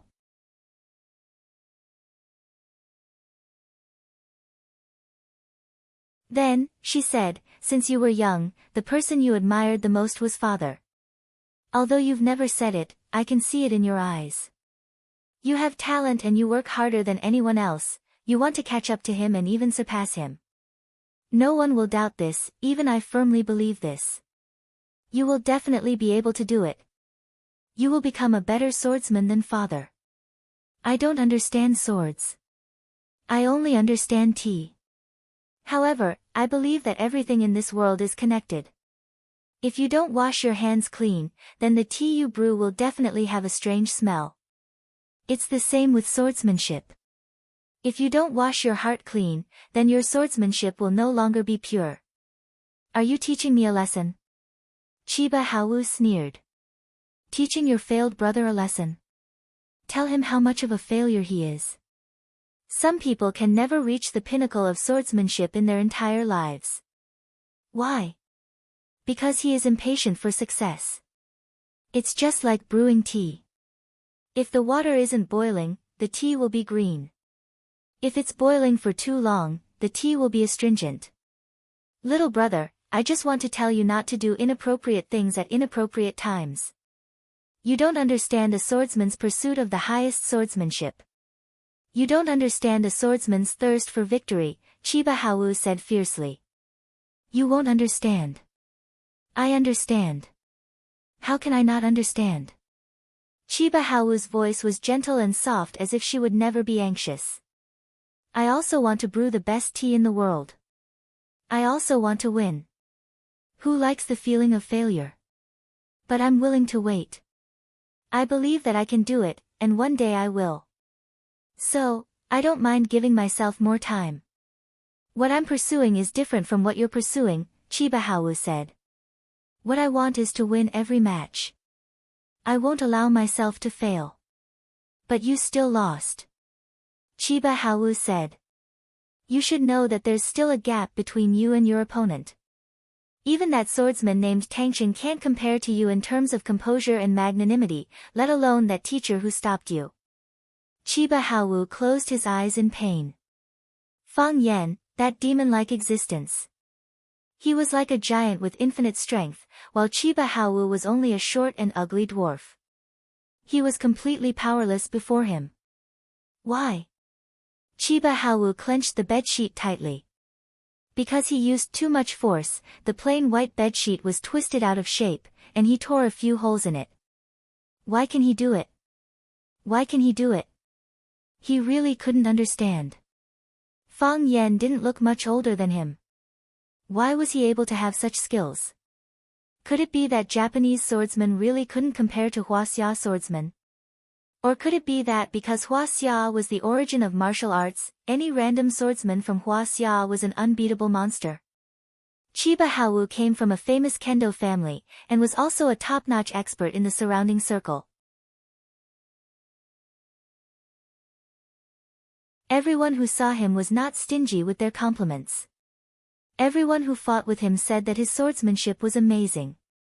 Other than his father, who did not praise him, everyone said that his future was limitless. He was proud, but he was also impatient. He knew that his father didn't praise him because he wasn't good enough.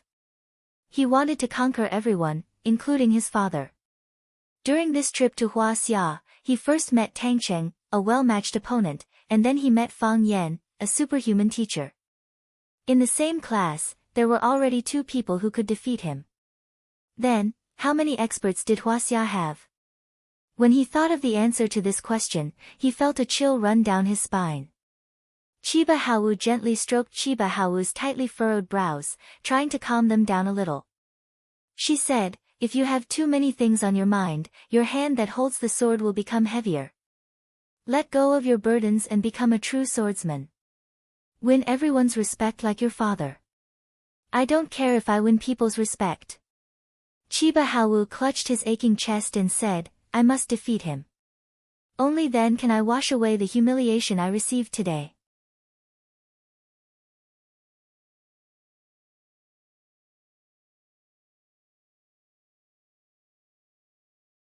Chapter 90. After some intense bargaining, Matsushima Ki, on behalf of the Wu Ren investigation team, accepted the many requests of assistance from Rosefinch Senior High School. Finally, the matter was temporarily put to rest. According to the usual rules, when the investigation team finished their work and was ready to return home, Rosefinch Secondary would host a cocktail party to welcome them. At the same time, it was also a farewell party.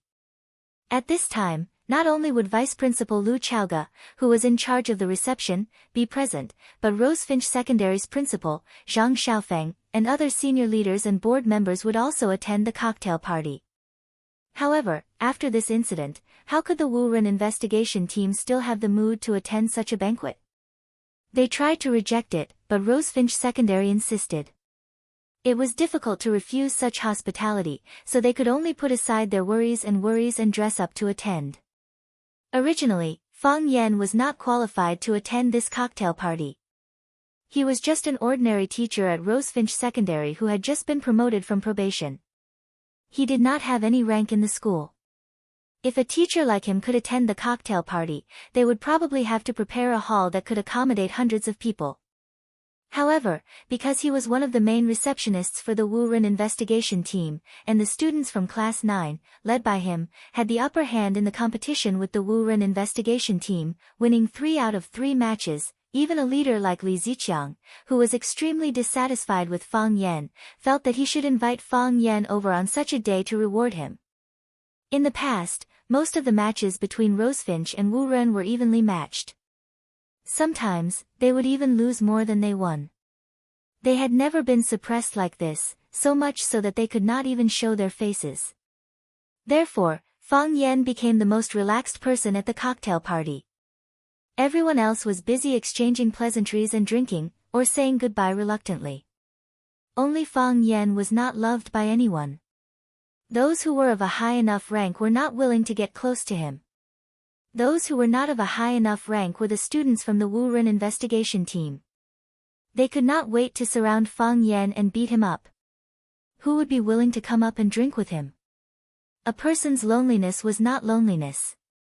If you still felt lonely standing in the middle of a crowd, it meant that you were not popular. Fang Yan decided not to be a cheapskate anymore. Cheapskates have no friends.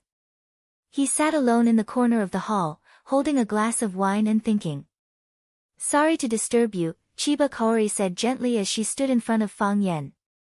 She didn't speak well in Huaxia, and Fang Yan didn't understand Japanese, so she could only speak in English. Fang Yan looked up at the beautiful Japanese girl and asked, "What's the matter?" "I'm here to apologize to you on behalf of Chiba Haomu," said Chiba Kaori. "I know that there's a custom in Huaxia, to apologize with wine." She turned around and took a glass of red wine from the tray the waiter was holding and said, "I'll drink to apologize." She held the glass with both hands and drank the red wine in one gulp. Then, she put down the empty glass, took another glass of red wine, and drank it again. After 3 glasses, she wiped the wine off the corner of her mouth with a handkerchief. She looked at Fang Yan and said, "I hope you can accept Chiba Haomu's apology." "I don't accept it," said Fang Yan. Chiba Kaori looked at Fang Yan in surprise. She didn't understand what he meant. "First, we in Huaxia do have a custom of drinking to apologize, but it's mainly done among our colleagues and friends. Does Chiba Haomu think of us as friends? Second, we drink with white wine. A large glass of white wine. Is a sip of red wine an apology? This is your apology, not Chiba Haomu's apology. I believe that a guy who stabbed his opponent after a duel won't repent so easily, right? I think he hates me even more now. That's my guess. I don't care if you believe it or not, but I do. Of course, I have nothing to fear. If he dares to come, I'll just beat him up again. And the fourth. Actually, I only like to say 3 things because it sounds more complete. Adding a 4th thing feels a little out of place. Don't doubt that I'm a Virgo. You're not only here to drink to apologize, but also for something else, right?" Chiba Kaori's breathing quickened. Her eyes widened unnaturally as she stared at Fang Yan. Everyone in the investigation team said that Huaxia was treacherous and cunning, and it seemed to be true. His eyes were always smiling, as if there was nothing he didn't know. Fang Yen picked up the glass and took a sip of the juice. He looked up at Chiba Kaori and said, "So, what's your purpose? Fight? You can't beat me. Quarrel? You're not that kind of person, and neither am I. Threatening me before leaving doesn't seem to have any meaning." Fang Yen suddenly felt a little embarrassed. "Are you here to be friends with me? That must be it." One must know that women's desire to compare themselves with others was very strong. She lost to Qinitian in the tea ceremony, so she must be very angry.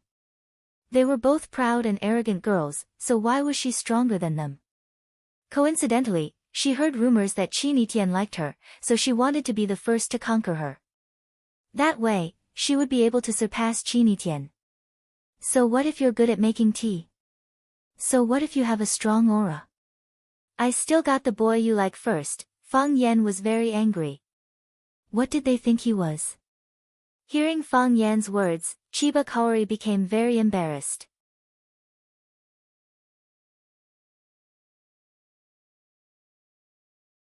She looked at Fang Yen and said, "I just want to tell you on behalf of Chiba Haomu. He will definitely defeat you. He will defeat you fair and square. I like idiots who can't beat others but like to look forward to the future. It's as if he can't beat me now, but he can beat me in the future. Since he has this intention, I have no reason not to help him. Which ward is he staying in? I'll give him a chance to defeat me fair and square. He's a guest, so I can't let him leave with regrets." "Sensei Fang Yen, I'm not talking about now." Chiba Kaori felt that she couldn't communicate with Fang Yen. What she meant was to give Chiba Haomu some confidence and more motivation. She would tell Chiba Haomu that she had already challenged Fang Yen on his behalf. Moreover, she would tell Chiba Haomu that she had predicted his victory in front of Fang Yen. Who said that the competition was going to start now? When is that? Fang Yen asked. When Chiba Haomu steps on Huaxia's soil again. Chiba Kaori said. She knew that if Chiba Haomu didn't have the confidence to defeat Fang Yen, he probably wouldn't step on Huaxia's soil again. Fang Yen shook his head and said, "It seems that the initiative is in Chiba Haomu's hands. If he can't beat me and hides in some Japanese village, where will I go to find him?" "You are insulting a swordsman's desire to win," Chiba Kaori said. "I'm short-sighted. Why don't I go and let him beat me up now?" Not far away, Vice Headmaster Matsushima Ki, who was drinking and chatting with Lu Chaoga, saw Fang Yen and Chiba Kaori in the corner. He immediately frowned and whispered to Saburo Fujino, who was beside him, "Chiba Kaori and Fang Yen are together. Hurry up and go take a look. Don't let Chiba Kaori get bullied."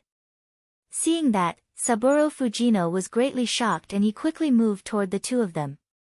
Fire, theft, and Fang Yen. This was the consensus of the Wu Ren inspection team. "This is an unforgettable trip for me." Matsushima Ki stood on the tea stage and gave a speech.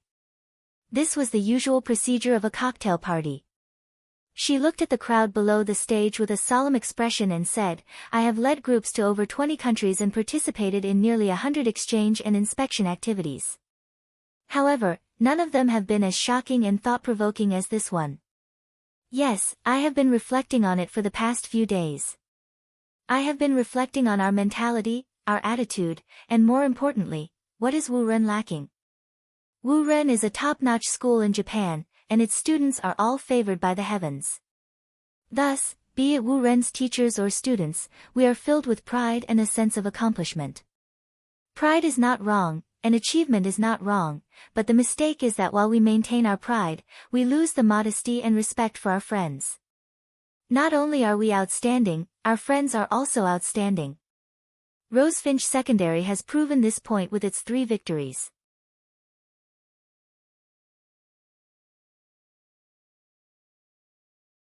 The culture of the Tang dynasty is in Japan. Many people say that. Sometimes, even I feel proud of it.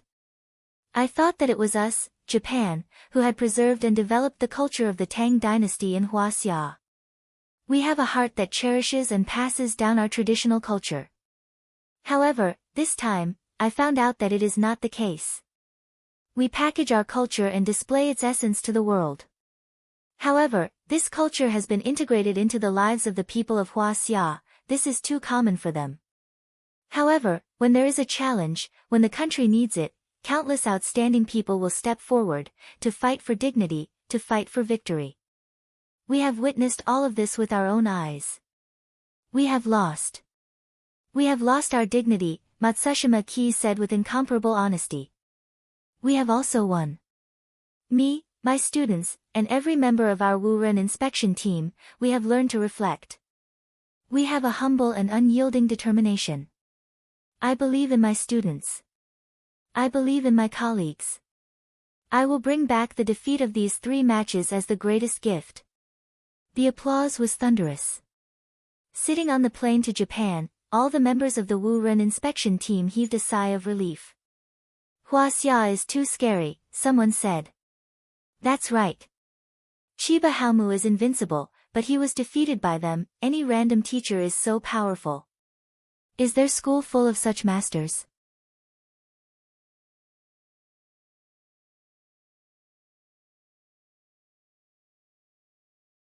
Chapter 91. The happiest person was Tangcheng when the Wuren investigation team left. He jumped up from the bed excitedly and said, "They really left?" Qianye Haowu left too. They left. Qi Tian sat on the chair and was peeling an apple in her hand. Her movements were very skillful, and the whole piece of apple skin became a piece. It looked very beautiful as it hung in the air. That's great. If Qianye Haowu is fine, I won't have to lie in bed for half a year, Tangcheng said happily.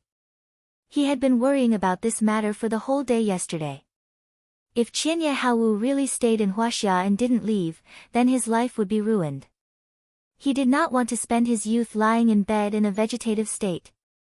He did not expect that in just one day, Qianye Haowu would return to the country, and Qi Tian, whom he could not forget, would take the initiative to visit him. Was there anything more blissful than this? Half a year. Qi Tian raised his eyebrows and quickly understood. Fang Yan asked you to do it? Fang Yan sensei was worried that they would go back on their word, so you guys decided to go back on your word first? I did not. Tangcheng quickly explained. He was worried that Qi Tian would think that he was a dishonest boy who liked to play tricks. He said, Sensei Fang Yan asked me to do it. He saved me. I had to do it. Fighting poison with poison is indeed a good idea, Qi Tian said. At least, this is the best way to deal with those who do not keep their word. Tang Qing felt a little upset in his heart. Why was Qi Tian always praising Fang Yan's teacher when it came to him? She was not a girl who liked to praise others. He wanted to ask what the relationship between Qi Tian and Fang Yan was, but he could not bring himself to ask. It was rare for them to be so harmonious, and he did not want to ruin the atmosphere at this moment. Pack. After peeling the apple, the peel fell into the trash can on the ground. Tangcheng said pitifully, be careful not to cut your hand. If I want to eat it, I can do it myself, ka-cha. Qi Tian took a bite of the apple and chewed on the crisp and sweet flesh. He looked at Tangcheng and asked, what did you say? Tangcheng swallowed his saliva and said, I say, this apple tastes good, right? Dong dong, there was a knock on the door. Tangcheng shouted, please come in. Two girls in Rosefinch's uniform stood at the door with a bouquet in their hands. Their faces were red as they said, Student Tangcheng, we heard that you were injured, so we came to see you. When they saw Qi Tian sitting in front of the window in the ward, they hurriedly greeted Qi Tian and said, Senior Sister Tian is here too. This was already the 20th batch of girls who had come to visit Tangcheng in the past 2 days. Some came alone, some came in groups, and some came in groups. Tangcheng, the most handsome boy in Rosefinch, was indeed very charming.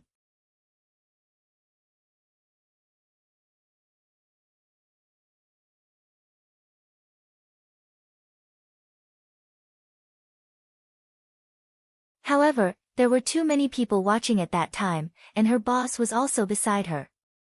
Even though she felt that her heart was about to jump out of her chest, she could not take the initiative to express her admiration to Fang Yan. Don't tell anyone. I'm a very low-key person, Fang Yan said with a smile. Is Principal Lu in his office? Yes. Principal Lu is waiting for you in his office.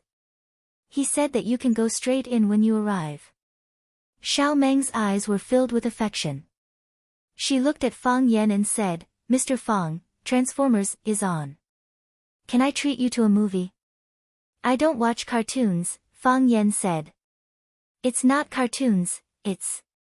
Before Xiao Meng finished speaking, Fang Yan had already pushed the door and walked into Lu Chaoga's office. He ran so fast. Xiao Meng's eyes were full of little stars. No wonder he is so good at fighting. Lu Chaoga was looking at a file. This was Fang Yan's file. The file was very simple, so simple that people felt it was not simple. Lu Chaoga knew that either there was a problem with this file, or there was a problem with Fang Yan. Or, there was a problem with both of them. She also heard Xiao Meng's shouting outside the office. She knew that Fang Yan was now the hottest celebrity in the entire Rosefinch Secondary. Even Tang Cheng, the most popular guy in Rosefinch, was not as famous as him. Who asked him to be saved by Fang Yan? Moreover, a teacher, in order to avenge his own student, actually beat up a student from the inspection team in front of so many people. Which student wouldn't like such a protective teacher? Now, Fang Yan had already become the guardian angel in the mouth of many students. As Rosefinch's students boasted to the outside world, the entire student community in Huaqing now knew that Rosefinch had a teacher who knew Kung Fu. Lu Chaoga smiled bitterly. She really didn't know whether this was a good thing or a bad thing. Seeing Fang Yan push the door open and come in, Lu Chaoga said, "Sit down." She took out her tea can from her drawer and pushed it over, saying, "If you want tea, make it yourself." Fang Yan didn't sit down. He looked at Lu Chaoga with a strange expression and said, "Principal Lu, don't be so nice to me. Once you're nice to me, I feel that this is the last conversation we'll have. You want to expel me again, right? If you don't want to drink, then forget it." Lu Chaoga reached out to take the tea can back. "Drink." Fang Yan quickly reached out and not only grabbed the tea can, but he also grabbed Lu Chaoga's hand. Lu Chaoga's ears were slightly red, and she looked at Fang Yan with a sharp gaze. What she meant was, "Hurry up and let go of my hand." Fang Yan didn't seem to feel the murderous intent in Lu Chaoga's eyes and said, "If you let go of the tea can, I'll let go." Lu Chaoga was so angry that she almost laughed. "You're holding my hand, how do you expect me to let go of the tea can?" "Let go," Lu Chaoga said in a low voice.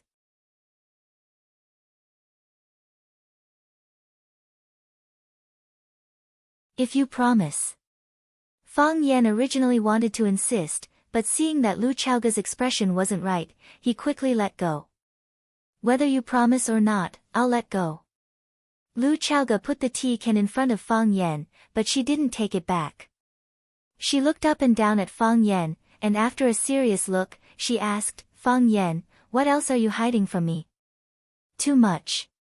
Fang Yan said very frankly. "My parents' hobbies, first love's name, 3 measurements, and so on." "I didn't tell you." "I don't need to know these things." Lu Chaoga wanted to get angry again. "I know. That's why I didn't tell you." Lu Chaoga stared at Fang Yan with a sharp gaze, and said, "You know how to arrange flowers, know calligraphy, have a deep literary foundation, have a great-grandfather, and have profound kung fu. Fang Yan, who are you? Why did you come to Rosefinch?" "Others don't know why I came to Rosefinch, but don't you know?" Fang Yan asked aloud. Lu Chaoga's heartbeat sped up for no reason, and she said expressionlessly, "How would I know why you came?" She was worried that Fang Yan would say something messy, and faintly, worried that he wouldn't say those words. "For the inheritance." Fang Yan said in a deep voice. "I want to teach them how to arrange flowers, I want to teach them calligraphy, I want them to appreciate the glory of Chinese culture, I want them to not be bullied." Spider-Man said that the greater a person's ability, the more responsibility he has. I want to follow his example and contribute what I have learned to the country, to society, and to my students. Yes, I'm such a person. A person who is simple but not simple, ordinary but not ordinary. Tell me the truth. Lu Chaoga shouted angrily. I'm afraid.